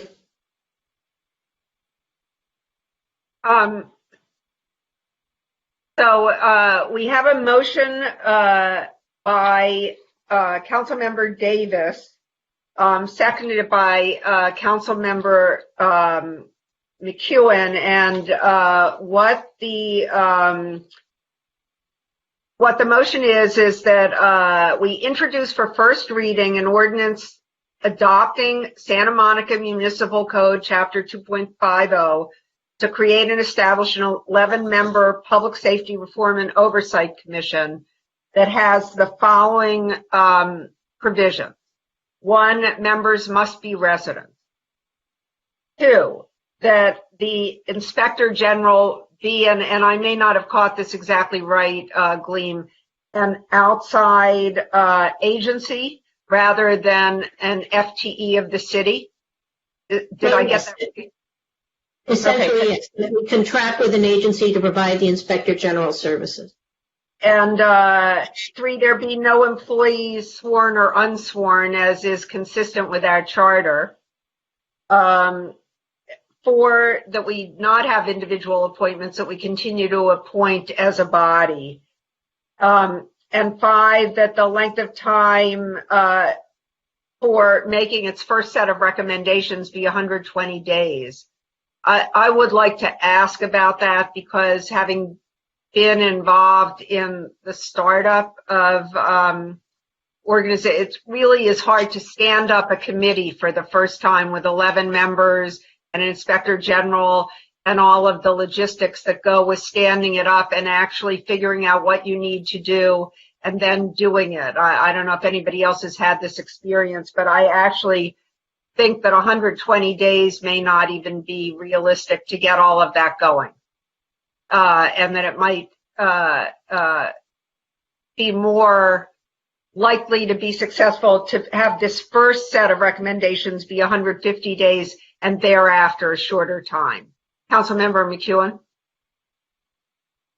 Well, I think what goes into the ordinance is going to speak to what the time lag between a complaint and first set of recommendations is ongoing, and I think we want to tighten that up in keeping with the recommendation from the committee. But to address the concern you did about startup, we could say that 120 days begins upon the completion of the organization of the committee or something like that, so that first time is excluded to allow for the startup work you're talking about. But I think in the longer term, the recommendation we got from the committee was for an even shorter period of 90 days. I think going to 120 is a good compromise on that as an ongoing rule. And again, I'm trusting that our legal staff, and I see George already has his hand up, come up with a way that for the startup, we give a little bit of flexibility. And I wanted to point out that this is the initial recommendations that the 90 days applied to. It's not the ongoing recommendations, it's just the initial recommendations. So, isn't it the initial recommendations after they do an investigation of the situation? I think it applies ongoing. Again, let me turn to the city attorney and make sure we heard the same thing. So, as drafted with the change to 120 days, it would be that 120 days after the first official meeting of the commission. So it would be after their first meeting. So it wouldn't be 120 days from the ordinance. 120 days after their first meeting, they provide an initial set of recommendations. So it doesn't preclude them from, and that would be one of their ongoing duties on an ongoing basis. It would fit within what they are set to do. So it would be a set of initial recommendations that they could then come back to that for modifications. So let me follow up on that. So ongoing, suppose there is some kind of a complaint. Is the intent that there be any kind of a time limit on how long it takes them to go back with a recommendation on how to resolve the complaint? So as drafted, one of the duties of the commission would be to receive information relating to any violations of procedures or policies in connection with disciplinary investigations, procedures, and actions, and make recommendations regarding any such violations to the police chief, city manager, city council. And there is no time limit on that. That's on an ongoing basis going forward. The time limit is only for them. This issue. The time limit was only encouraged, was only intended by the PSRAC to provide a fixed time limit in which they would come back quickly with an initial set of recommendations. Okay, so I may want to withdraw my proposed amendment then, because my real concern is that as the work of this commission continues, that there be timely response to complaints made. I really don't have a big problem with giving the commission 150 days for those first recommendations, but it sort of troubles me that there's no time limit in the ordinance to force the commission to act in a timely fashion on what may be a fairly serious accusation. Do other commissions that do this kind of work have some kind of a time limit to make sure the public gets response in a way that is timely enough to make it all accountable? I don't know if Lisa is still on and can answer that.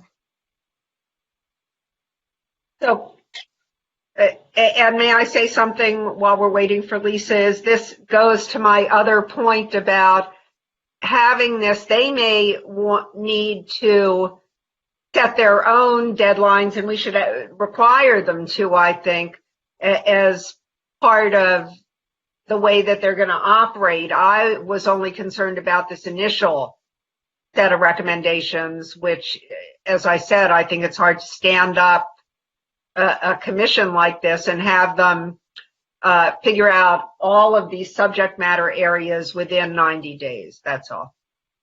And I'm sorry, Lisa, I didn't mean to cut into your time. Oh, that's okay.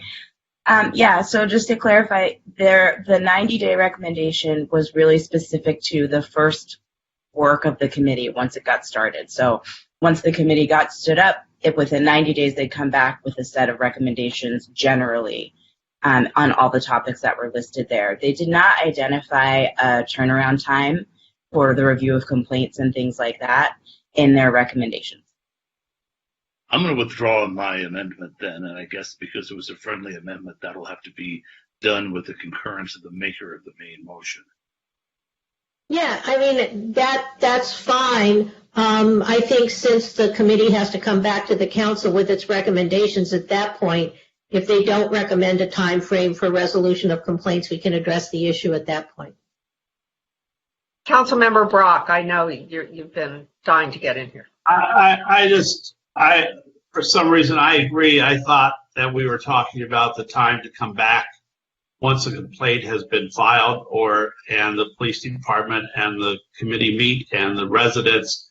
I'm concerned that we don't have any time limit because we saw what happened with the May 31st looting and demonstrations that we're still now next February. And we haven't heard anything, and we may not hear for 4 or 6 months. So I think part of the purpose of this commission that we're forming is to make sure that if residents feel slighted, if residents feel abused by our police department, that they will have a resolution in a timely fashion. And I do think, as much as I know Councilmember Davis just said it can be done later, I'm concerned that we don't put some sort of time limit at the start of this commission that citizen complaints will be handled in a prompt manner. And what is prompt? I saw that City Manager Dilge sort of frowned. So, but no, I understand, but I don't want to see the commission dissolve into something where all of a sudden there's a complaint and 6 months later, nothing's happened. And I think that part of the reason I thought we were forming this is also to make sure that residents feel heard and that there's a body that will communicate between the police department and residents and take care of the issues that may have been overlooked in the past. Not just look at how many black or brown people are being stopped, but specific instances that they can help intervene with the help of the Inspector General, with the help of the police chief, and reach resolutions. So, Phil, I have a question. I'm sorry, Wade, I have a question for Phil. So, Phil, tell me what you think. So a resident comes with a complaint that, let's say that they called the police to their home and the police didn't, that sort of thing. How long, what process do you think it would be to determine what to do with that kind of complaint? Well, I think most of the complaints that we're really concerned with are major issues. Right. So I think a normal complaint should be handled in 60 days. However, we know that may be too short for a commission to meet or an Inspector General to be on scene. And I know that Chief Seabrooks would have a longer term in mind. So I see Chief Seabrooks is on the line. I see City Manager Dilge on the line. So they're going to be more expert than I am. But I'm speaking on behalf of residents, and I'm concerned that residents feel that this is being helped. So we're all speaking on behalf of residents. No, right? I understand that. We're all speaking on behalf of residents. And what I'm saying is that we have no clue how long it takes for a board like this to process a particular matter. And so when they come back to us after this initial period, they can tell us what the time frames ought to be for X, Y, and Z, but you don't know anything about it, and neither do I. All right, that may be reasonable. But I'm just looking, I just don't want this to be a stretched out process. That's all I'm saying. Whether we come back with it later or we do something tonight. Yes, City Manager, please. Mayor, if I can just explain what will happen under the proposed ordinance, because I think it may be helpful.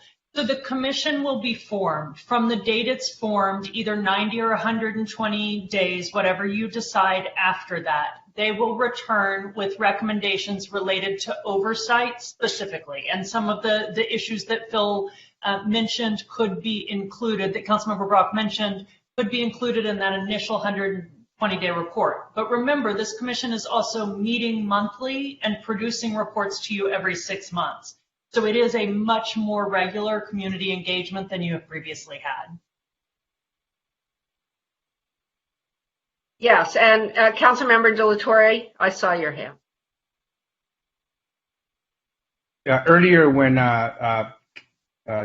Interim Chief Seabrooks talked, she referenced the first time the OIR worked in our community and provided a report, made 7 recommendations to the city council and to the community for reform, and that reform and they committed to doing a report within 90 days. The Santa Monica Police Department committed to doing a report within 90 days on those 7 recommendations. I'm glad to hear tonight that Chief Seabrooks has confirmed that those 7 recommendations have been implemented.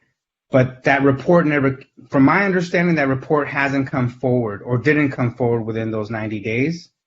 And maybe this falls into the category of restorative justice, and I know we haven't really talked about that so much, but just in terms of on the topic, I think the 90 days, is probably more than adequate, to get a report back. In terms of the restorative justice component, which I think is a very powerful concept, for us to provide healing. Look, I can go. I have a long list of things, but I'm not going to go into it. In terms of like what we need to talk about to move forward as a community, there's still there's still hate crimes from 1991 that have been unsolved, you know? And so anyway, we're not going to rehash all that. Don't interrupt me. I'm finishing. I'm just going to say that within 90 days, we should be able to have an adequate response. And in terms of the restorative justice component, I'd like to know that if it's possible for us to bring back historic issues that are unsolved, crimes that are unsolved that have impacted our community, such as hate crimes, for example.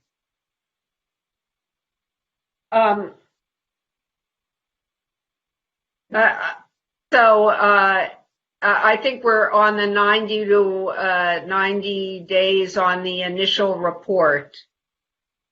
And maybe we can just vote on it, or maybe, where are we in the motion? Is it 150? Is it 90? I have withdrawn my amendment to 20, so it's back to 150. It's back to 150, but that is not the time period in which the commission is going to resolve complaints. That is the initial that's only the time period for the initial set of recommendations between the first convening of the commission and then coming back to the council with the first set of recommendations. It doesn't have anything to do with the filing of complaints or the timeliness of that. And maybe to put this to bed, once we vote on the motion, one of the things I will do is give direction that one of the things we make sure that this commission does is come back with an estimate or a recommendation as to the time frame in which they will be able to resolve complaints or other issues raised before the commission, so that they know specifically that's part of their work. Councilmember Brock. We ask that Chief Seabrooks weigh in. Thank you. We can, because I see she's poised. Thank you, Chief. Well, initially I was clear on what I thought I might be asked to weigh in on. Now I'm not so certain. So if you would please tell me what that is, and then that way I can know what I'm going to be commenting about.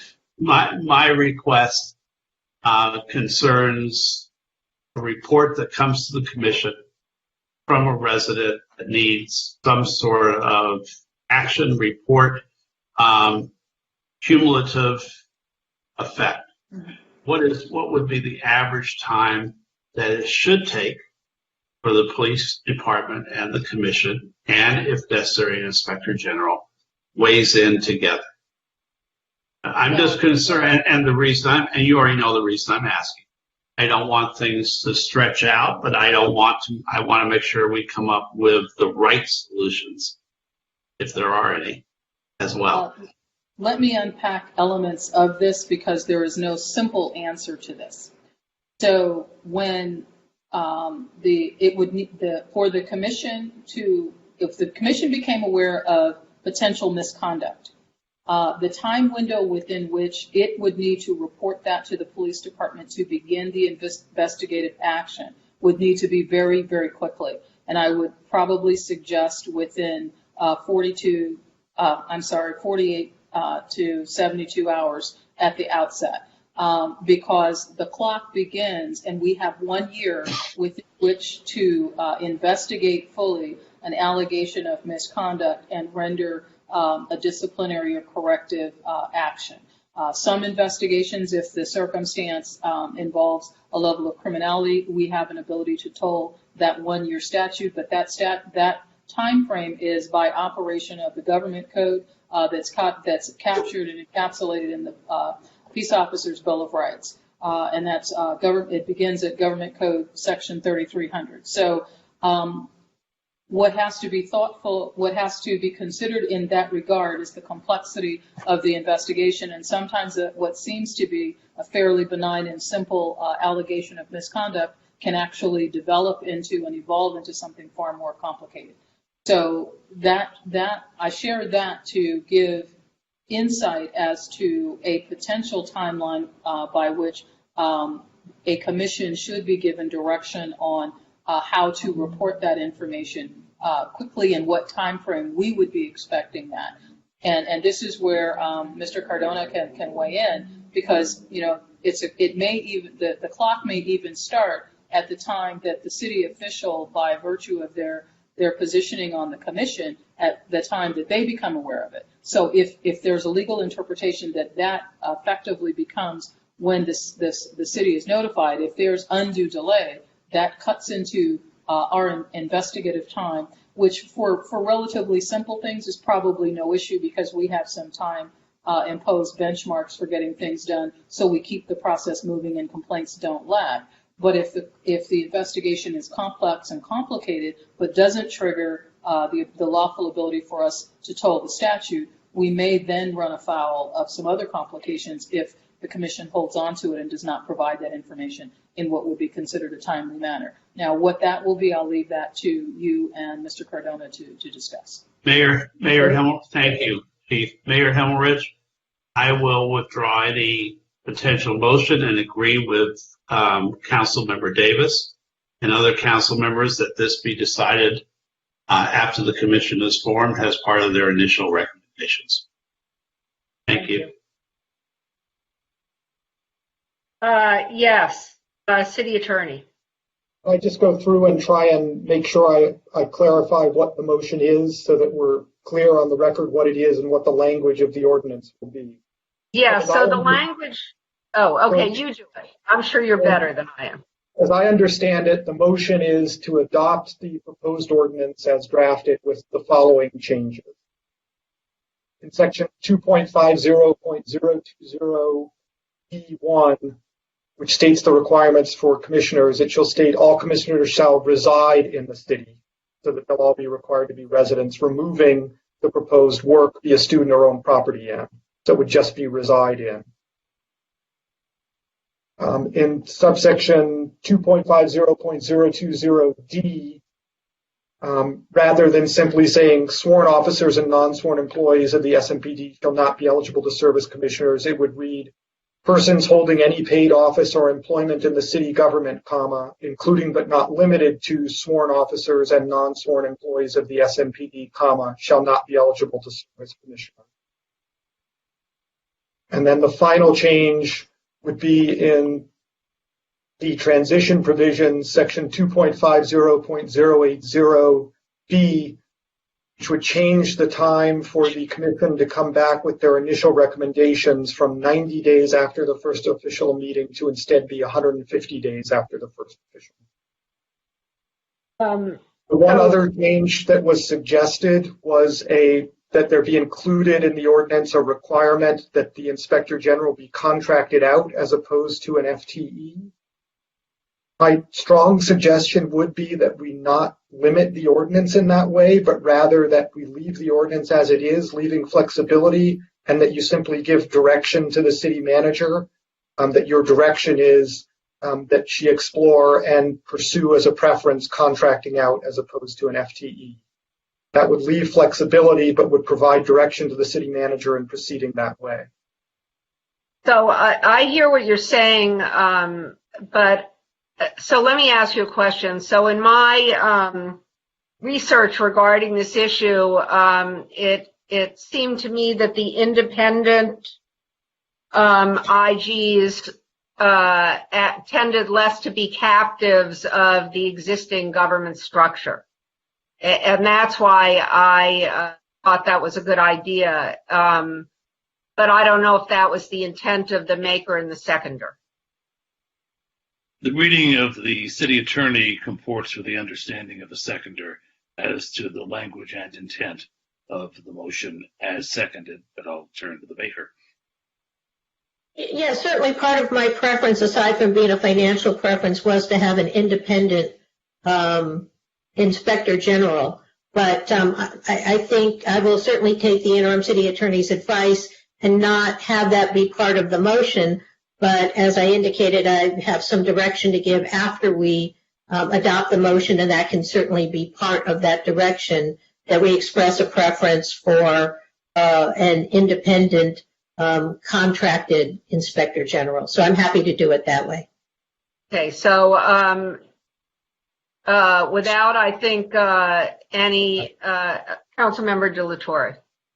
Yeah, in terms of the training, there's an area there for training, and I want to make sure that we have organizations that are run by people of color. I mean, this whole thing, I think the premise of all of this is for racial justice, to ensure that those that are closest to the problem, right, which is, allegations of police misconduct and use of force and all that have triggered all of this, that there's a very strong perspective from the people that are closest to that problem. And so I want to make sure that in the training, that it's not just the League of Cities and, everything, all the official sort of type organizations. I mean, what about having organizations that are run by people of color, that provide those types of trainings? I know those organizations exist out there, but maybe we can ensure that within the training and the professional development that is provided.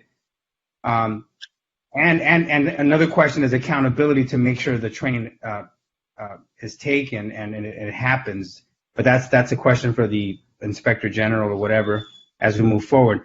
But I just want to make sure that we acknowledge that the training is not just the same organizations that provide training on racial justice or implicit bias or whatever the latest buzzword is, but organizations that have a track record of delivering racial justice and training around those concepts. I think is going to be very key to addressing the problems that we're trying to address. And I don't know where. Well, it may be, but I don't think there's a way to put that in or I'm just saying, if you can think of some sort of language, but I don't think it's even legal. Thank you, City Attorney. Well, we couldn't, as a matter of law, require that training be provided by an entity owned by persons of color or by any particular race. What we could add, if you wanted to add it, is in the portion that defines the training, 2.50.020. Right now, we say within 1 year of appointment, each commissioner shall participate in training relevant to providing oversight of law enforcement. We could add there, if you wanted to require that training, relevant to providing oversight of law enforcement and racial justice, to ensure that there's training on racial justice. I think so. That's appropriate because, I mean, think about it. You're sending these commissioners to be trained by the police department that they're supposed to be overseeing. And that's very limited, right? So you have the police academy, for example, listed there. That's our organization that's going to provide that training. But I think if we add some language, maybe we don't so help me out here, George, in terms of how we can word it so that we can have organizations that have a track record of advocating for racial justice. I mean, maybe that's the language. But you know what I'm getting at, right? That we want something that's going to be transformative, right? Training that's going to have impact, not just, go to the Museum of Tolerance, for example. Like we always do that. We send our members of law enforcement to the Museum of Tolerance, and we've been doing that for the past 20 years. So I want to make sure that we also are inclusive in terms of the type of organizations that we contract with, especially organizations where people of color have a track record of advocating for racial justice issues, to also be included in providing that training to the commissioners and also to members of law enforcement.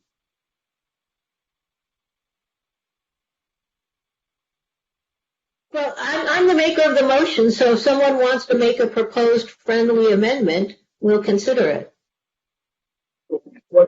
What we could do is, if we wanted to add that language that would be acceptable, in subsection E, which defines the training, it could be modified to read, within 1 year of appointment, each commissioner shall participate in training relevant to providing oversight of law enforcement and to racial justice. And to the understanding of racial justice. How about that? Okay. That's friendly to the maker. And then we could also add, where we define, the commission shall identify reasonable additional required training, which may include programs offered by the National Association of Civilian Oversight of Law Enforcement, the Association of Local Government Auditors.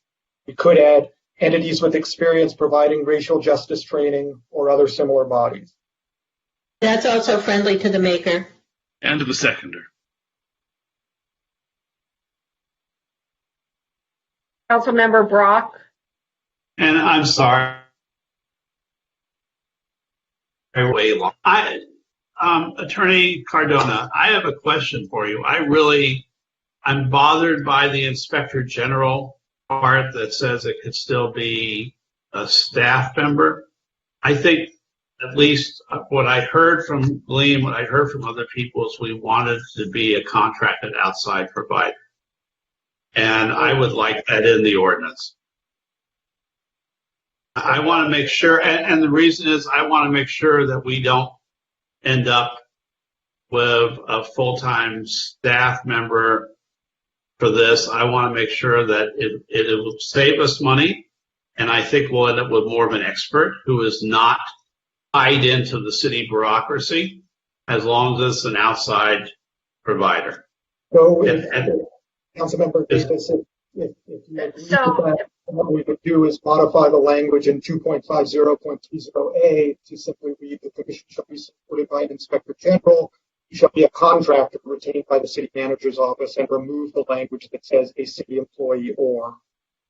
Will that be acceptable to you, Councilmember Davis and Councilmember McEwen? That's friendly. I mean, it takes away some of the flexibility that the interim city attorney wanted, but that's friendly. Yeah, that was, I believe, the original motion. Yeah. I seconded, so we're back to that. Beautiful. Thank you. So now, are we ready to take a vote? Does anyone else have anything to say? And then we'll move to direction. I think Councilmember Davis has some. So Denise, we're ready to vote. And I can restate it, or has George restated it recently enough that everybody knows what's on the table? Good. Okay. Councilmember Parra. Councilmember Davis.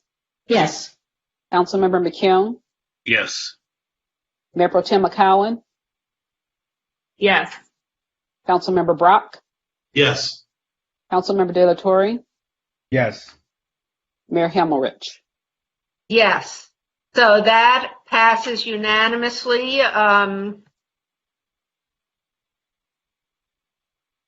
That motion passes unanimously, and now we're ready for direction from the council.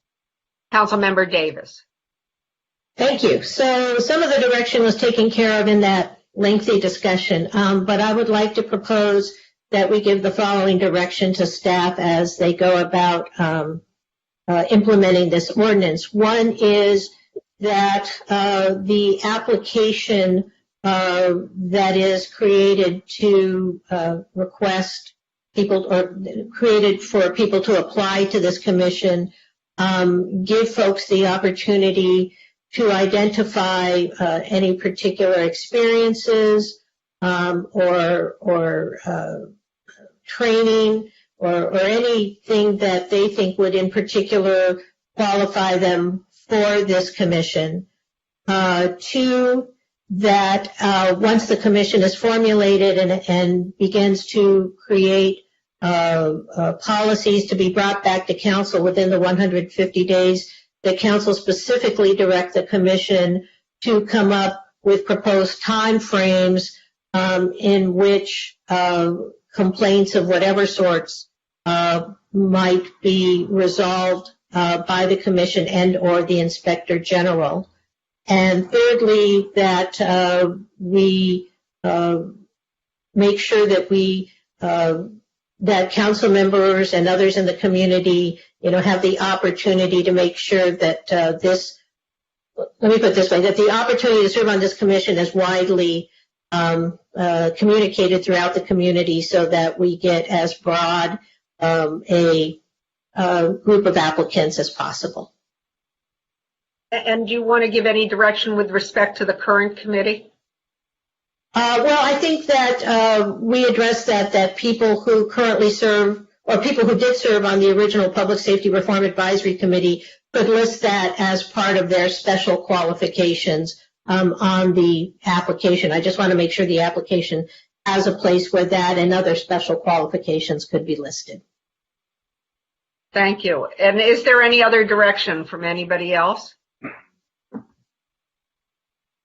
Then I believe, and thank you very much, that item is now concluded, and we are on to 13.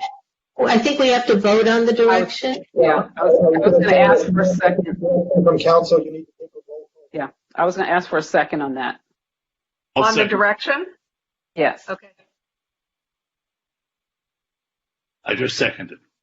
Thank you. Okay. So shall we take a roll call vote? Councilmember De La Torre. Yes. Councilmember Brock. Yes. Mayor Pro Tem McCowan. Councilmember McKeown. Yes. Councilmember Davis. Yes. Councilmember Parra. Yes. Councilmember Parra. Oh, Yes. okay. And Mayor Himmelrich.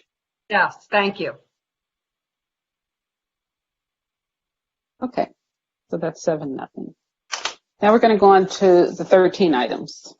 We have 13A, request of Mayor Himmelrich and council members Brock and Davis that 3 council members be appointed to constitute an ad hoc committee to be in existence through the completion of the recruitment to work with the city staff on the recruitment of a new city manager. And you have no callers on this item. Thank you. So I can start and anyone else can fill in. So this was how we recruited our current interim city manager. We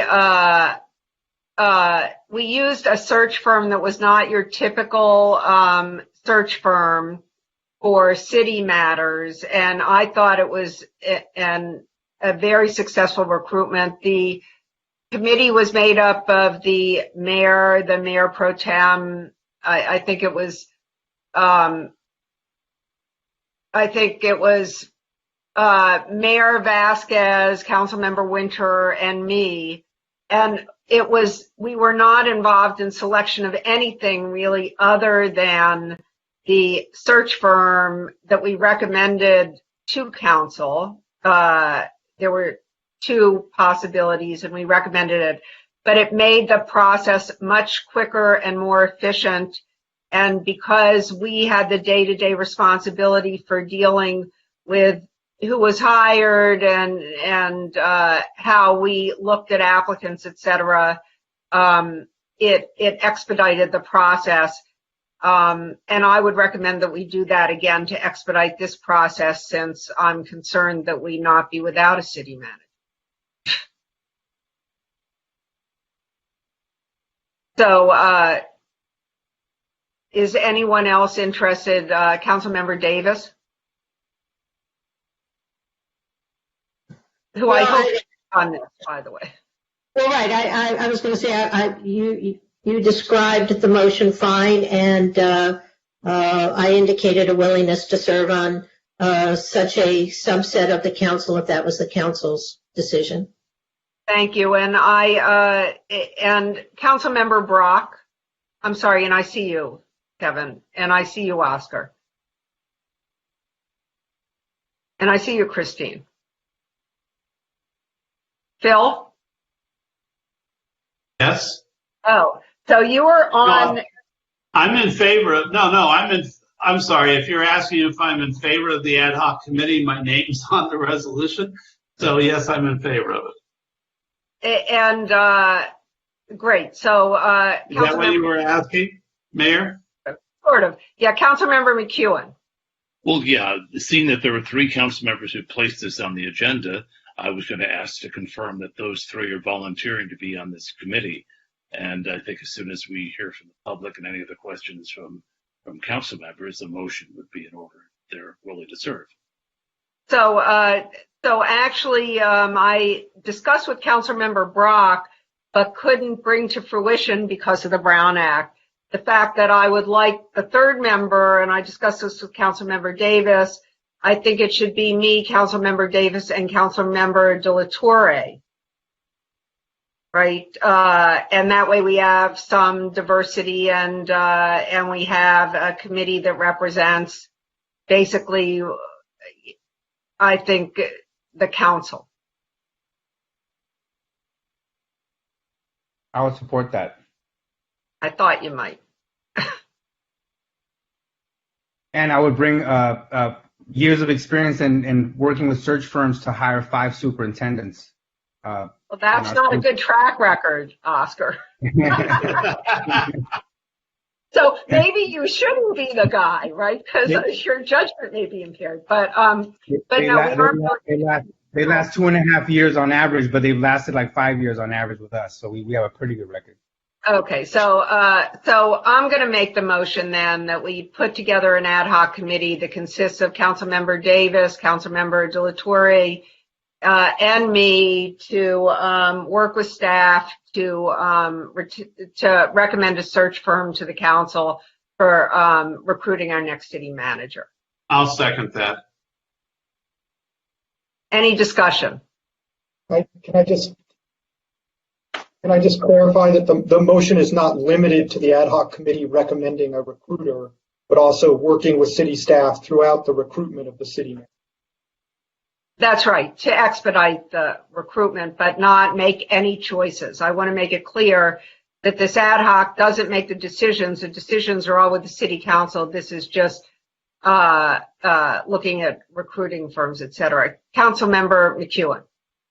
Can I just ask, before I'm called upon to vote, whether there are any members of the public who called in on this item?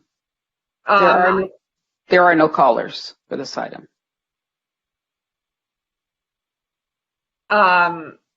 So seeing no further comment, may we take a vote, please? Councilmember Delatorre? Yes. Did you say yes? C. Okay. Yes. Councilmember Brock? Yes. Mayor Pro Tem McCowan? Yes. Councilmember McKeown? Yes. Councilmember Davis? Yes. Councilmember Parra? Yes. And Mayor Himmelrich? Yes. So that passed 7-0. Yes. Next, we have item 13B, request of Mayor Himmelrich and council members Brock and McKeown that council direct staff to return with proposed emergency interim zoning regulations to 1, prohibit 100% non-residential projects of greater than 7,500 square feet in the industrial conservation district with possible consideration for exceptions such as schools. Number 2, prohibit single unit dwellings in any non-residential zone. And 3, impose additional restrictions to ensure that potential housing development sites are preserved pending the completion of the suitable sites analysis and the sixth cycle housing element update. And you currently have no callers for this item. So, Councilmember McEwen, do you want to speak to this? I'm happy to, but I know you understand it as well as I do. Well, when the mayor first asked me to join her on this seemed a pretty self-evident and simple thing, but it's sort of gotten a life of its own, and I've gotten some emails questioning it. What we're trying to do here is to make sure that as we prepare to do the housing element, some of the land that we could use for housing isn't snapped up opportunistically by other uses.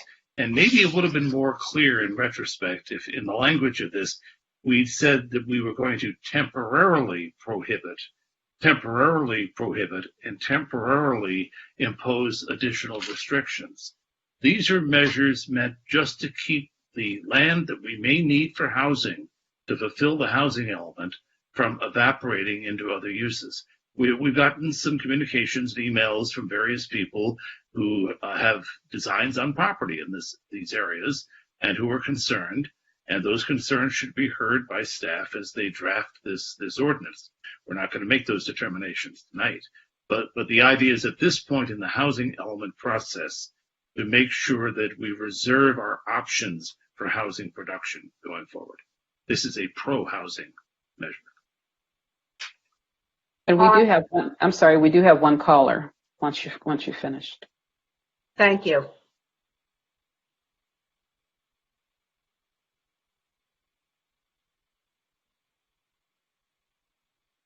Ready for the member of the public, Corey? Oh, I was going to say, are we going to callers right now? Okay, here comes. Transferring Kevin Colsall.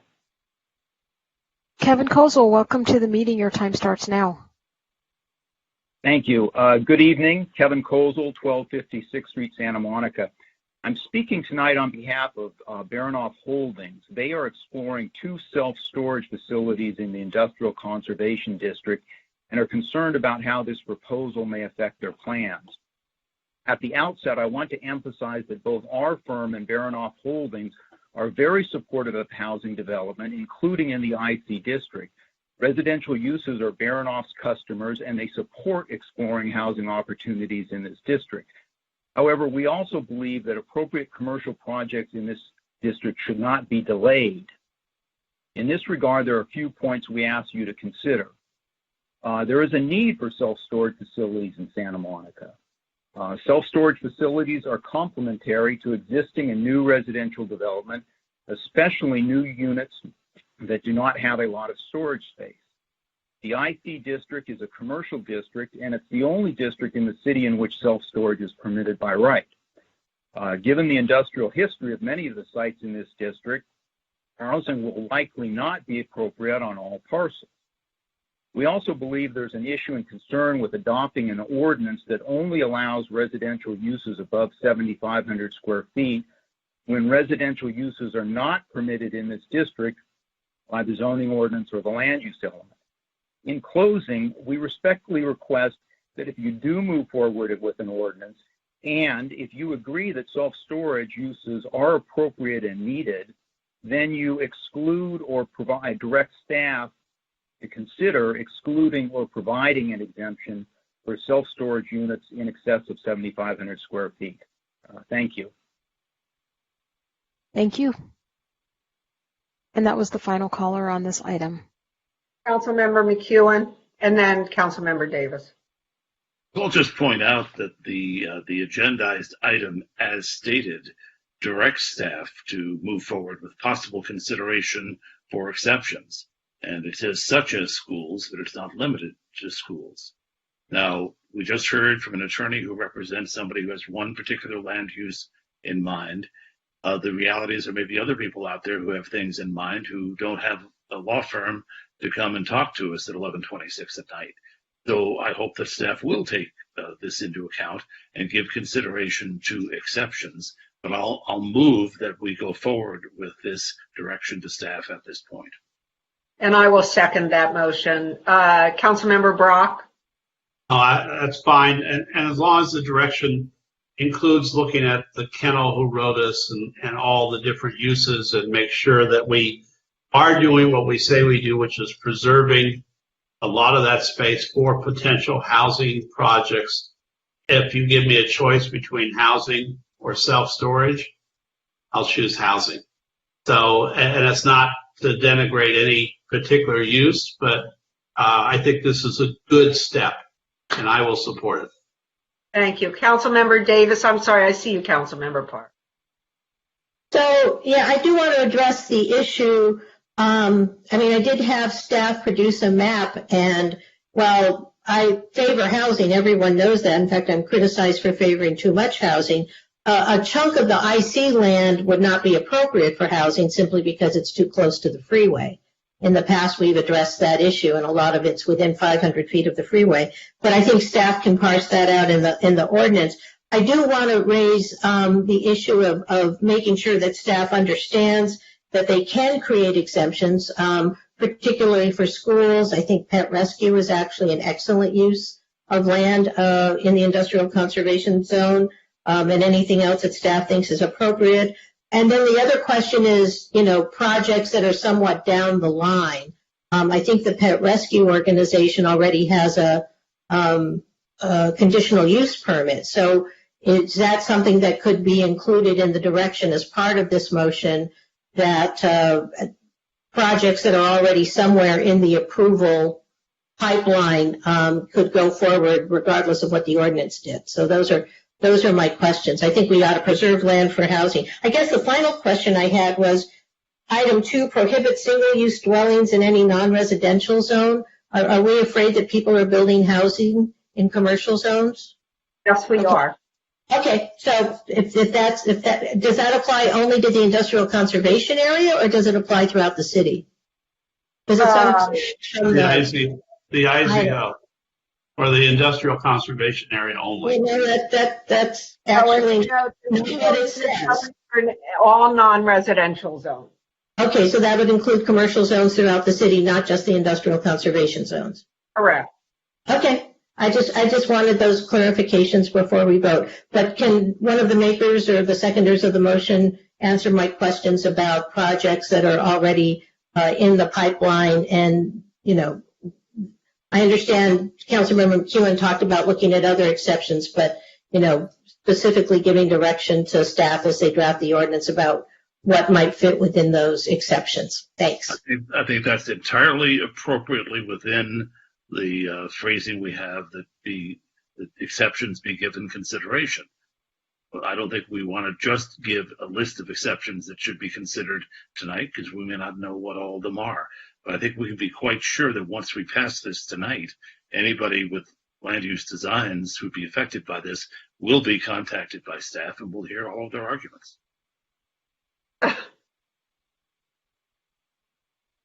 So, Glenn, you're muted, but No, I'm not. You were. Well, for the first part of what you were saying something that we didn't hear.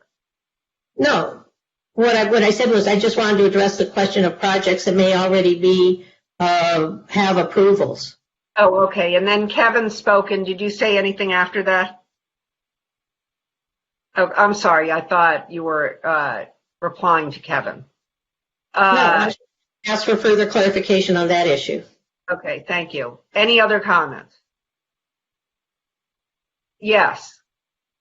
Councilmember Parra, sorry. Hi, no, I just wanted to reiterate what Councilmember Davis said, that I was concerned about projects that have already received CUPs or are in the midst of planning approvals. How will they be handled? Will there be an exemption given to them, in regards to this?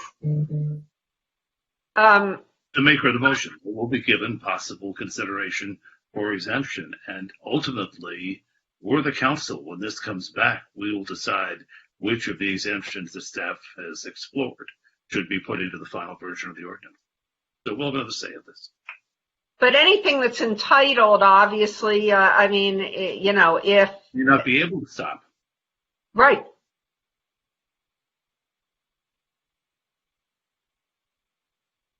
So, any other comments? Are we ready to vote? Thank you. Councilmember Parra? Yes. Councilmember Davis? Yes. Councilmember McKeown? Yes. Mayor Pro Tem McCowan? Yes. Councilmember Brock? Yes. Councilmember De La Torre? Yes. Mayor Himmelrich? Yes. So that passes 7-0. Next, we have item 13C, and it's request of council members Brock and Parra that staff prepare and submit to Southern California Edison a letter requesting that, to the extent such lights are not required by the FAA and are not necessary for the safety and nighttime airport operations, Southern California Edison remove nighttime red obstruction lights previously installed at the top of several utility poles west of the Santa Monica Airport property, and halt the installation of any nighttime red obstruction lights west of the Santa Monica Airport property. And I believe you have about 5 callers for this item. Great. Do you want to introduce it? And who's going to introduce it? And then I was going to say, I thought Denise did a great job of introduction. Look, this is I'm very concerned. I think we all are about members of the community enjoying their premises and enjoying their neighborhood. So this particular item has come up since August, I believe. Southern California Edison was adding electrical output in just west of Santa Monica Airport. They started putting in new utility poles. The poles are slightly taller than the old poles. They, under an abundance of caution, is in tight lane. Under an abundance of caution, they contacted the FAA. The FAA looked at the 5,000-foot runway and said, oh, you need to add some red lights to those new poles. So the situation is that Edison added them. Edison has said that as far as they were concerned, if the FAA required them, they were there. If the FAA didn't require them, they could take them out as long as they didn't have liability for it. The only negative is that potentially the city would have liability. But on the other hand, we've operated an airport for 100 years, so we already have a hell of a lot of liability. And for the residents in that area, they're suffering. They've got lights now flashing into their bedrooms overnight. And no, it's not the kind of red light district that they want in their neighborhood. So as far as I'm concerned, the lights, there are only 3 of them, I believe, have been installed so far. They're scheduled to have 3 or 4 more installed on subsequent blocks. And we can ask Edison and the FAA. The FAA has said to several residents that they do not require the lights based upon the length of our runway. If we ask Edison to remove them and the FAA says they're not necessary, they can be removed. The neighbors in that Sunset Park neighborhood will be able to have a good night's sleep. And that's the reason I brought this. By the way, one last thing. The Airport Commission has held hearings on this beginning in September. They've had the Edison out to the Airport Commission. They've done extensive research on this, and they have voted and sent to the city a motion asking that these be removed. Ultimately, I'm asking that we support Santa Monica's Airport Commission and follow along with that and support that commission asking that the lights be removed. Thank you. Councilmember Parr, do you have anything to add? No, Phil was pretty thorough. Thank you. Thank you. And now let's hear the speakers, please. Okay. Transferring Bruce Malarkey. Bruce Malarkey, welcome to the meeting. Your time starts now. Oh, can you hear me? We can hear you. Yeah, you're in the meeting. Go ahead. Oh, okay. Hi, Bruce Malarkey. I'm with the Santa Monica Airport Commission. I just wanted to weigh in on the lights. I'm a longtime aviator, and I worked in the military. I ran an airfield. I looked at the lights, and what I found is that in many cases, the location that the SCE put in was not did not appear to be accurate, and because the lights are located on a hill, the base elevation of the light was inaccurate. Was probably inaccurate, and then the top of the light then therefore would be inaccurate for the penetration surface. In addition, some of the structures, the structure height was 39 feet and the penetration was 56 feet. So that would tell me that the ground itself on which the light was sitting was actually 5 feet into the transition area. The other thing is that this is a risk mitigation issue, and there are other ways to mitigate the risk. So the FAA said that if they did the initial survey based on the old runway, and that the city informed them that they were not intending to expand the runway again, that they would use some new coordinates. And then if we provide more accurate information on the coordinates of the existing structures, that they may in fact find that they're not in the surface zones. Other than that, there are many, the way the survey is done is typically is a point analysis, and it doesn't take into account adjacent structures. So if you look at the area, there are many, many obstructions that exceed the height of those particular poles. And that's it. Thank you.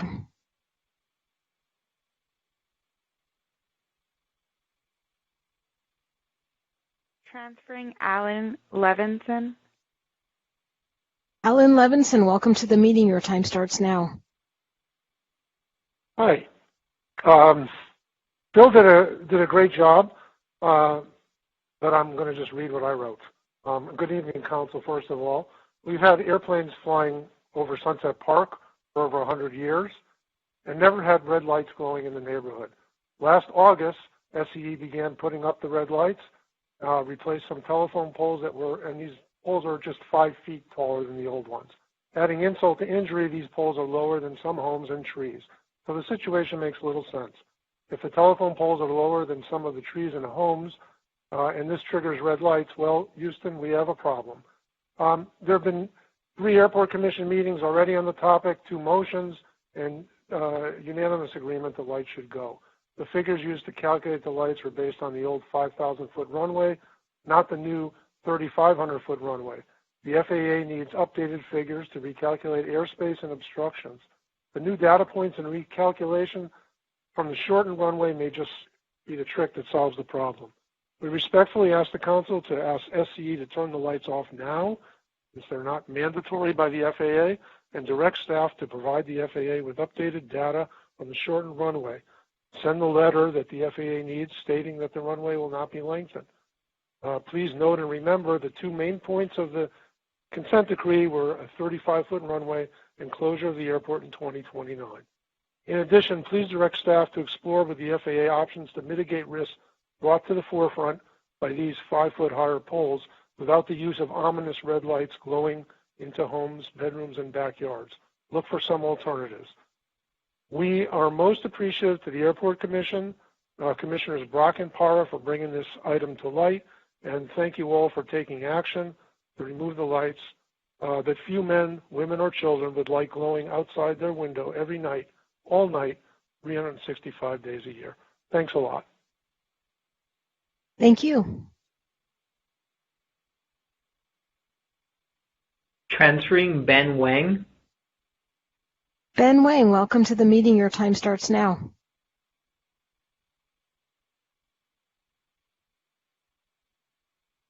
Mr. Wang, are you in the meeting? I am. I just put the computer on mute. Thank you. First of all, I wanted to thank you guys for putting this on the agenda and helping to address this issue. I just wanted to voice strong support for removing the red lights. I'm hoping that you guys saw that 200 plus others signed our the petition that was put together by the community. You know, overall, I think this is just yet another example of a long history of incompatibility between the airport and the community. This is just yet another example. And I just want to point out the irony of this, that, you know, for a long time we've been trying to tell the FAA that, Kevin, I know that you went all the way out to Washington, D.C. to talk about this. It's just ironic that now that we've shortened the runway, now they're putting the red lights, sort of acknowledging that there's a conflict between the airspace and the community, right? That's just ironic that they're doing it now that we shortened it. And lastly, I just wanted to say, you know, if after updating the data and they do the analysis and they say, hey, there's still some conflict, I want to suggest that that you guys look at all remedies, not just, hey, let's keep the red lights up or add more red lights. They should consider all remedies, including shorting the runway more, eliminating nighttime operations, or just saying no IFR flights at all. So thank you. Thank you. And that was the final caller on this item. Well, thank you, Corey. Yes, Councilmember Davis.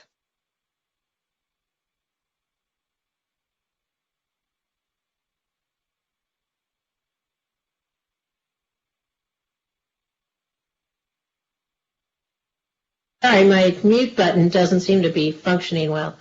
And I know it's late and I don't want to beat a dead horse, but I'm wondering if the interim city manager or someone else could give us at least a summary of sort of where we are in this, because I it's my understanding we've already sent some letters and had some communications with Edison and the FAA, so I want to make sure that what we're doing here is actually productive and just not repetitive of previous acts that apparently haven't been very effective. Councilmember, I believe Diana Hernandez is with us and can address that question. Hi, good evening, Council. My name is Diana Hernandez. I'm the Airport Operations Administrator. And you are correct that airport staff has began work on this. And we have sent letters back in October 12, 2020 to SCE and FAA regarding these lights. And we've also contacted the FAA staff in the Obstruction Evaluation Group office on several occasions to follow up on this item. And unfortunately, airport staff hasn't received a response from that office. But I can tell you that even up to today, we sent another correspondence to the FAA to follow up on this matter and ask what we can do to help expedite this and the documents that need to be submitted.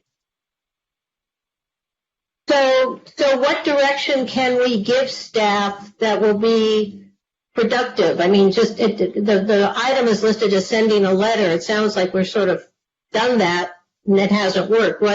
What direction can we give to staff or authorization can we give to staff that will, emphasize the importance of this to our community? Susan, is Susan on the line? So aside from the two letters that we've sent, to our point, what we've also done is the FAA is requesting submittal of an ALP, which we, per the consent decree, it wasn't part of the requirement under the consent decree. We submitted an airport diagram, and we worked in collaboration with the ADO office. And so the information that the FAA is requesting from us, we've already submitted prior to the shortening of the runway. So airport staff has outreached and sent letters. We're still working on it. We're still committed. And there was a suggestion that we work with Edison, and Edison said they would take down the lights if the city accepted the risk. Is that correct? Yes, and we reached out to Edison and asked that they resubmit their aeronautical study to the FAA so that they could use the current runway configuration instead of the old one.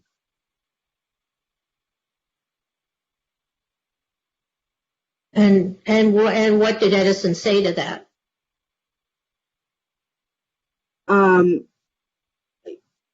They said that they would resubmit the aeronautical studies. And do we know if they've done that? I would have to follow up on that. Councilmember McEwen, maybe can you shed light on this? I see your hand up. I'm very glad this is before us tonight, because those lights, were they to be outside my window, would drive me nuts. And they don't need to be there, as I understand it. I certainly have no problem with our sending the FAA as strong a letter as we can, committing that we're not going to lengthen the runway beyond 3,500 feet. We didn't fight as hard as we did to get this far to lengthen that runway. So if that documentation helps in any way, I don't know why they doubt us on that, but let's get that out right away. I think it's been correctly identified that the real problem here is not so much with the FAA as with SCE. Apparently, their legal advice has been that they need to put these lights up to protect their own corporate interests, because they feel that they could be sued or be liable for those lights not to be there. If the lights are based on false information or on the suspicion that we might in the future lengthen the runway by 3,500 feet, let's get all the documentation we need to the FAA, and under the letterhead of the city council and the city as a whole, not just the airport, in case that'll get any more attention. As Mr. Wang mentioned, I went back to Washington, it's 6 years ago now, to address the FAA face-to-face on this. They should know by now that we're going nowhere with that airport except closure by the beginning of 2029. I don't understand how there could be any doubt on that. But the problem may really be at the SCE end. And I have a little experience dealing with them as a corporation because I'm our representative on the board of directors of the Clean Power Alliance. And I can't talk about specifics because they're legal matters, but we had difficulty with information transfer with them that had to do with customers and billing. So they can be a difficult, very large entity to deal with. And I guess my question for staff would be, do we have a role in dealing with SCE that we can pursue in this? I mean, the city staff is committed to working with SCE to update. So if I may just add to that, so if I may just clarify, there's two avenues here and that we've talked about tonight. One is, the way I'm reading this 13 item is the request is for us to send a letter to SCE that directing SCE to turn off the lights if it's not required by the FAA. So right now the lights are recommended by the FAA, not necessarily required. And so our approach to SCE has been to turn off the lights. SCE is willing to turn off the lights if the city is accepting that liability. The other approach that we have is to work with the FAA to have them redo the light study based on the shortened runway of 3,500 feet, because the recommendations were based on a 5,000 linear foot runway. And that's what we're, the way it was explained to us by FAA is they usually base it on a airport layout plan, but we are not submitting an airport layout plan because that affects the terms of our consent decree with the FAA to close the airport in 2028. And instead of an airport layout plan, we submitted an airport diagram. And so the miscommunication here is the division, the FAA that is doing the lighting study is struggling to come to terms with basing the light study on the airport diagram. And that's where we're trying to connect with the FAA to redo the study. And like Diana has explained, we've sent several letters to the FAA requesting this light study to be redone without any results. Mr. Volti, it's entirely possible that there's a little bit of uncertainty in Washington these days for multiple reasons. Do we have any idea how quickly the FAA might respond to our submitting this information? Well, so I think I'm hearing from Diana that we first connected with them in October, and we are now in January, so it's been 3 months waiting to get a response from the FAA. Certainly, we will continue to follow up, but I can't really pinpoint how quickly FAA will turn things around. And even if the FAA did not change their supposed requirements, it's really a matter of liability. The utility, SCE, the investor-owned utility, is not obligated to put up the lights. They are putting the lights up such that should there be something that happened, they wouldn't be liable because they would have fulfilled the suggestion that they got from the FAA. So that is correct. Can we evaluate how much liability there really is? Because, I mean, maybe this is a liability we should, for a temporary period of time until we get the paperwork straightened out, accept on behalf of our residents. Or maybe it's a liability so great that it would be really unwise for us to do that, as much as we'd like to help those residents. So do we have any idea how much liability is involved in, what kind of liability are we talking about? That a plane operating under IFR at night clips the 5-foot top of a new telephone pole that's shorter than a nearby tree, and we'd be liable? I'd just like to understand that better. Councilmember Brown. I'm sorry, Kevin. Are you waiting for an answer, Kevin?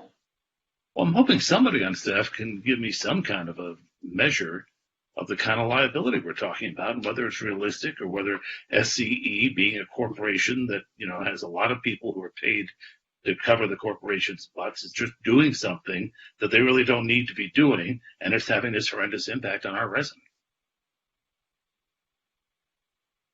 I'll certainly defer to the attorney, but I do think liability with respect to removing such lights from the airport could potentially be quite substantial. I will back that comment up. Alleged liability could be quite substantial. Whether actual liability could be substantial, I certainly don't know. There would have to be an evaluation of the risks of removing the lights. And from our side, I don't think we've done that evaluation yet in terms of understanding exactly what the risks are that we would be assuming liability for, or what the scope of that liability would be. Obviously, if the liability is, a realistic possibility that it would increase the chance of an aircraft accident, that would be liability that, quite frankly, we would not recommend that the city assume, because that liability can be immense. On the other hand, if, as people have explained, the lights are such that they don't really, their presence or absence doesn't really increase that risk at all, then it might be liability that the city would be willing to assume on behalf of SCE. But that would require kind of, I think, a more detailed look at what this is. And perhaps what the 13 items should suggest is that staff, review the situation and return to council with recommendations as to how to proceed, which might include a recommendation that the city agree to assume liability with Southern California Edison in order to get the lights removed. I have a quick follow-up question. We have operating hours, limited operating hours at our airport. I don't think we have planes flying in and out all night except emergency basis. Is it possible to get these lights turned off late at night to reduce the torment of the residents and have them come back on when we know there's an emergency flight coming in or going out? I think this is Diana, if I may. Arrivals are allowed 24/7, so the mandatory curfew applies to departures only.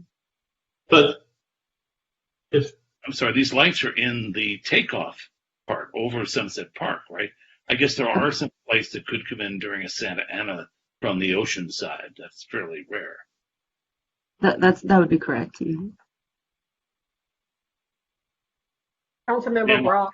This airport, I'll tell you. So I have a couple of, let me ask a different question.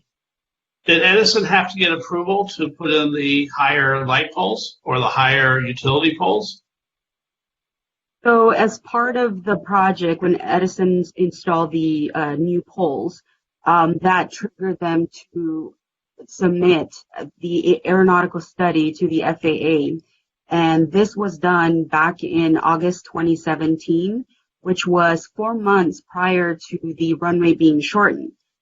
So this means that the aeronautical studies were determined by using the old runway configuration of 5,000 feet instead of the current one, which is 3,500. I'm sorry, Diana, that wasn't my question.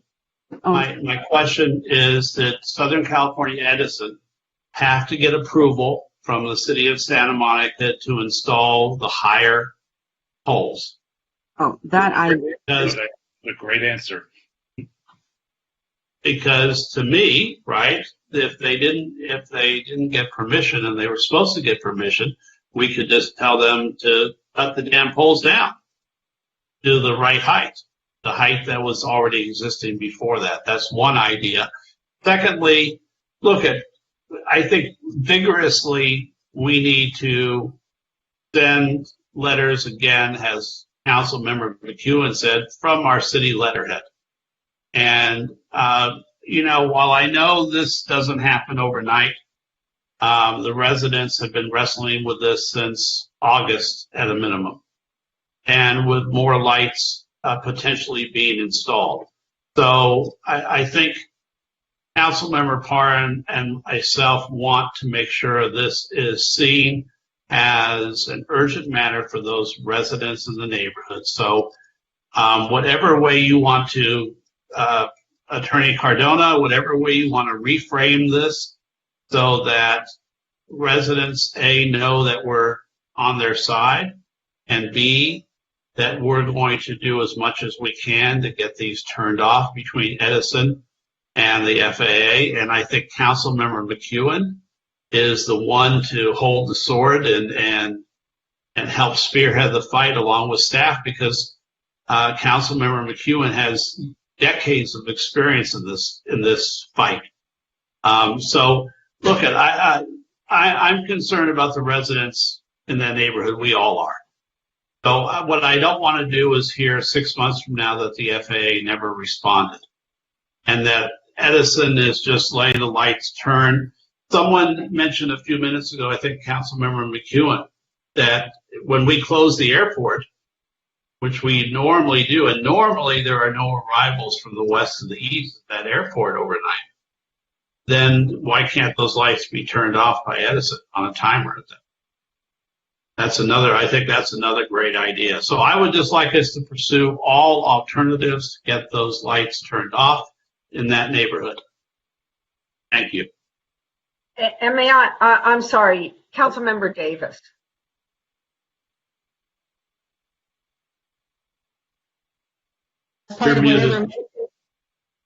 Yeah, she's having the same sticky mood I am. Go ahead.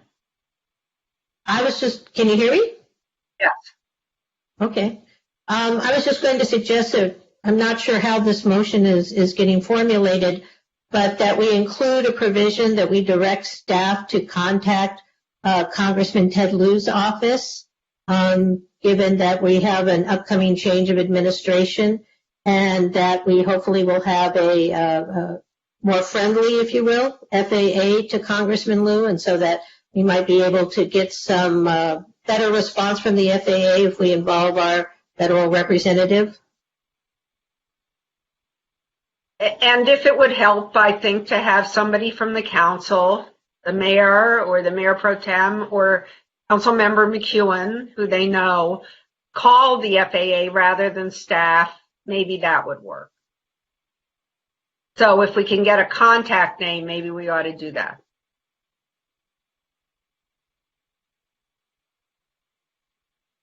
We can do that. Thank you. So in an effort to get this done, might I suggest that it be reworded rather than simply prepare and submit to Southern California Edison, just request of Council Members Brock and Parra that staff take steps as necessary with Southern California Edison and the FAA to attempt to ensure that these operating lights are removed and that no new ones are installed, and report back to council at some point in time. You can set a time on what efforts have been undertaken and what the results of that have been.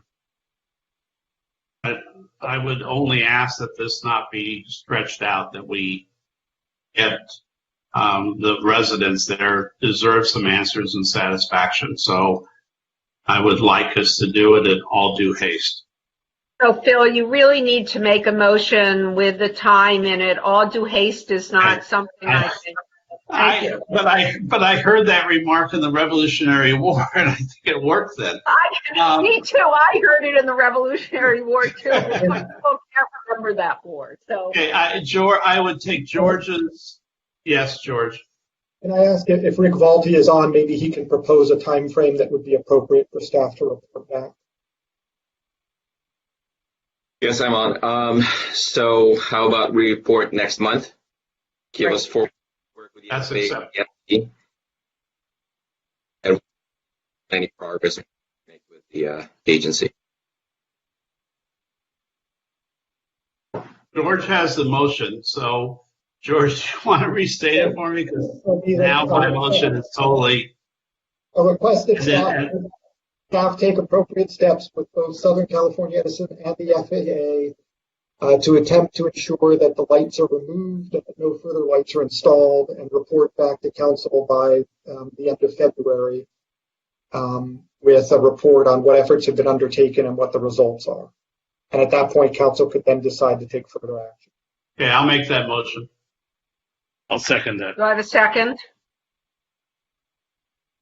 I just did.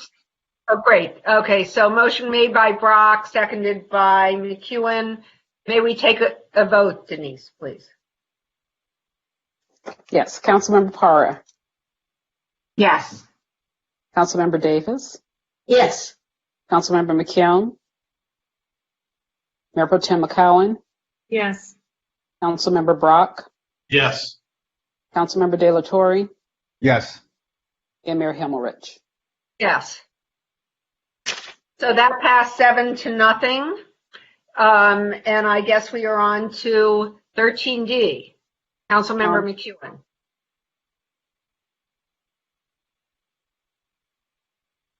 I'm sorry, we're on 13D, right.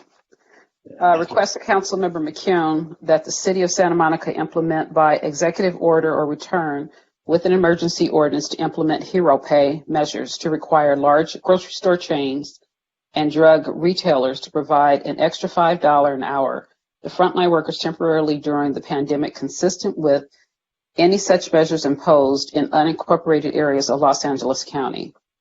And you have no callers for this item.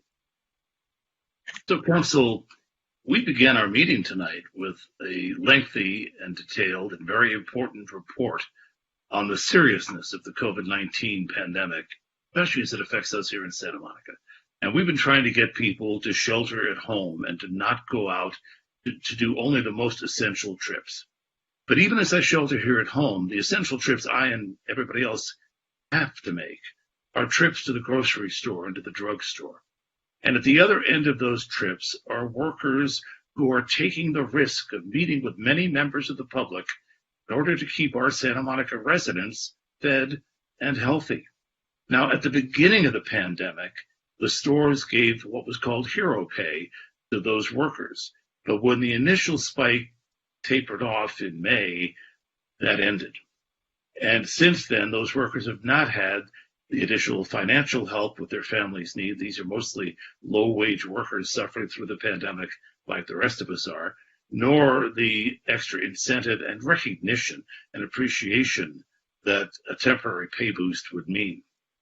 Back in mid-December, Long Beach, which has become a pretty progressive city under Mayor Robert Garcia, began a motion to restore hero pay.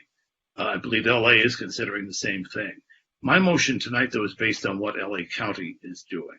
LA County has decided to prepare an ordinance, which we'll vote on 2 weeks from now, that would give hero pay to grocery store and pharmacy workers in unincorporated LA County.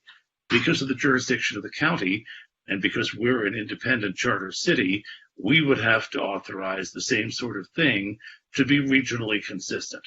And if LA is doing this, let's recognize we're embraced on three sides by the city of LA. So there's no competitive disadvantage here for our stores, but there's a very real recognition and appreciation of the workers who are keeping us and our families, as I say, fed and healthy. So what I'm proposing tonight is we ask staff to prepare something so that when the county passes its measure, if they do, we will match it. And that means that at this point, we don't know exactly what the details will be. The county is proposing to have this affect chain stores or stores that I think it's over 300 employees or more than 10 employees in a store. So it wouldn't affect the little mom and pop corner store. But this would affect the major grocery chains and pharmacies, which we know we have many of here in this town. And it would affect those workers and their families. And because they're keeping us fed and healthy, it'll affect our families. So I'm asking tonight that we approve authorizing staff to come back with an emergency ordinance that will implement pretty much what the county does on a local level here in Santa Monica. And that is my motion. If we still don't have any callers. If we have callers, we have to hear from them first. Do we have any callers, Denise? No, we do not. And I'll second your motion, Kevin. Thank you. Any comment? Denise, oh, yes. Councilmember Brock. while I support those workers getting extra pay because, my God, they're around people all day long who may have COVID, and they have to be scared to death going home to their families every night. But in talking to a couple of the grocers in the area, the average pay with benefits for their employees is about $26 an hour. They're saying that there will be severe impacts of a $5 an hour increase, that they either may close their markets and thereby restrict the ability of our residents to get groceries at stores. That they might also reduce hours. Now, I don't know if any of those are scare tactics or not. And I do like the idea of the emergency ordinance. I'm concerned about the $5 an hour figure because I certainly don't want the residents of our city who are in the most need to go to the market and find that prices have increased more. And while grocery stores are doing more volume, historically their profit margins are pretty slim. So, and in fact, if you look at like Kroger and things like that, their stock prices have actually decreased over the last. So I'm concerned about the amount. I'm in favor of doing this emergency ordinance. I'm concerned about the $5 an hour figure. And that's my comment. Councilmember McEwen. Well, I guess it's no surprise that the California Grocers Association has come out in opposition to this. They sent us a letter. A lot of these arguments are going to be played out in the next 2 weeks at the county level, which is, of course, a much bigger action, and that's really where the debate is going to be happening. What I'm proposing is that we have our staff prepare something that comports with what comes out of those arguments, that negotiation, the consideration of impacts, prices. Grocery stores, traditionally don't make much profit. My understanding is that during this coronavirus pandemic, their profits are actually up quite a bit. And we're talking about large chains that are well capitalized. Do I think that the threat of closing stores is real? I don't. They're making a bundle selling us groceries. I'm just very concerned for the people, the real people with faces we see behind their masks at the checkout counter, helping us pack our stuff out in the parking lot, moving the carts around. These people are taking a risk, and they're taking that risk home to their families. And if we can support them in some way, I think we should. Councilmember Davis. Yeah, I just want to point out that a number of stores, including stores in Santa Monica, at the beginning of the pandemic did offer hero pay to their workers. And I don't believe that food prices went up substantially, nor do I believe that any grocery stores in Santa Monica closed. So I think that the threat of rampantly increasing food prices or the closing of grocery stores is, as I think Councilmember McEwen characterized it, a scare tactic. Mayor, we do have one public caller on hold. Okay, so while we're waiting, Councilmember Brock, I just want to. My question is, so I'm in favor of doing this. My question is, should we tie it to the LA County, or should we just do it then? And maybe at a lower amount, maybe at $3 or $4 an hour, but just do it regardless of what the county does. Now, no city in LA County has done this yet. I know several have talked about it. But why are we tying it to LA County then? Why don't we just do it, other than saying they'll do our research for us? And be cover for us. Is that okay? All right. Thanks. That answers it. Let's have the caller, please. Okay. Transferring John Katz. John Kapp, welcome to the meeting. Your time starts now.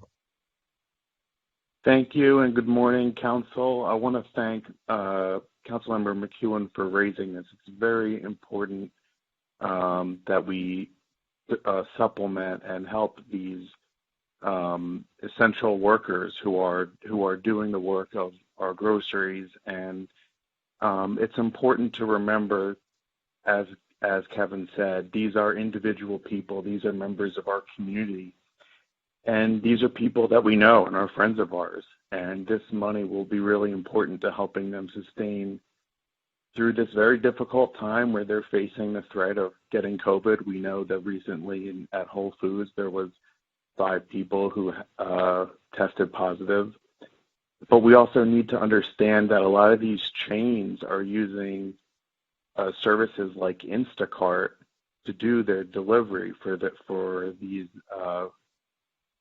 services. So it's not like Bob's Market where you go and get the food from somebody who actually works there.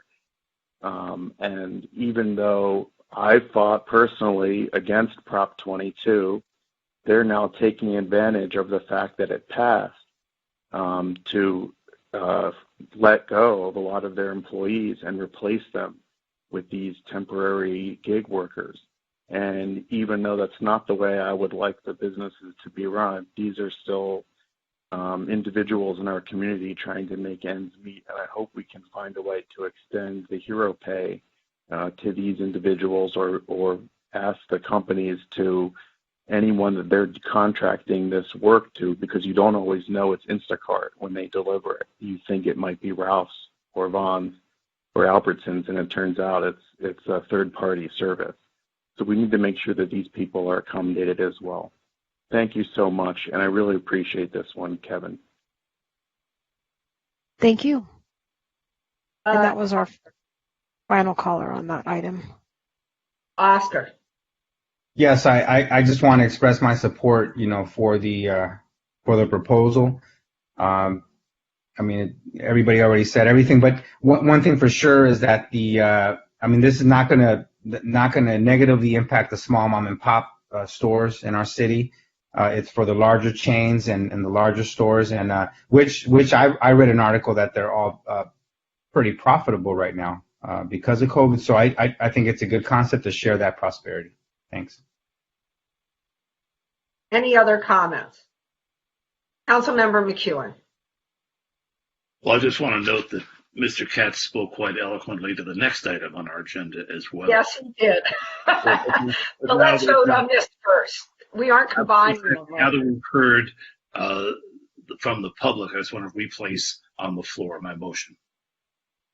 And I will resecond your motion. Does everyone want me to restate the motion? Or Kevin, do you want to restate it? No, nobody wants me to restate it. Why don't we go to a vote, Denise? Thank you. Councilmember De La Torre? Yes. Councilmember Brock? Yes. Mayor Pro Tem McCowan? Yes. Councilmember McKeown? Yes. Councilmember Davis? Yes. Councilmember Parra? Yes. And Mayor Himmelrich? Yes. So that passed 7-0, and we're on to 13E. Okay, 13E is request of Mayor Pro Tem McCowan and Council members McKeown and Davis that Council direct staff to explore possible options, including but not limited to an emergency ordinance regarding regulation of the transport of non-prepared food in a matter not under direct control or oversight of commercial grocery stores, so as to ensure such delivery is licensed or otherwise regulated to maximize food safety and protect the health and welfare of Santa Monica residents. And you have no callers on this item. So who's going to introduce this, please? Well, I'll start out. And I want to thank Mayor Pro Tem McCowan and Councilmember McEwen, who are going to have to change their last names because I'm going to get them confused forever and a day.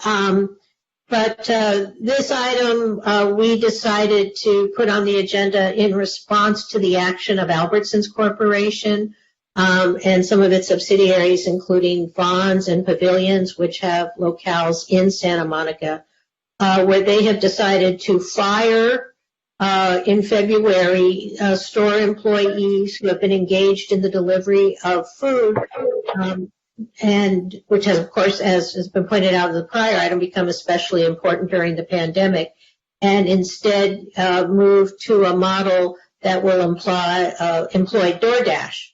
I believe they have a specific contract with DoorDash. Whether this is a response to the passage of Prop 22, I can't say, but what I can say is that anyone who's ever used DoorDash to have restaurant food delivered to them knows that it often gets to you cold, and sometimes in order to make money, the DoorDashers will pick up 3 or 4 orders and deliver them seriatim, so that the person who's number 4 on the list doesn't get the warm food. And I mention that because there's obviously a food safety issue here, that the stores that have been having delivery done by employees have been using store-owned refrigerated trucks to do so. It's my understanding that there won't be any such provisions for the contractors who will be delivering food. So the idea here is to try and come up with a way to regulate food delivery in such a way that makes sure that the food that is being delivered to Santa Monica residents is edible and healthy, doesn't contain foodborne illness, that sort of thing. And so that would be the point of this item.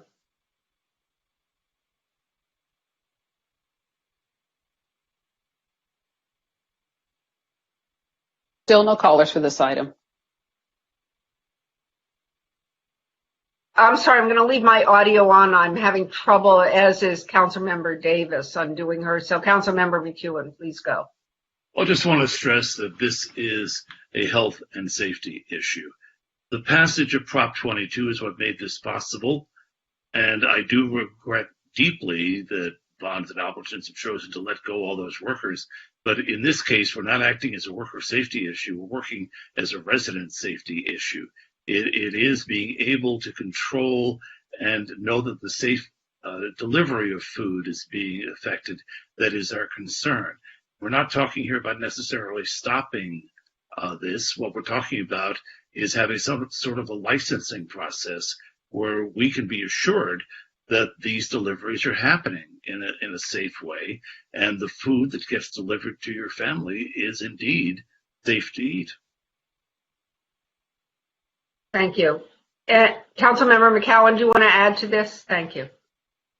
It's so late, but I reiterate that I think Councilmember Davis and McCune have really covered this, and the previous caller even spoke to this a little bit. We're deeply concerned with the health and safety of our residents, that these major grocers especially are going to forego, refrigerated vehicles to deliver unprepared goods, and it's a potential great risk. And so, whatever we can do right now to protect our residents during we're already in a health pandemic. I don't think we need to add on top of that. So that's it. Thanks. Any other comments? Yes, City Attorney Cardona. Just want to put everybody kind of on notice that this is going to require a fair amount of work. Transport, delivery are heavily regulated by a variety of state, federal, and other laws, and so we are going to have to navigate and figure out what can be done without running afoul of preemption principles. So I just want everybody to understand that there is going to be some work in figuring out what we can return with that will survive challenge. Thank you. Anyone else? Okay, Denise, shall we take a vote, please? I need someone to make a motion and a second. I don't think. No, I'm sorry. I was stuck on the last motion because we did it right at the beginning. Yeah, may I have a motion and a second? I'll move. The item. Second. Okay, so I heard Councilmember Davis and seconded by Councilmember Brock, I think. That's the fine. other way around. It doesn't matter. I don't care. Let's vote. Let's vote. All right. Councilmember De La Torre. Yes. Councilmember Brock. Yes. Mayor Pro Tem McCowan. Yes. Councilmember McCune. Yes. Councilmember Davis, Yes. Councilmember Para, Yes. and Mayor Himmelrich. Yes. So that item passed 7-0. Thank you for bringing it forward. And we have 13F. 13F is a request of Mayor Pro Tem McCowan and Councilmember Brock that council direct staff to, 1, explore additional options under an emergency ordinance to further ensure the safety of street vendors, their staff, patrons, and surrounding visitors of the Pier and Palisades Park by implementing enhanced safety protocols that include mandatory mask compliance and social distancing of vendors, their staff, and patrons in line with the county public health requirement during the hours of operation. Number 2, designate $10,000 from council council discretionary funds to assist with immediate resource allocations for enhanced safety signage in connection with immediate resource allocations or enhanced safety signage in connections with these efforts. And number 3, continue to look for additional resource options to support enhanced code enforcement related to safety protocols on and around the pier and surrounding areas. And you have no callers for this item. Yes, Mayor Pro Tem McCowan, and I'm sorry, I'll go. So on this one, I want to sort of break this down a little bit because there has been rightly some expression of concern in the community at the idea that this may be perceived as singling out particular industry. And just so that, and I guess should we provide direction on this, I want to clarify that this is largely in an effort to protect those who are working, their patrons and guests, that who are working because they have to provide for their families, are provided with, should they not have them themselves, or should patrons not respect sort of boundaries that they try to create to protect them from COVID. I do think that particularly with the recent pier closures and the fact that we still see people congregating in Palisades Park around the pier, Oceanfront Walk, and with vendors still being able to operate, I think it's really important that we allocate resources to help support these vendors, these businesses, and the people that are still visiting this area. I think Interim City Manager Dill, spoke to this a little bit in the COVID update, the fact that we will be allocating more resources to these areas. So I think some of that is already embedded in those changes and what we potentially will see at our next council meeting. But we just really wanted to show that we stand by this, that we've allocated funds for the food pantry. We've allocated funds for spirited, to keep our spirits high during COVID. And I think this is a way to also show that we want to allocate funds to ensure the safety of both people providing service in our community and those receiving services from people within our community. And then lastly, the additional resource options to support enhanced code enforcement. I think this was also spoken to earlier in the COVID update. So there are some redundancies. But again, this is not to be punitive toward people that are working in these capacities. It's more about ensuring that we have a broader reach of sort of, our mask compliance where it's flagrantly being violated. That's it. And so Councilmember Brock, do you want to add to that? Sure. I obviously support this enhancement. And I've walked. I love my bacon wrapped hot dog and my mayonnaise and hot pepper soaked corn. However, I want to make sure that those vendors are wearing masks, and I want to make sure that while they're wearing masks, that they get whatever support they need from code enforcement or our health ambassadors to make sure that there is proper spacing. In several cases, right at the entrance of Colorado and Ocean Avenue, there are 2 or 3 vendors bunched up along one of the narrow pathways.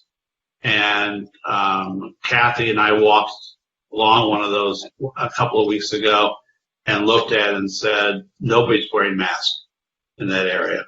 So with the pier being closed, we'll be able to at least have some of our ambassadors and some of our people in that area because that is a congested area.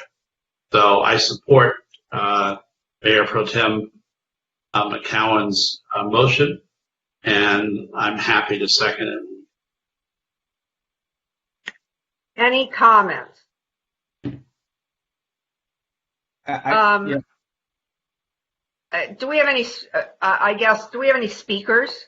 No, we don't have any speakers on this item. Great. Oscar. Yeah.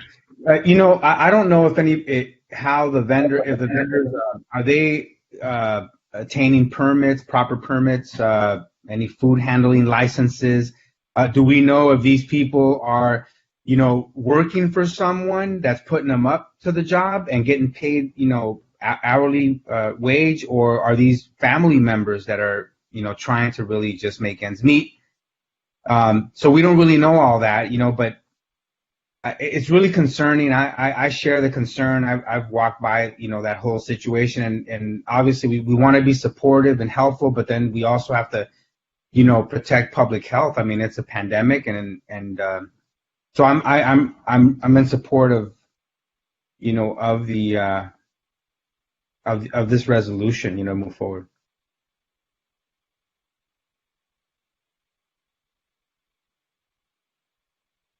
Councilmember McEwen. Well, I'll welcome myself back. I had the misfortune of losing my internet connection, and it was on for a while via my iPhone. I'm now back by internet, so I hope you all can hear me. I think that the intent of this is very good. The question I would have, and I guess staff could answer this best, this is contingency money from the council, which is a limited resource. And there are lots of places in our city where we could be doing a better job of mask enforcement. If indeed we choose this to be the location where we want to take a stand, I wonder if the motion, at least as it was agendized, and maybe it was modified while I was gone, which specifies signage, is really the best way to do this. I'm just not sure that people who are not wearing masks, despite all the messaging so far, are all of a sudden going to change their behavior, or their customers will change their behavior because we put up a few signs. It strikes me that now that we've closed the pier, the problem in that location may be somewhat diminished. But I know that also when we first opened the pier, we hired some of the pier workers who were put out of their jobs to do temporary ambassadorships as people were entering the pier to get them to wear masks. Staff, would it be possible, would it be a better move rather than signage, to hire some people, perhaps those out of work pier people, to act for a month or so as ambassadors at that site to see if somebody who's there actually talking to people, hopefully bilingual, and handing out masks could make a bigger difference than signs would. And I haven't actually officially made a motion yet, but I would be open to expanding sort of what the use of those funds go toward.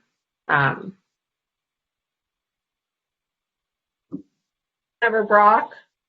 And I'm not necessarily sure we need the extra funds because we do have health ambassadors and people who are hired. We have new people on right now. But if we are going to use the funds, I loved Councilmember McEwen's idea. You've got people who have been laid off from the pier who are bilingual, who could be fitted with yellow vest or orange vest and could be in that area talking to vendors, talking to people lining up. And that's a much more effective use than signage. So I would support that in the motion. Absolutely. Councilmember De La Torre. Yeah, that's what I was going to say. That it's important.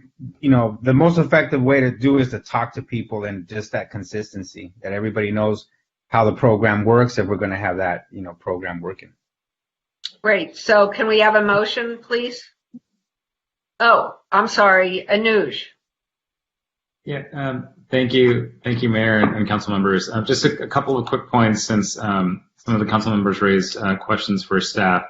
I think that, if the council does choose to allocate the resources from the council discretionary, I think, the flexibility that was referenced would be welcomed. As the city manager alluded to earlier, we are already enhancing our health ambassador program, which will free up our code enforcement in addition to the health ambassador function to enhance reminders and on the code enforcement side to actually conduct enforcement where necessary.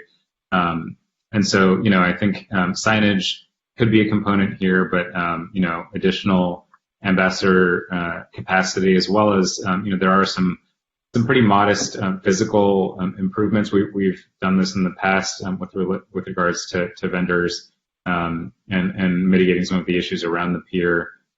So, some physical changes that could be made even in that Palisades Park area near the pier entrance. That could be a part of facilitating distancing and further compliance as well.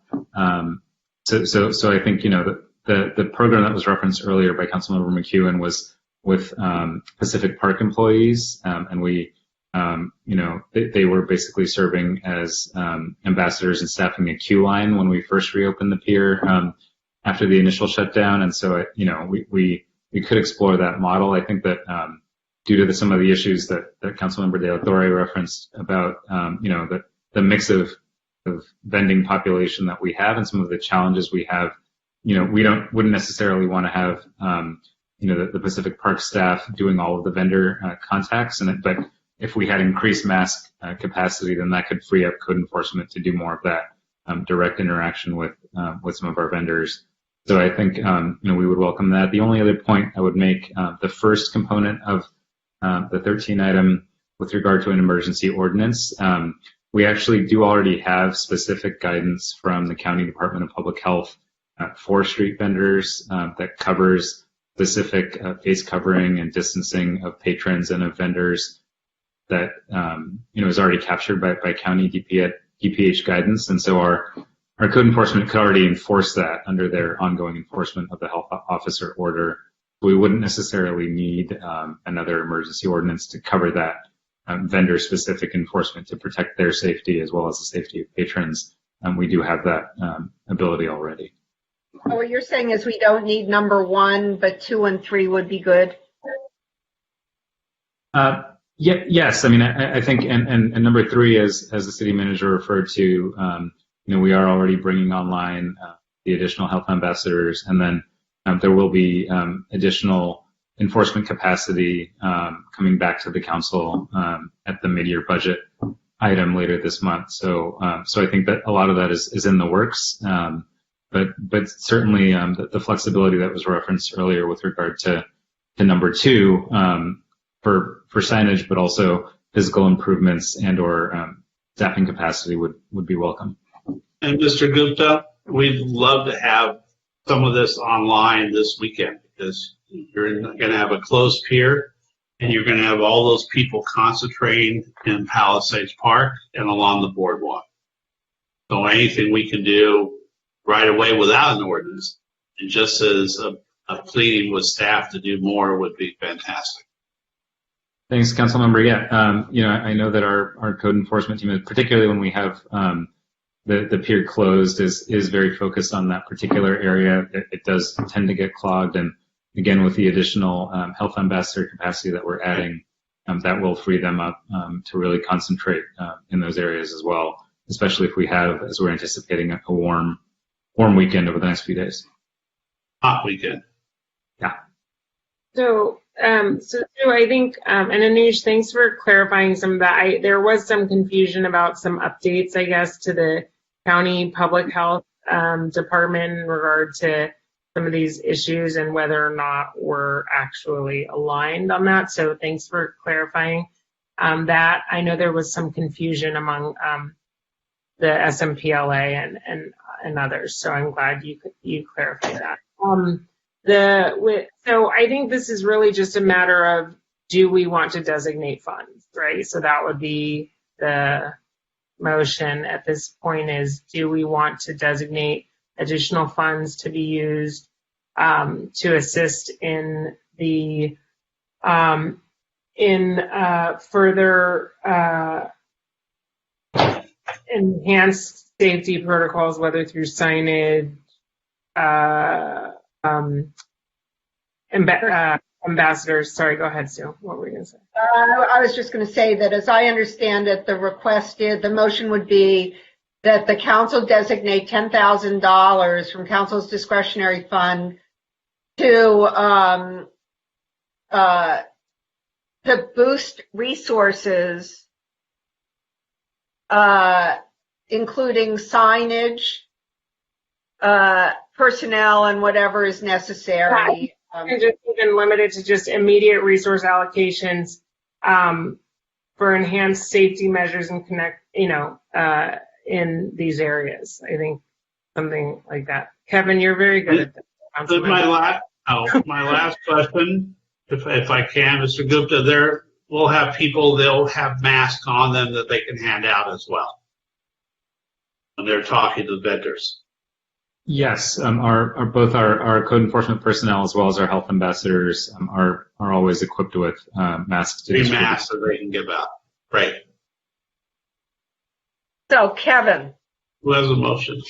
I know you're going to bail Kristen out of this. Come on, let's hear you do it. Our jobs are so similar. It's basically his duty.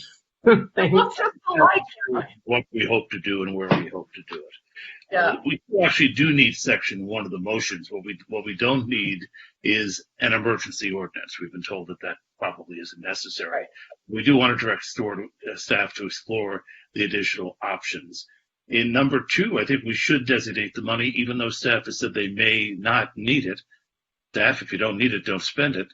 But I think it's important that the council put its money where its masks are, and that the public knows that we're willing to back action to make it safer for the public at the pier.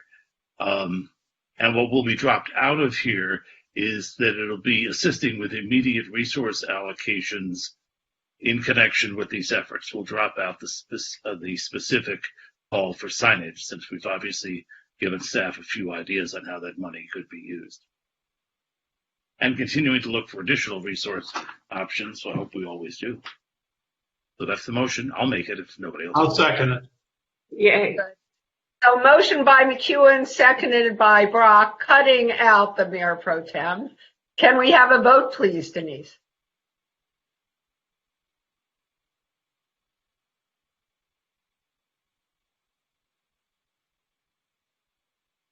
Denise? No Anuj, no Denise? No, I'm here. I'm sorry. I was muted. Thank you. Councilmember Para. Yes. Councilmember Davis. Yes. Councilmember McKeown. Yes. Mayor Pro Tem McCowan. Yes. I didn't hear you. Yes. Mayor Pro Tem? Okay. Councilmember Brock. Yes. Councilmember De La Torre. Yes. And Mayor Hamilrich. Yes. So that again is 7-0. Yay. And we move to 14 items. Okay, we have public input. Public comment is permitted only on items not on the agenda that is within the subject matter jurisdiction of the city. State law prohibits the city council from taking any action on items not listed on the agenda, including issues raised under this agenda item. And I believe you have 2 callers on this item. Thank you.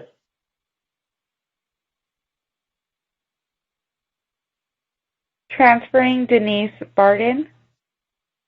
Denise Barton, welcome to the meeting. Your time starts now. Good evening. As I watched what happened in the U.S. Capitol last week, to me it was eerily similar to what happened here in Santa Monica, such as the failure of intelligence and security measures. It was so similar to May 30th, 2020, not only in the rioting, but in the Capitol Police actions of only arresting those out after the curfew. Although the Capitol Police do seem to be much more interested in arresting those involved in the incident than the Santa Monica Police Department is, here I believe we have to go back to the number of 300 sworn officers for a community of 90,000 residents, equaling one police officer for every 3,000 residents, not counting the 29 or 30 sworn officers downtown. Next, since big tech is now censoring free speech by conservatives, but wait, what am I saying? You've done that to me almost since I began speaking at city council meetings in 2008, where you've edited my presentations from the city council meeting replays on the city's website. And once those city council meeting replays get to YouTube, many times I've been completely edited out of them. I'm not sure who's doing it, if Google really dislikes me and completely edits me out of its YouTube site, or if it's you, the Santa Monica City Council, city manager, and city attorney, taking away my right to free speech by removing my presentations before the replay is posted on YouTube. And in ending, Kristen McCowan, most people put less value in what you say and care more about how you vote. It doesn't matter if you're black, white, brown, purple, green, or blue. Thank you. Thank you.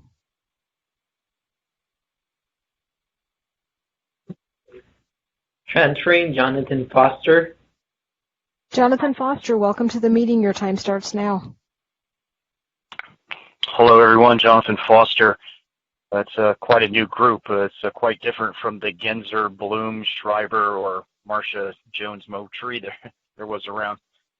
I'm still upset about the Santa Monica 3rd Street Promenade issue that's been out there, where also combined with the Palisades Park, where there was a Christian display out there for Christmas, which got bludgeoned out of here. But on 3rd Street Promenade, you still got a holiday tree, but there's a 9-lighted statue up out there for the Jewish people. So it's just a big crap on separation of church and state out there. Okay? Because there should be a Merry Christmas tree on 3rd Street Promenade, but everybody craps on Merry Christmas on 3rd Street Promenade. All those landowners that own that whole place, and all the stakeholders in there, and then what they got is a chopping up First Amendment, you see. And they chopped up my First Amendment, and I'd love to be following the lawsuit. The old place owes me $58,000 on a minimum, and several other performers out there that were bludgeoned off of there, with a Jewish mentally ill guy paired up with the community service officer Jew who was bludgeoning girl performers off of 3rd Street, black people right off of 3rd Street, writing up black people like they had done something wrong. So I got issues, but it's a great place. Let's talk about the positive for the few seconds left. A friendly offer. It's a really nice offer. It should never go away. I know you're going to dig the place up to do plumbing and stuff, but the performers issue on the street is one of the most positive things Santa Monica has. Please don't lose it. And in the future, I got more to say, guys, but it's a good-looking bunch, by the way. Merry Christmas, everyone. God bless you. Thank you. Thank you. And that's the final caller for the evening. So, folks, what I have is not a true adjournment, but more of an announcement. And but we will do an adjournment. But Lane notified me that, and I'm sorry. Yes. So let me read this. And Kevin, you'll be doing this from now on, but I'll do this one because I have it in my hand. Former city employee, Santa Monica Police Department Public Safety Officer Art Lopez, who served the downtown community for many years, passed away of COVID this morning. He is survived by his wife, Tina, children Eleanor and Eric, and grandchildren Eric Jr. and Rose. The city will be recognizing this tomorrow, but I thought it might be the right thing to let those who are watching us now, as few as they may be, know this tonight. So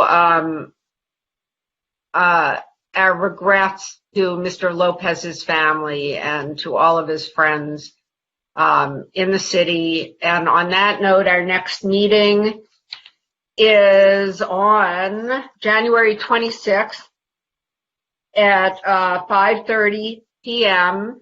And that's the Tuesday, and we will see you then. The meeting is adjourned. Thank you all very much.